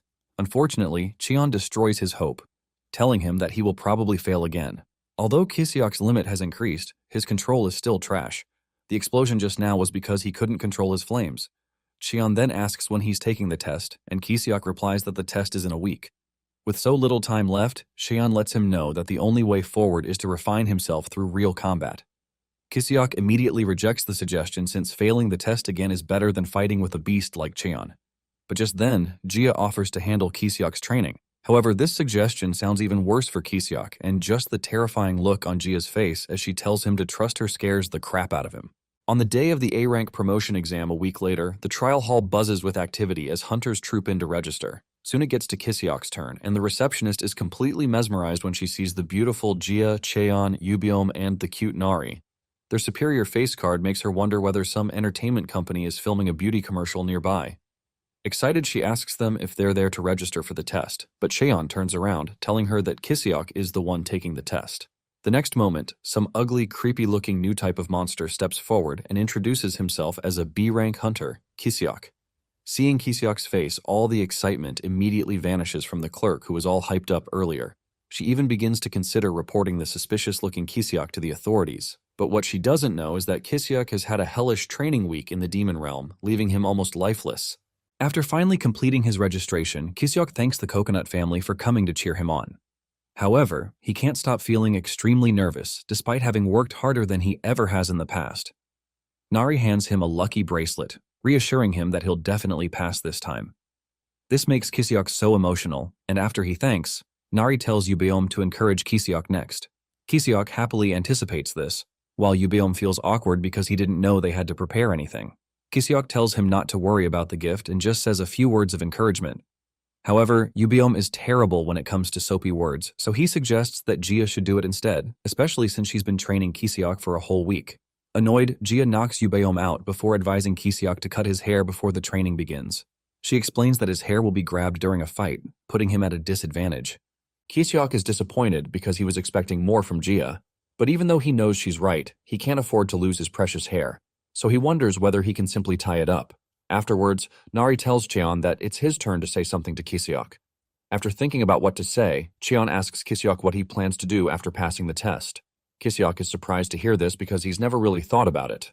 But Cheon tells him to aim to become an S-rank hunter.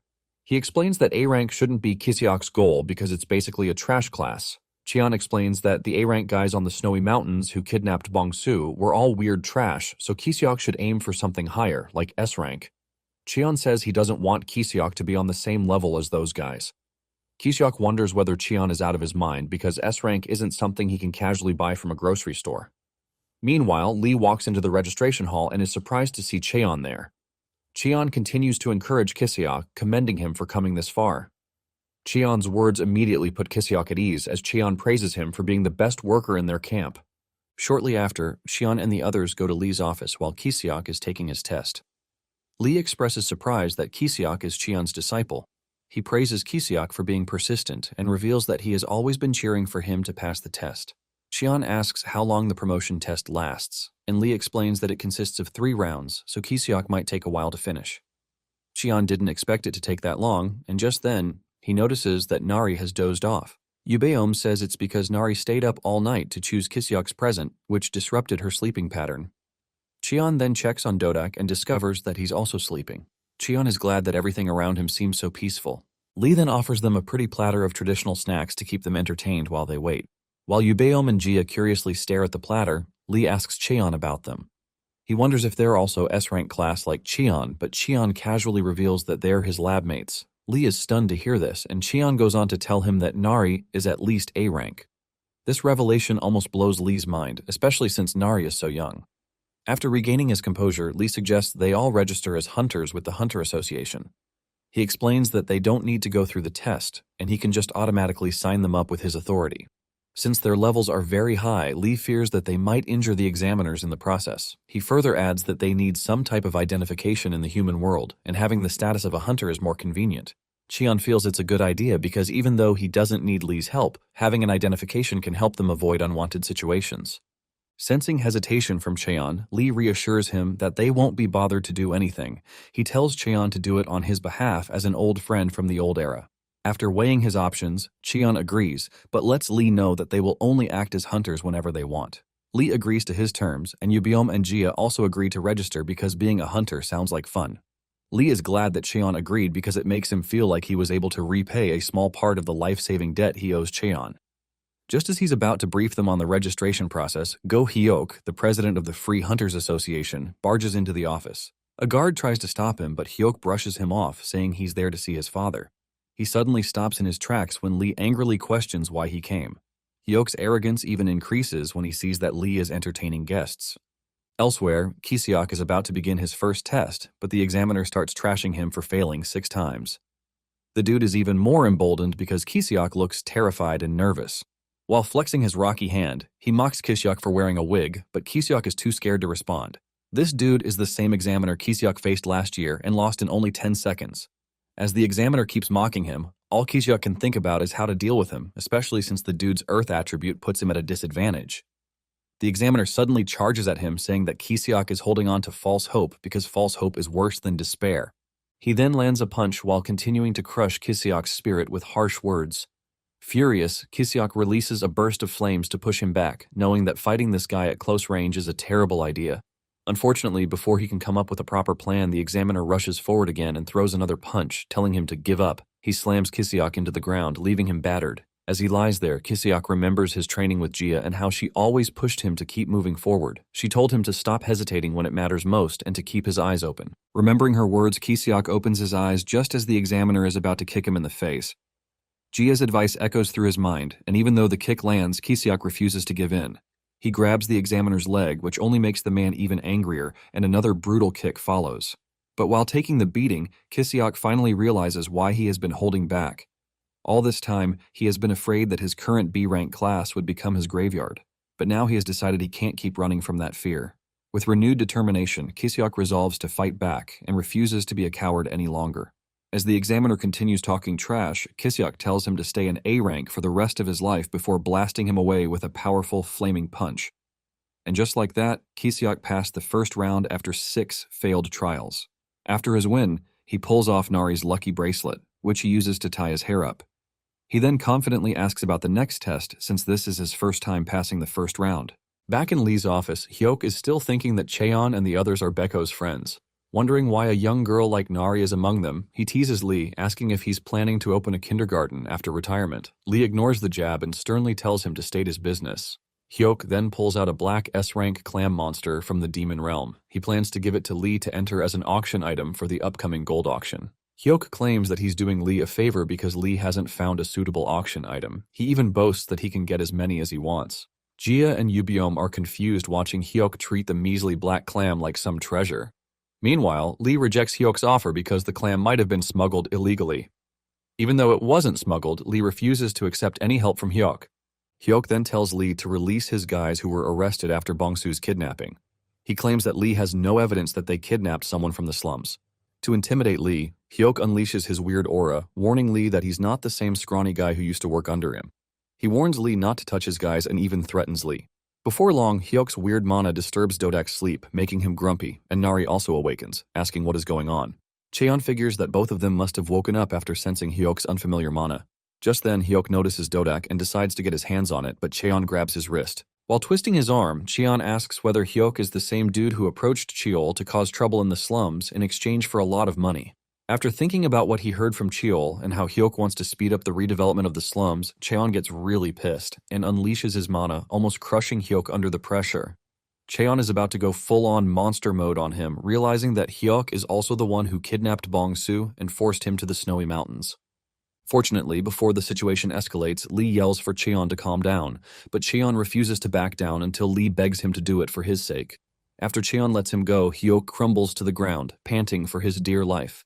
Hyok is pissed that he was subdued despite being on the verge of breaking through to S-rank. He figures that Cheon must be at least an S-rank hunter and can't believe Lee has a powerhouse backing him. He wonders what Cheon's true identity is, but with his life on the line, Hyok scurries off like a scared little mouse while Lee quietly watches him. After the crazy situation with Hyok, Lee asks Cheon about Bongsu's health. Cheon assures him that Bongsu is being well taken care of. Lee feels bad that he created an insatiable monster like Hyok. He reveals that Hyok was one of the kids he sponsored from the slums. They were tight like father and son, and Hyok was so smart he got into a prestigious university at the top of his class. After graduation, he started working with Lee at the Hunter Association and helped with their work for 20 years. However, Hyuk suddenly changed and his ideas started clashing with Lee's. They couldn't see eye to eye on anything because Hyuk wanted to use the association for profit purposes. In the end, he quit, and a few years ago, he created the Free Hunter Association. However, there was nothing free about it, and it was turned into a glorified business. After hunters received permission for the Hunter Association to use their awakened abilities, they declared that they would not follow the association's orders.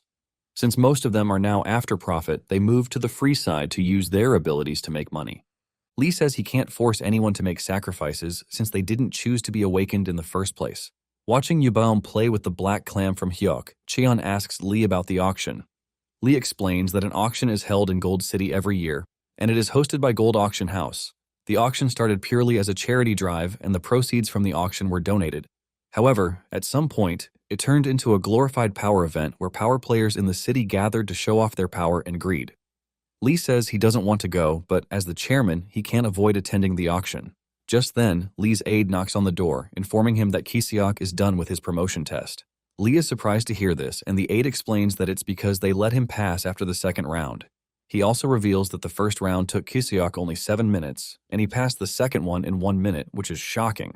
Apparently, the examiners deemed it unnecessary for him to take the third test, so they skipped it and gave him the A-rank title. Outside the hall, Kiseok is dealing with an unfamiliar scene as a bunch of reporters ambush him for an interview. They congratulate him on passing his 7th trial and bombard him with numerous questions at the same time. Kiseok freezes on the spot, unable to do anything because this is the first time in a long time anyone has given him this much attention. A bald reporter and a kindred spirit in the fight against hairlessness is emotional as he asks whether Kiseok's wig played a role in helping him overcome his trauma.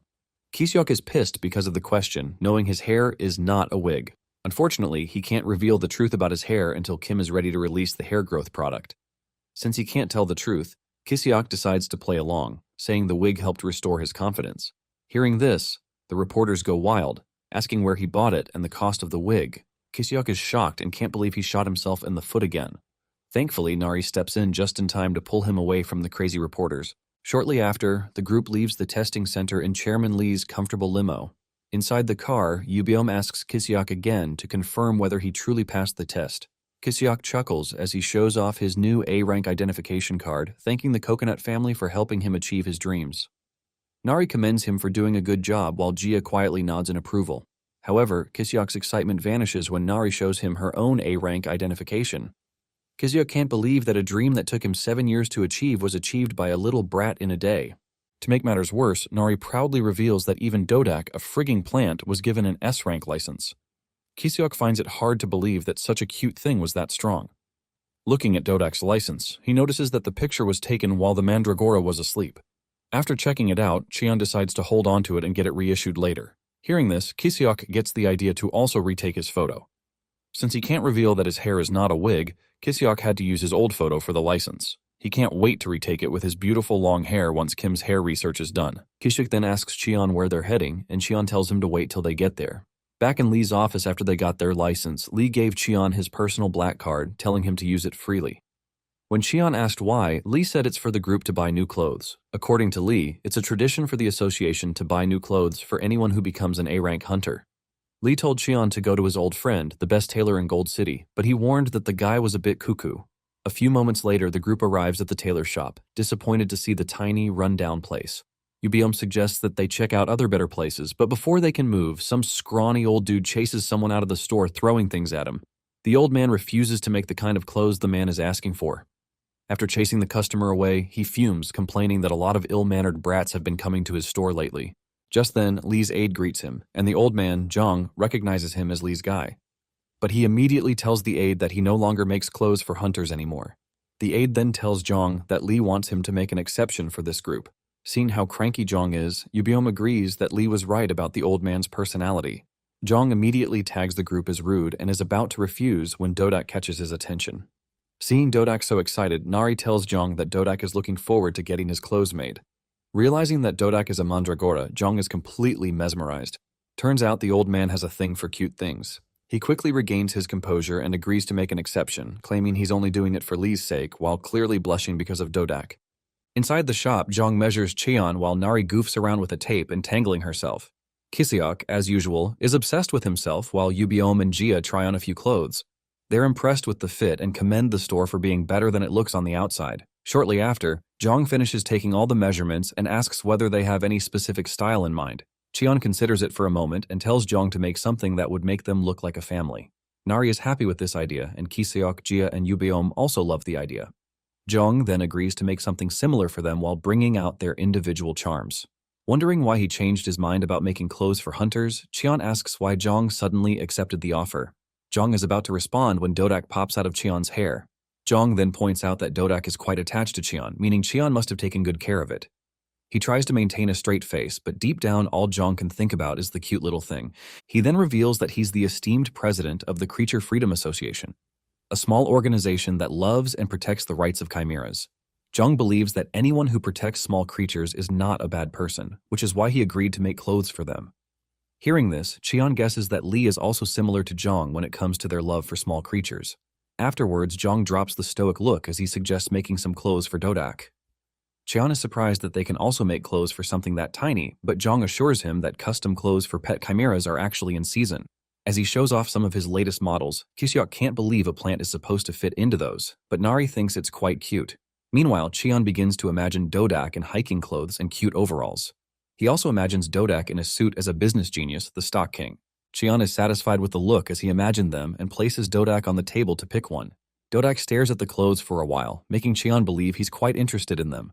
Unbeknownst to them, Dodak is seeing the plant mannequins as his old comrades because mandragoras have poor eyesight. Thinking they're his former colony, he marches forward expecting them to follow him as usual. However, when the figurines don't move, Dodak is disappointed as it dawns on him that he was mistaken. Nari then realizes that Dodak is disappointed, and Cheon figures it must be because he mistook the figurines for his subordinates. To cheer him up, Jong brings out his most precious pet chimera outfit. Apparently, he made it for his future pet, but now he wants Dodak to have it. Kiseok praises the outfit but fears that Dodak might not like it, and just as he thought, Dodak turns around, clearly rejecting the clothes. But Jong insists he tries it and promises it's a great fit since the fabric is special. Cheon then takes the tiny outfit and realizes it's quite soft. To make it more comfortable and familiar for Dodak, Cheon infuses the outfit with mana. The moment Dodak sees this, he immediately lights up, showing his approval for the clothes. Cheon is glad he likes it and immediately helps him put on the outfit. Dodak is over the moon as Cheon's familiar mana hits him, making him feel fuzzy all over. Cheon can't help but wonder whether Dodak likes the outfit or the mana infused into it. Shortly after, they prepare to leave the shop, and Cheon learns that they need to return in 1 week to collect their clothes. Meanwhile, Jong can't take his eyes off Dodak, and he wishes he could add a few more accessories to the clothes, but Dodak refuses to take them off. Jong's expression suddenly darkens as Jessica and her guard arrive at his store. Jessica tells Jong to make her a dress for an upcoming event, but Jong instantly rejects her. He then sternly lets her know that he's not going to sell his shop to anyone. Jessica tries to convince him and offers to give him a good price for the land. She's about to threaten him when she notices Cheon and his friends. Her eyes widen in shock as the realization hits her that she might recognize Cheon. She tells him that he looks familiar and asks whether it's Cheon's first time in Gold City. Cheon wonders why she's asking, but Jessica ignores him and turns her attention to Nari. She acts friendly with Nari and asks whether Nari has been to Dodoland. When Nari asks what Dodoland means, Jessica explains that it's an amusement park she owns. She also tells Nari that the amusement park has a ton of delicious food and other fun things. Nari immediately lights up when she hears this, and Jessica pulls out an invitation. But before she can give it to Nari, Cheon stops her, asking why she's meddling with someone else's kid. Realizing she's overstepped her boundary, Jessica apologizes, saying she just adores kids. After giving Nari a ticket, Jessica hands a VIP ticket to Cheon, introducing herself properly. She tells him that the amusement park is holding a parade and begs him to bring Nari to watch it. Although a bit weirded out by her aura, Cheon and his friends still go to the amusement park since Nari is looking forward to the parade. She excitedly tells Cheon that she wants to see the parade, but Cheon has no idea what a parade is. Nari hasn't witnessed one either and only watched it in a video during her time as a test subject. She happily tells Cheon all about it, especially how she saw a happy family holding hands while watching the parade. Nari says it looked really fun and begs Cheon to watch the parade with her the same way. Seeing how happy she is, Cheon is glad they came, and he agrees to watch the parade with her. Just then, Kiseok's nose starts twitching as the aroma of food fills the air. Like a dog, he scans the area until he sees a food stall and immediately rushes towards it, with Nari following closely beside him. Cheon is pleased that they're having fun, But Yubeom seriously points out that there's something strange about Jessica. Gia also notices Jessica's guard, Joy, lurking in the corner, watching them. Yubeom and Gia suggest taking the guard out to keep him from keeping tabs on them. Cheon agrees that Jessica was definitely strange because he sensed a weird aura from her. He could tell she has a concealment type ability, and her aura is different from that of a normal awakened person. However, he doesn't want to make a fuss and escalate things to avoid ruining Nari's fun. Deciding to handle the situation quietly, Cheon sets his sights on a haunted house and comes up with an idea on how to quietly handle Jessica's guard without ruining Nari's day. A few moments later, the guard, Joy, waits eagerly outside the haunted house for Cheon and his group. He calls them weird for choosing a haunted house as their first stop at an amusement park. After waiting a while, he begins to worry that they're still not coming out. Nevertheless, he decides to wait patiently since the entrance and exit to the haunted house are the same. Suddenly, a loud scream erupts from inside, and the extras that are supposed to be scaring the guests rush outside, terrified that a real ghost has appeared. They scream for help as they run past Joy, and when someone mentions that the surveillance cameras are down, Joy suspects that Cheon and his group might have made their move. A few hours earlier, after Jessica left the tailor store, she was in her car, worried about her meeting with Cheon. Someone from Cheon's group was bugging her, and she didn't want to believe that the person was still alive since it had been decades. To be sure that her guess is wrong, she ordered Joy to investigate them. Joy agreed to her request, but this was the first time he had seen Jessica so anxious. After dropping her off, he followed Cheon and his group all the way to the haunted house. After the commotion, Joy heads inside, hoping that things have settled down. Everyone had already come out of the haunted house except his targets, so he had no choice but to search for them. Upon entering, Joy remains confident that the ghost claim was just a fluke. He continues down the corridor, carefully scanning the room. He had even turned off the special effects to make sure there was no disturbance. This was Joy's first time inside the haunted house, and before long he began to regret that he hadn't turned on the lights.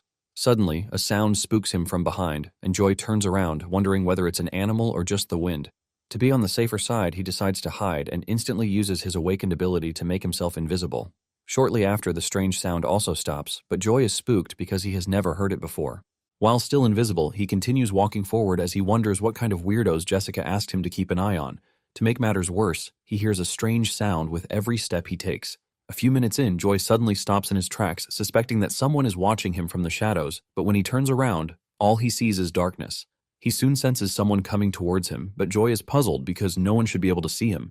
Suddenly, several strange footsteps appear to be coming towards him, leaving him even more spooked than before. Joy quickly blocks whatever is trying to attack him, and his spirit almost vacates his body at the thought that there are actual ghosts in the haunted house.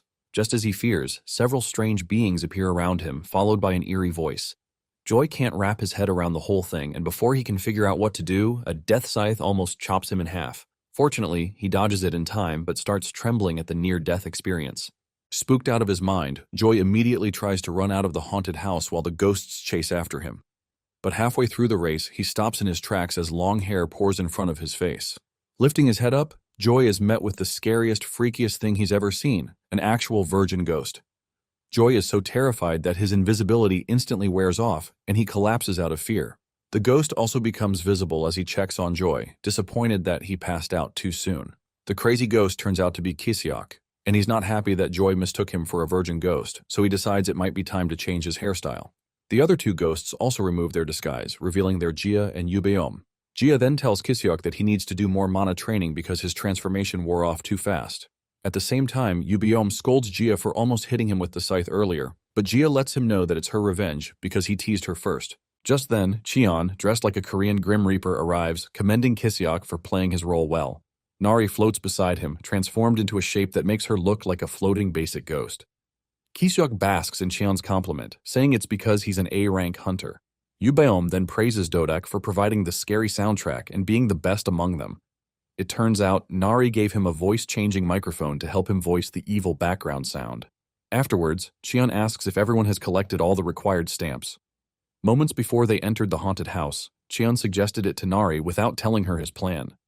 At first she was too scared to go, but Cheon told her that they would all be together. To convince her further, he explained that they could get a gift for collecting all the stamps in the haunted house. The moment Nari heard presents, she instantly forgot her fear and agreed to go, even though the ghost extras had the stamps. After Nari agreed, Cheon told her that he would make them transparent for the ghost game. Now that the fun is over, Cheon is satisfied with the effect. Apparently, he picked this game specifically because Joy is a stealth awakened, and Cheon thought his ability is perfect for their ghost game. Nari soon realizes that the spooked dude is the same one she saw at Zhang's store, but Qian somehow convinces her that Joy is actually a staff member at the haunted house and was role-playing as a ghost. Nari immediately believed it without question and suggested they call an ambulance for Joy. Qian is impressed that Nari is so kind and suggests they simply call an amusement park staff member on their way out. While Nari tries to wake the so-called ghost worker, Qian is certain that Joy will probably not report the incident to Jessica out of embarrassment. Even though he's still curious about Jessica's identity, Qian decides to put it aside to make sure Nari has the best time of her life. With that settled, they head out to watch the parade and stop by the gift store to redeem their prize. Nari is excited to receive a fox plushie, and she happily plans to give it to her Chimera fox friend. That evening, on their way to watch the parade, Yubeom notices that the amusement park is more crowded than it was when they first arrived. Kiseok says it's probably because the parade is about to start. Since he has attended one before, he proudly decides to be their guide as he explains that finding a good spot is key to enjoying the parade. Suddenly, all hell breaks loose as a red, naturally occurring gate opens right in the center of the amusement park. Chaos follows as everyone begins to run for safety, except for Cheon and his group. Qian shields Nari from the commotion as he wonders why a gate will suddenly appear at an amusement park. Suddenly, a cute bunny emerges from the gate, but panic sets in when they realize it's a flying squirrel from the demon realm. Soon, a group of A-rank and B-rank hunters arrives to handle the situation. One of the hunters confidently prepares to handle what he thinks is one puny monster. He even complains that naturally occurring gates no longer produce any special monsters. He then fires an arrow at the squirrel, but the creature shockingly deflects it. Infuriated, the monster's horn begins to crackle, and with a bolt of powerful lightning, it strikes back at the hunters, sending them to La La Land. Watching the hunters fly into oblivion, Kiseok points out that the monster is too strong for a normal flying squirrel. Nari then calls their attention back to the carousel, where the cute, tiny monster has now transformed into a gigantic monster. Seeing that it seems to be getting bigger, Qian realizes that it's actually a disaster-class monster. Everyone is shocked to hear this, and what is even stranger is that the monster is alone. Apparently, it's rare for disaster-class monsters to appear alone, and this one seems to be a lone wolf, which is very strange. Qian tries to figure out what's going on because disaster-class monsters usually have lower-class minions following them. Seeing this one alone makes him wonder if there's a specific reason for its sudden appearance. At the same time, the monster scans the amusement park until its eye stops at the haunted house. It immediately leaps towards the haunted house, leaving only Kiseok and Nari stunned. Realizing it's coming their way, Kiseok pulls Nari down with him, thinking it's trying to grab them. But to their surprise, the monster jumps right over them and activates an invisibility ability as Nari and Kiseok scan the surroundings for it. The monster soon breaks through several signboards while jumping from place to place, and as it heads towards the haunted house, the monster leaves a trail of lightning and demonic energy behind. Gia wonders where it's headed while Yubeom points out that the monster has pretty good stealth skills since it is scattering demonic energy to keep anyone from tracking it. Gia notes that the amusement park is out of power, meaning the monster also possesses electric-type powers. Nari is only concerned that the playground is about to be destroyed, so Cheon decides to step in. Using his silk threads, Cheon casts a net in the monster's direction and traps it despite its impressive stealth skills. Before the monster can reach its destination, it is instantly caught in Cheon's web and dragged to the ground. Cheon and his group walk towards the monster, and as it struggles inside the thread, the flying squirrel begins to shrink back to its original size. When they finally surround it, Kiseok is amazed because it's his first time seeing a disaster-class monster. Yubeom notes that Cheon's web has made the monster unable to use demonic energy, so it shrank to its original size, and its invisibility also wore off. Kiseok and Nari notice that the monster looks cuter and harmless. So Nari doesn't want anyone to eliminate the monster, but Cheon lets her know that the hunters won't spare it if they find it. However, Cheon doesn't think that the squirrel wanted to cause trouble because it hid itself while leaping to the haunted house. He also recalls that the bunny didn't attack until the hunters struck first. It looked like it was only fighting back, so Nari tells Cheon that the monster has a good heart. She begs him to let it live, but Cheon had no intention of hurting it in the first place because he's curious about why the little guy showed up without any minions. He then announces that they will take it to the demon realm, and Nari is over the moon when she hears this. Just then, the naturally occurring gate begins to close on its own and vanishes almost immediately. Yubeom says the gate closed way too fast for a naturally occurring gate. With the chaos over, Nari scans the empty amusement park and realizes that her precious parade might no longer be possible. Everyone ran away during the chaos, leaving the place deserted. Realizing she can't watch the parade, Nari buries her head into the cute monster, disappointed. Though she says it's okay, everyone can tell that she was really looking forward to the parade. The next moment she begins to sob, saying they can see it next time. Seeing her so emotional, Kisyok and the others almost start bawling their eyes out. However, Kisyok suddenly gets a bright idea to cheer her up, so he confidently tells everyone to follow him. A few moments later, he leads them to an observatory to show them the incredible view below. Unfortunately, they are all disappointed as Jia complains that he made them climb all the way there just for a boring view. Kisyok awkwardly tells them to wait a little as he quietly prays for his plan to work. As if on cue, the night sky lights up with beautiful fireworks, making the wait worth it. Everyone is stunned, especially Cheon and his lab buddies, who have only heard about fireworks but never seen them before. Kisyok explains that the fireworks are automatically set to go off at the end of the parade. He was worried that the blackout at the amusement park would affect it, but luckily the system was connected to an emergency power supply. Jia and Yubiom are glad they came as they happily enjoy the pretty fireworks display. Even Dodak seems to like it, while Cheon is happy that Nari no longer looks disappointed. While mesmerized by the beautiful sight in front of her, Nari tells Cheon that she'll never forget this day. Back in the demon realm, Gu is struggling to care for the cocoon. It seems to be sick, but Gu can't figure out why. Even though Cheon infused its little house with mana, the creature's condition is getting worse. Meanwhile, the tiny monster complains that it's suffocating. Before leaving, Cheon entrusted the little guy to Gu, telling him that the creature had also awakened its intelligence. Gu was happy to hear this because Cheon also said that the monster could speak a little. But after spending time with it, Gu is frustrated that it only knows a few broken words, and since the monster's rank seems to be higher than his own, Gu cannot use telepathy. Just as he's about to start complaining again, a gate opens and Cheon and the group troop out of it. Without even welcoming them, Gu immediately orders Cheon to quickly check on the cocoon. A few minutes later, Cheon learns that the monster is struggling to breathe, so he places his hand on the house to check the mana supply. After checking it, the mana supply is still intact, leaving Cheon wondering what the problem might be. Suddenly, the flying squirrel tries to wriggle out of Nari's arms, startling her. Nari wonders what is wrong with it while the cocoon calls it a friend. The squirrel continues to wriggle until it breaks free from Nari's hand and Cheon's silk threads. After breaking free, it rushes over to the cocoon while Gu wonders why the cocoon called the monster a friend. Gu is shocked when he learns that the squirrel is a disaster-class monster, but before anyone can do anything, the monster grabs the cocoon in its mouth and bolts. Nari is about to chase after it, but Cheon tells everyone to rest up while he follows the squirrel. He doesn't know what is going on, but Cheon isn't bothered because he believes that the two creatures must be friends. Monsters are usually influenced by their environments, so suddenly changing to a different region greatly affects them. When their system is not accustomed to the new region, their condition worsens, preventing them from using their full abilities. What these monsters need in a situation like this is homing instinct. While following the squirrel, Cheon finds himself in the familiar ice zone where he hasn't been for a long time. The moment they arrive, the flying squirrel hurriedly digs up a patch in the ice. Cheon guesses the monster might be making a cocoon nest, but he finds this puzzling because insect-type monsters usually thrive in warm climates. After digging the patch, the monster carefully plants the cocoon and secures it with ice, while Cheon and Dodak watch to see what happens next.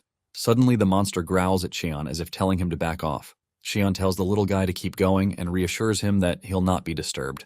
A few moments later, nothing happens, and the cocoon doesn't say anything. Cheon figures it might be because it's focusing all its energy on recovery. Since the silk thread caterpillar is a disaster-class monster, its recovery is super fast, so Cheon guesses the caterpillar will be fully recovered in half a day. Before long, the cocoon begins to emit mana, drawing Dodak's attention. Thinking it's an invitation to fatten up, Dodak leaps off Cheon's shoulder, and before Cheon can stop him, he begins to suck the energy from the cocoon. Cheon hurriedly shuts Dodak's mouth, telling him that he can't eat the cocoon's energy. Dodak tries to wriggle out of Cheon's hand while the flying squirrel is pissed. Cheon then explains to Dodak that the cocoon needs that energy to survive, so it's not for some insatiable glutton to consume. Hearing this, Dodak begins to sob, and Cheon figures he must be hungry after their journey. Deciding to feed the glutton, Cheon plants him next to the cocoon as he places his hand on the ground in front of them, feeding them both mana. The moment the mana hits him, Dodak begins to munch happily, feeling all warm and fuzzy. Meanwhile, the flying squirrel waits anxiously as the cocoon begins showing signs of life. It gradually floats into the midair, glowing as the monster inside begins to emerge.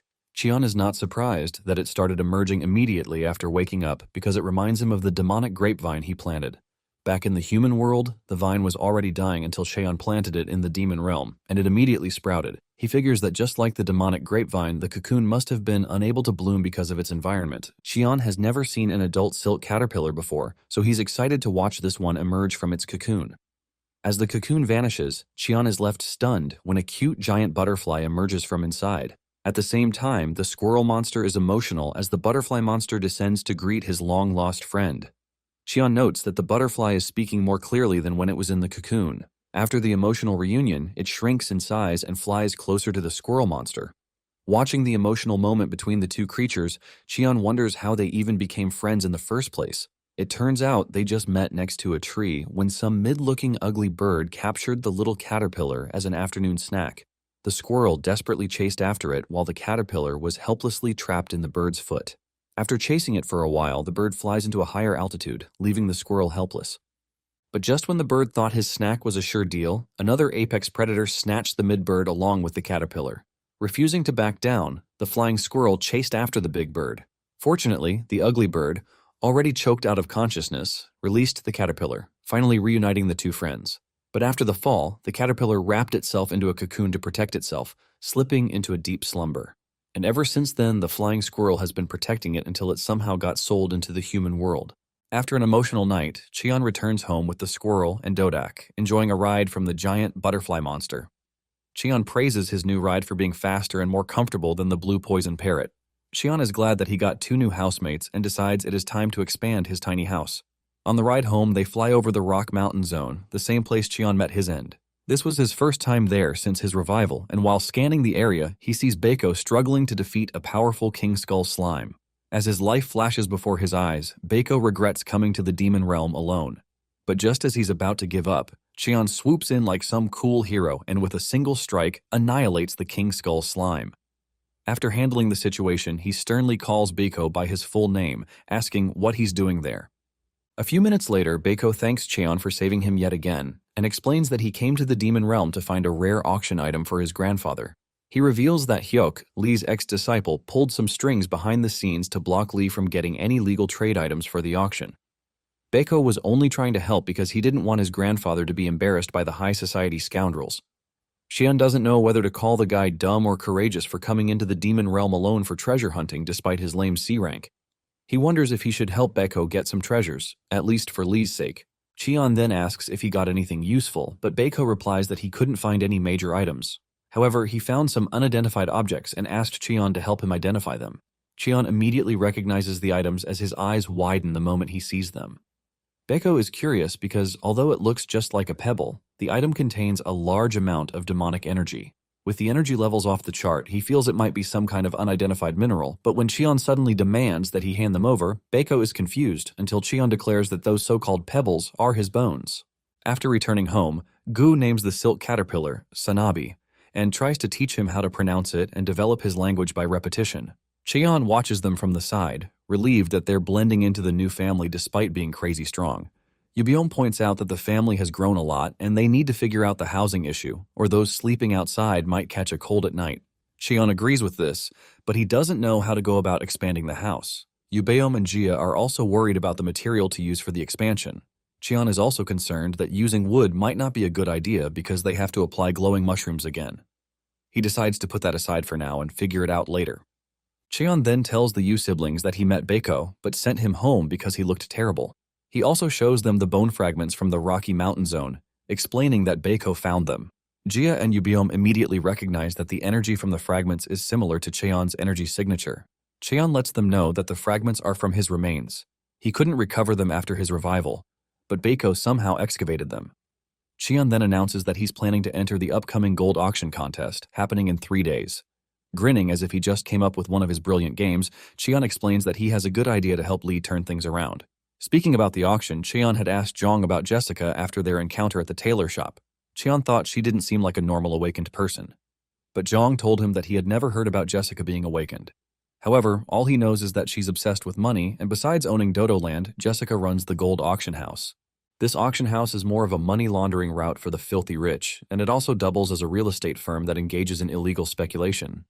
Cheon learned from Zhang that several people are backing Jessica up behind the scenes. One of them is Assemblyman Park Woo-jung, the chairman of a national institution known as the Awakened Integration Association. There are several others, but Woo-jung is the core of the Gold City cartel. Apparently, this cartel runs the auction contest held at the end of every year, and every rich person in Gold City attends the auction just for the opportunity to connect with that cartel. Cheon also learned from Zhang that Chairman Lee has been trying his best to checkmate the cartel, but he doesn't have any power. And besides, the Hunter Association is just a private institution, so they look down on him. Back in the present, Xion continues to discuss his plans with the Yu siblings. He knows that directly questioning Jessica to find out what she knows about the TDA lab is the fastest way to get information.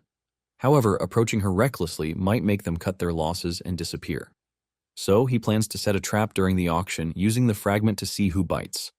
Anyone who does is definitely someone connected to the TDA experiment.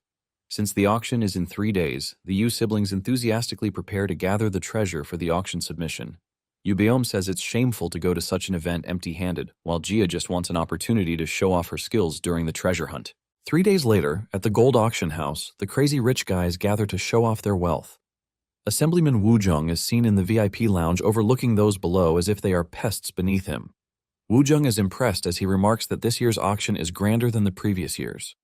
Although Wu Jung holds a seat in the assembly, he's still not satisfied because people are no longer interested in state affairs. Now they mostly rely on giant organizations that are powerhouses, and Wu Jung can only be satisfied by being the godfather. To maintain his superiority, he's constantly looking for ways to maintain the social structure of this messed-up city.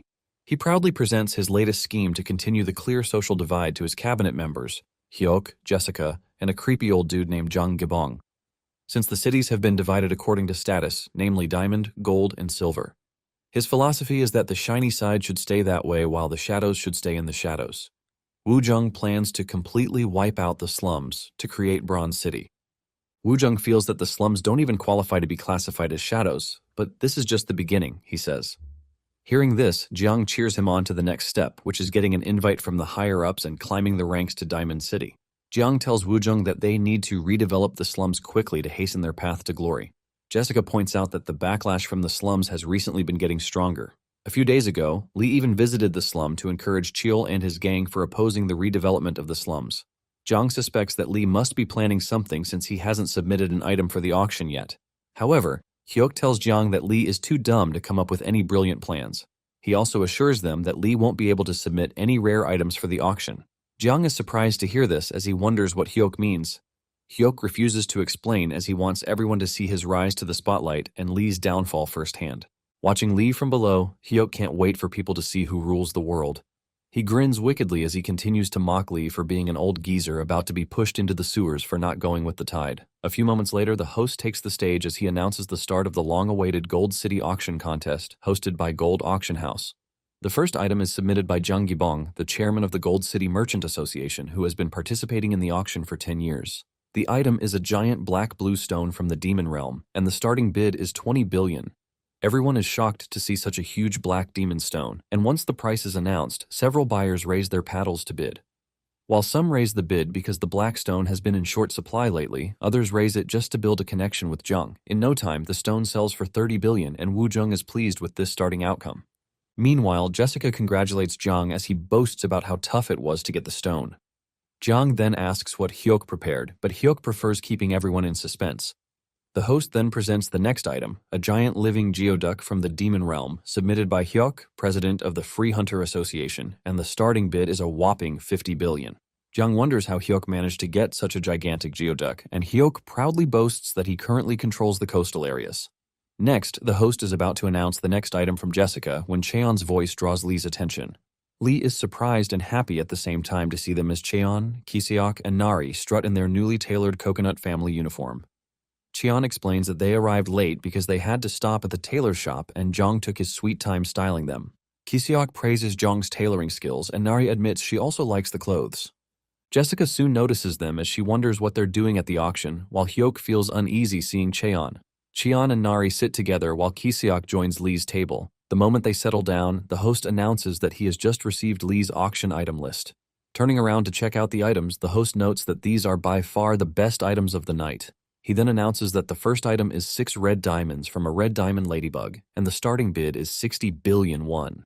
Seeing the item on the stage, Nari excitedly points to it, saying it's the same one they found. Speaking about the red diamond ladybug, it is a monster that lives in the forest zone of the Demon Realm. They only appear when demonic grapevine seeds germinate. Since the grapevine seeds are rare and the germination rate is low, the red diamonds are as rare as liquid metals. Cheon and Nari found one right next to the grapevine Cheon planted in the Demon Realm. Wu Jung is completely enraged that such a precious item was submitted under Lee's name. Next, the host announces the next item from Lee. a giant Demon Realm aquarium containing various rare items from the coastal areas. The aquarium consists of yellow quartz, which is only found in the deep sea of the Demon Realm. The others are several living Demon Realm seahorses and a red moss, which is an ingredient for the highest grade potions. There is also a giant pearl oyster, which is 1,000,000 times rarer than a geoduck. Every single item in the aquarium is rare and precious, so the starting bid is set at a whopping 300 billion. Even with such a huge price, everyone agrees that the value of everything inside the aquarium far surpasses that price. However, no one bids on it because they know the item is not actually for sale, but a simple means for showing off power. At this point, Woojung is fuming with anger and jealousy, demanding an explanation from Hyuk. After all, he did guarantee that Lee would be disgraced at the auction for failing to acquire any rare items. However, Hyuk is unable to answer because he's just as shocked as everyone else. A few minutes later, the host presents Lee's final item, but he's at a loss for how to explain it. It turns out to be Cheon's bone fragment, and the host announces that it's the remains of subject number 17, the crazy psycho of the TDA lab. Even more shocking is when the starting bid is set at 999 billion.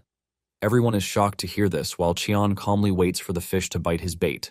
While everyone questions what the hell TDA is, the Yu siblings scan the room waiting for the fish to bite. And just then, Jia spots the target, a young girl who is trembling as she recognizes the number, subject 17. The girl tries to make a call, but since she can't get a signal, she rushes out of the hall to find a secluded place. Outside the auction house, she finally gets a signal on her phone and is about to call her master to inform him of her discovery when Jia snatches the girl and flies into the sky.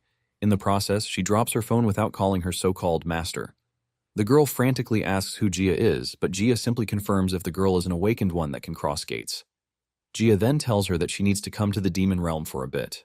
Meanwhile, back at the gold auction house, the auction finally ends as Cheon, Lee, and others drop out of the building.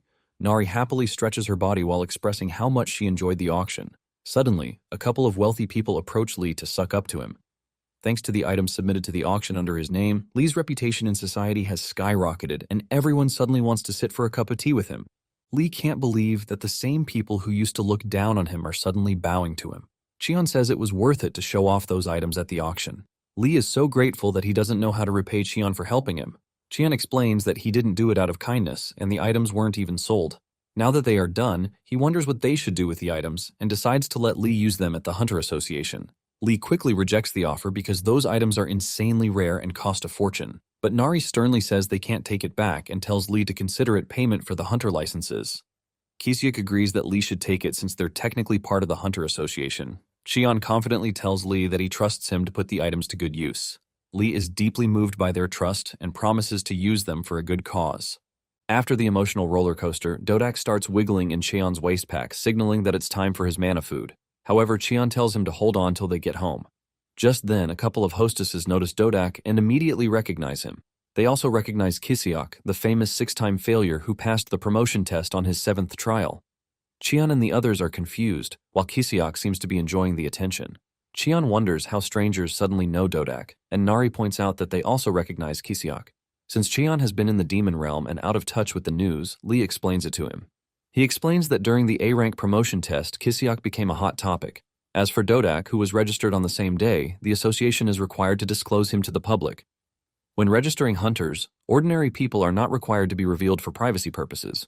However, chimeras are required to be announced on the news as a way to protect their rights. Shortly after confirming that Cheon is holding Dodak, the hostesses beg Cheon to let them take a photo with Dodak. They explain that they're his fans and find him extremely cute. Cheon takes permission from Dodak, who seems to be enjoying the extra attention. Meanwhile, a few meters away, Woojung quietly observes Cheon.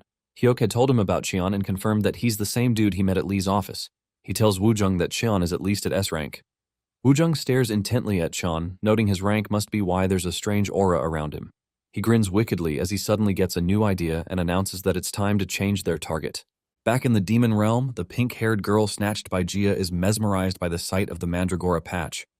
She finds it hard to wrap her head around a Mandragora farm cultivated naturally. She keeps squeaking continuously, making the Yu siblings wonder what type of weirdo they just kidnapped.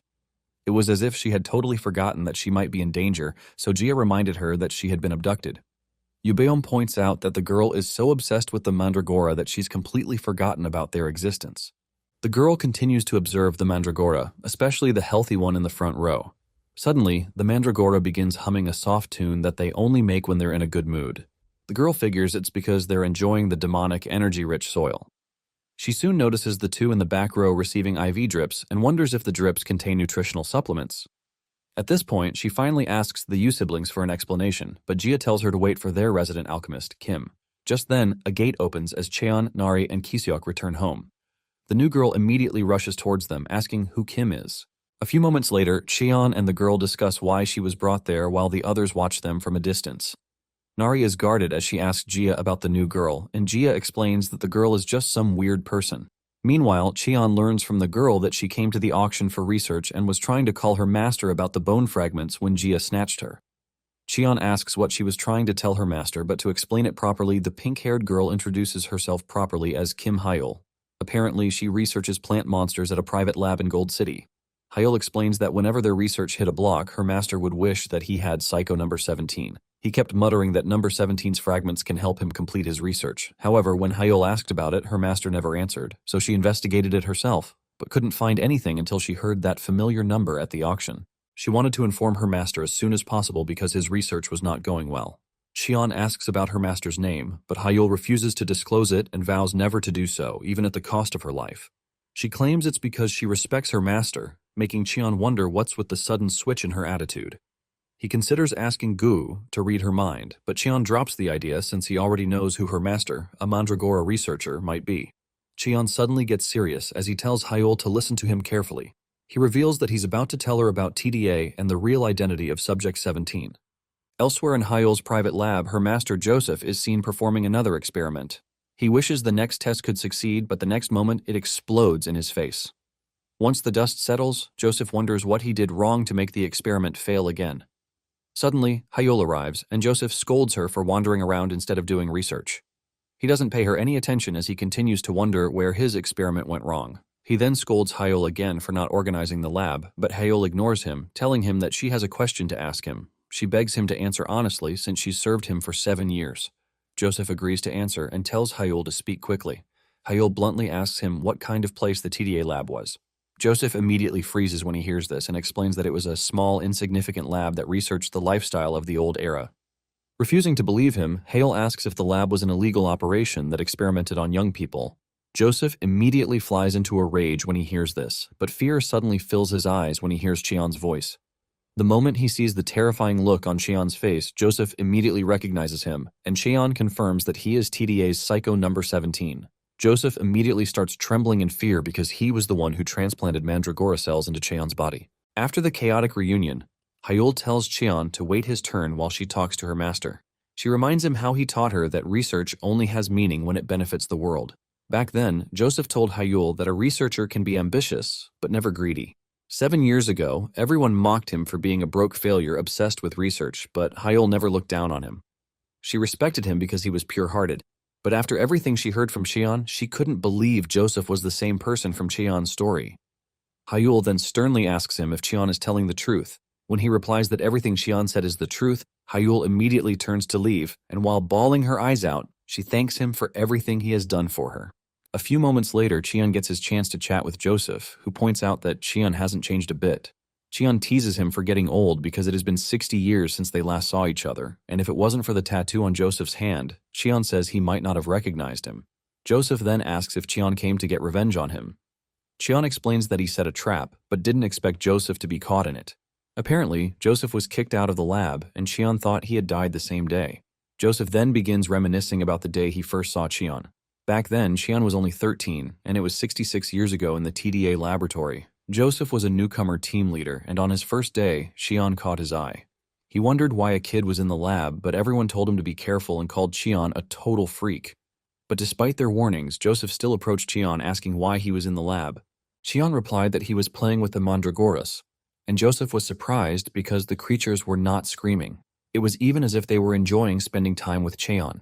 One of the lab guys warned Joseph to leave Cheon alone, explaining that he has a special constitution that shows no side effects even after several monster transplants. Joseph was shocked to hear this and couldn't believe that the lab was transplanting monster cells into a kid's body. The other dude also warned Joseph that Cheon is a special subject, so no one could interfere carelessly, or the director might get angry. After that encounter, Joseph immediately called the director to complain about the illegal experiment. Bokdeok was the one who recommended him, and he was informed that the lab was for researching mandragoras, so no one mentioned such an experiment. Despite Joseph's complaints, the director told him not to worry about anything and sternly warned him to focus on his research. Joseph demanded to meet him, but he refused and even declared that they would never meet face to face. He then explained that the lab command had been placed on Joseph as the new team leader. Joseph began to tremble when he heard this, and later, after checking Cheon's file, he realized that Cheon was truly as strange as everyone said. From the file, he discovered that Cheon had never been transplanted with plant-type monster cells. But he couldn't figure out why there was a faint reaction from plant-type cells. After reading through the file, Joseph tells Cheon to come to his office every week for a checkup. Cheon ignores the instruction as he puts on a warm cardigan and asks Joseph to let him have it. He explains that he needs it because the dorms are too cold. Joseph is a bit taken aback by the request, but lets him have the warm coat. 1 week later, Cheon managed to scam Joseph out of his watch, and by the second week, his cozy duvet. By the third week, he had carried off more things, and this continued for a while. 6 years later, Joseph had fallen from grace, and people gossiped about him, calling him a failure. He dedicated every waking day to researching plant-type monsters on Cheon without any good results, so he was demoted. He became a cautionary tale, and everyone avoided him like the plague. They whispered behind his back, saying the director only kept him on the team for his skills, but Joseph hadn't shared his research results with anyone for some time. One day, Cheon was expecting to scam something from Joseph as usual, but Joseph warned him that he would start suffering from side effects in 5 years' time. He reveals this shocking revelation from Cheon's latest checkup. Joseph then offers to help him escape the lab and promises to break the binding spell on Cheon. Before Joseph can finish, the security team rushes in to capture him on orders from the director. While struggling to break free from them, Joseph warns Cheon to stay close to the earth when the side effects start showing. He explains that the symptoms will reduce and slow down the progression a bit. That was the last time Cheon and Joseph ever saw each other. Joseph says he survived by sheer luck after he was kicked out, but he made up his mind to find a way to stop the experiments on Cheon. After many years, he managed to break the silence command that was placed on him and tried searching for Cheon. Unfortunately, no one knew anything about the TDA lab. Joseph even tracked down former researchers who quit the lab, but that was also a dead end. And just like that, years flew by, and Joseph lived with a constant sense of guilt. Back in the present, Joseph says he wants to atone for his sins and tells Cheon to finish him. He reveals that he has no drive to live anymore, and he only clung to research because he couldn't die with the guilt. But Cheon lets Joseph know that he has no intention of taking his life. Even though he was young, Cheon knew that Joseph was a pretty good guy. Back then in the TDA lab, Cheon overheard him and his mother talking on the phone. His mother was sick, and Joseph was mainly researching for a cure to treat her. While talking to her on the phone, he begged his mother to stay alive a little longer and promised he was close to developing a good treatment for her. Joseph would also worry about the sick kids in the lab because no one else cared. Even when he was transplanting the mandragora cells on Cheon, he would secretly test them on himself first.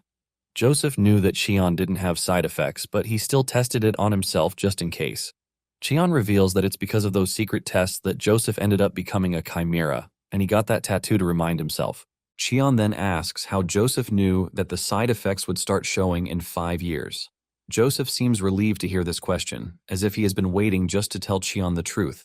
According to Joseph, he wanted to cure the side effects on other test subjects, so he researched Cheon, who had none, alongside the regenerative abilities of plant-type monsters.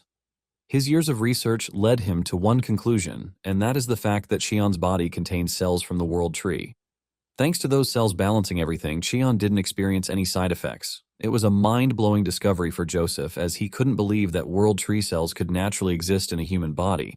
However, after reviewing 6 years of research, he discovered that the world tree cells in Cheon's body were growing weaker due to the experiments. Joseph slams his hands on the table, angry with himself for failing to save Cheon.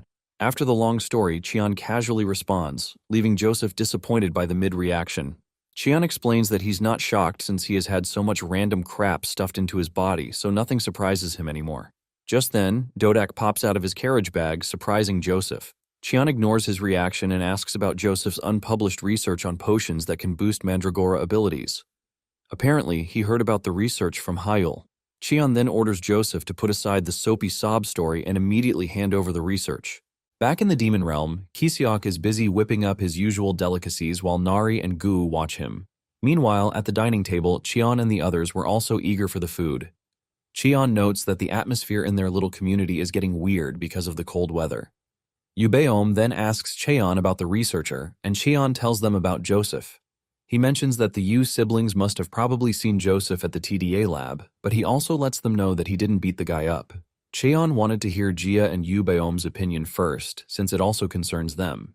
Yubeom doesn't know what to say and turns to Jia, expecting her to say something, but Jia doesn't even seem concerned with whoever this Joseph guy is. Cheon then tells them that Joseph will join them soon, and he will be put to work immediately.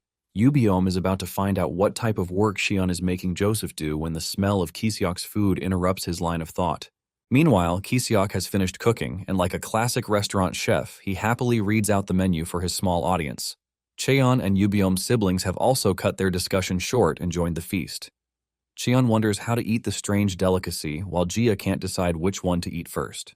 Kiseok shyly helps her make a decision as he hands her a specially baked one.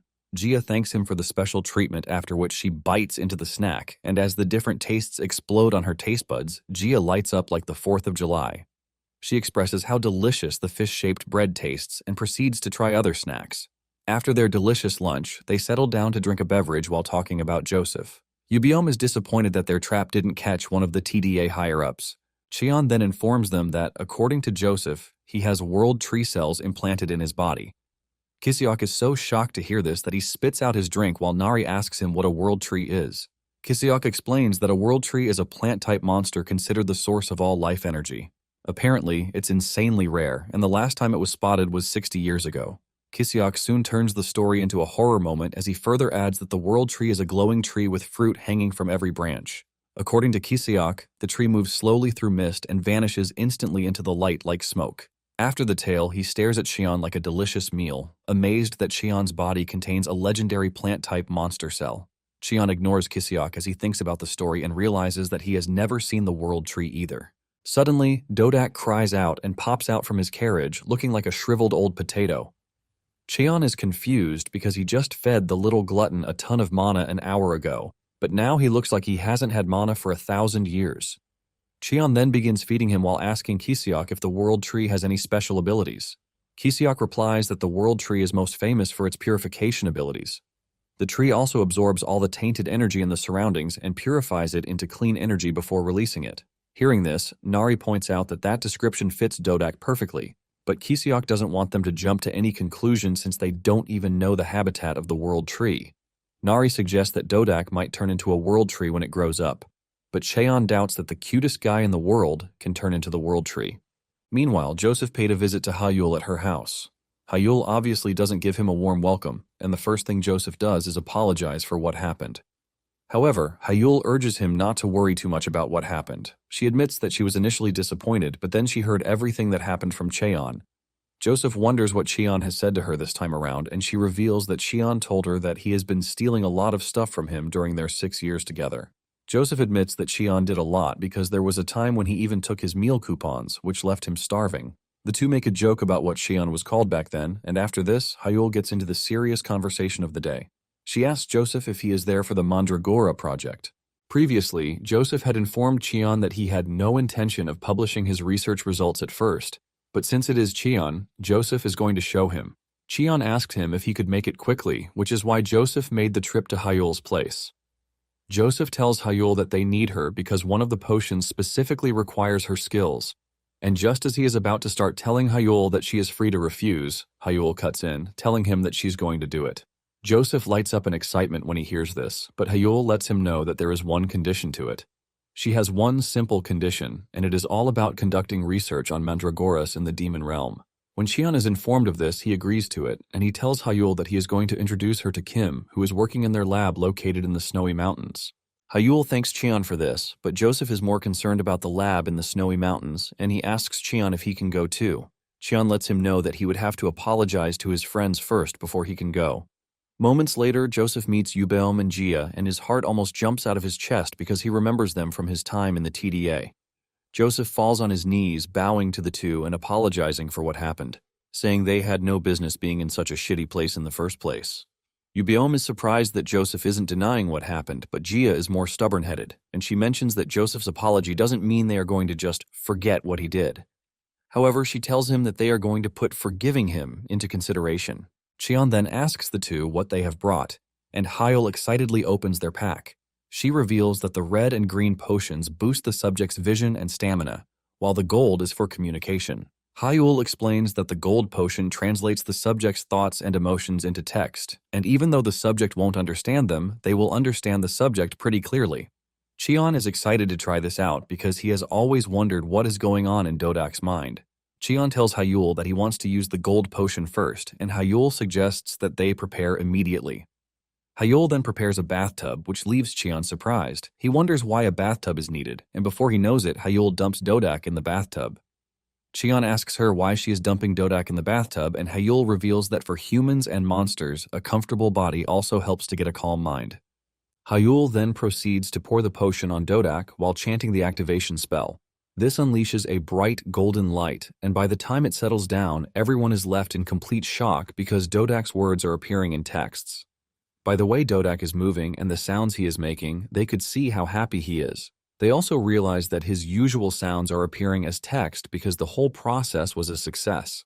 Joseph then tells Cheon that they have to wait a bit to see other reactions, and Cheon asks him why. Joseph replies that once a mandragora starts humming, they don't stop easily. He mentions that as a mandragora researcher that he has done countless experiments, but when the mandragora starts humming, nothing can distract them. He has basically done a whole lot, from playing musical instruments to shaking rattles, but none have ever worked. To put it simply, mandragoras love humming, so they just have to wait until Dodak stops on his own. Just then, Cheon walks up to Dodak to talk to him, asking him how he is feeling. In a surprising turn of events, Dodak stops humming, which leaves Joseph and Hyul completely blown away. The words soon become clearer, and it turns out that Dodak is addressing Cheon as his savior.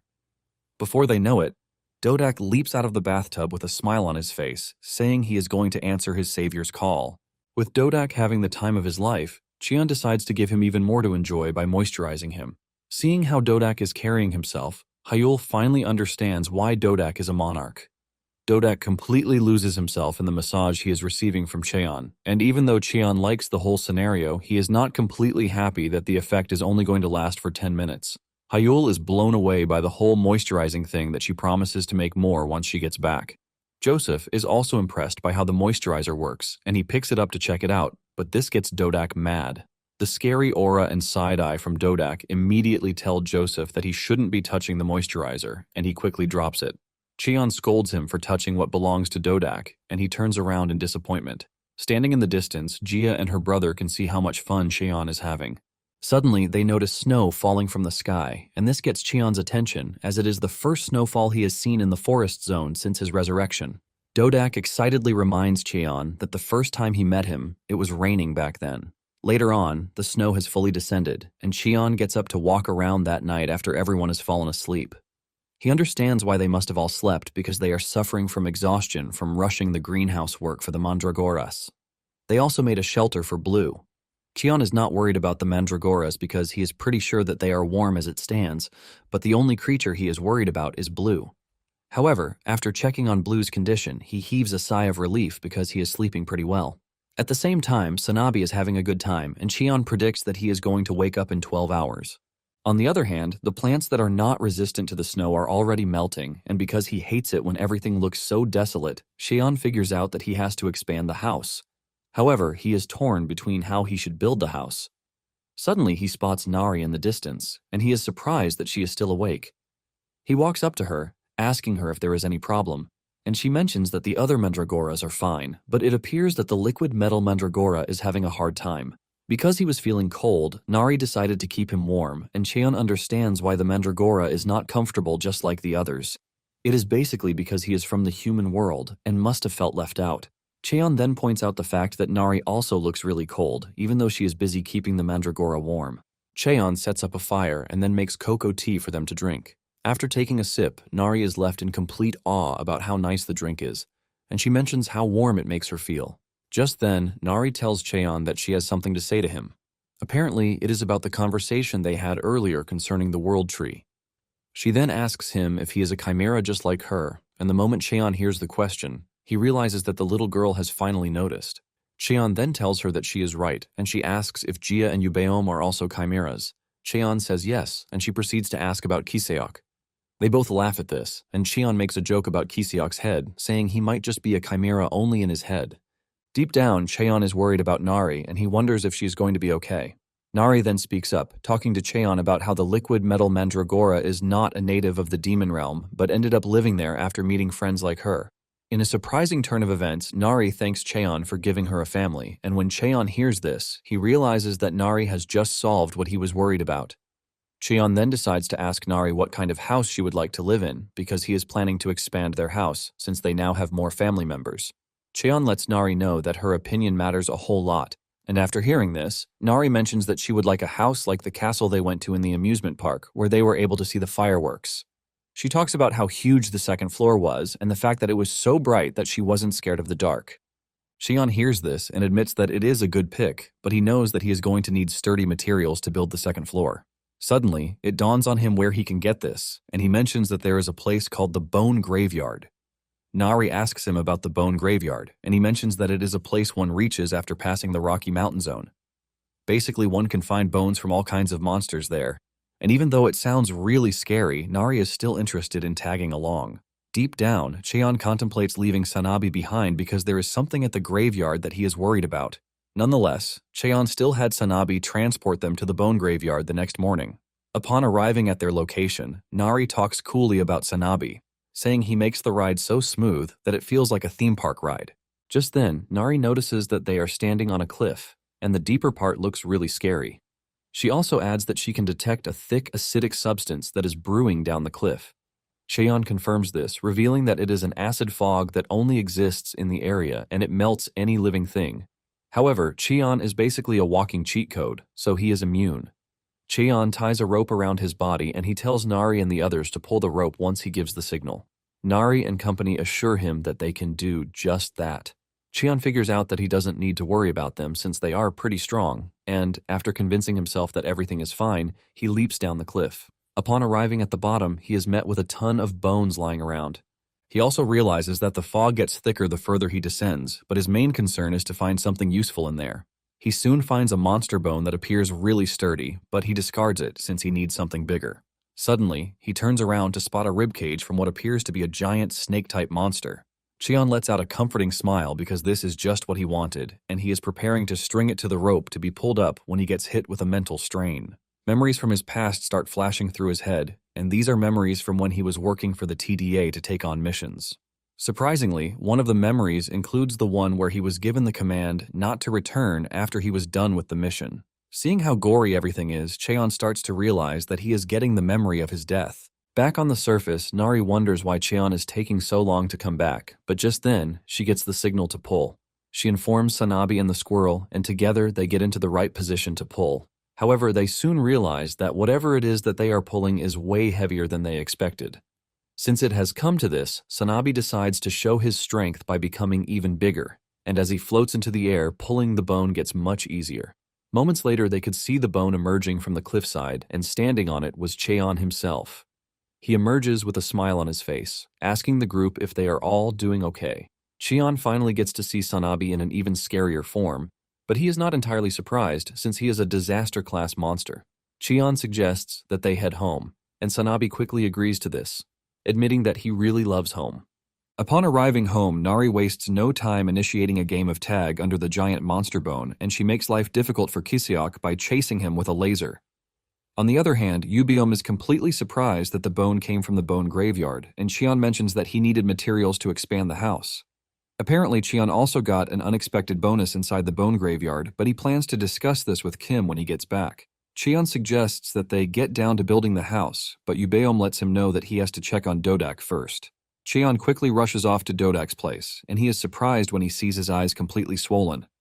Yubeom reveals that Dodak has been crying since he woke up and couldn't find Cheon. In fact, Yubeom and Jia had a tough time trying to calm him down.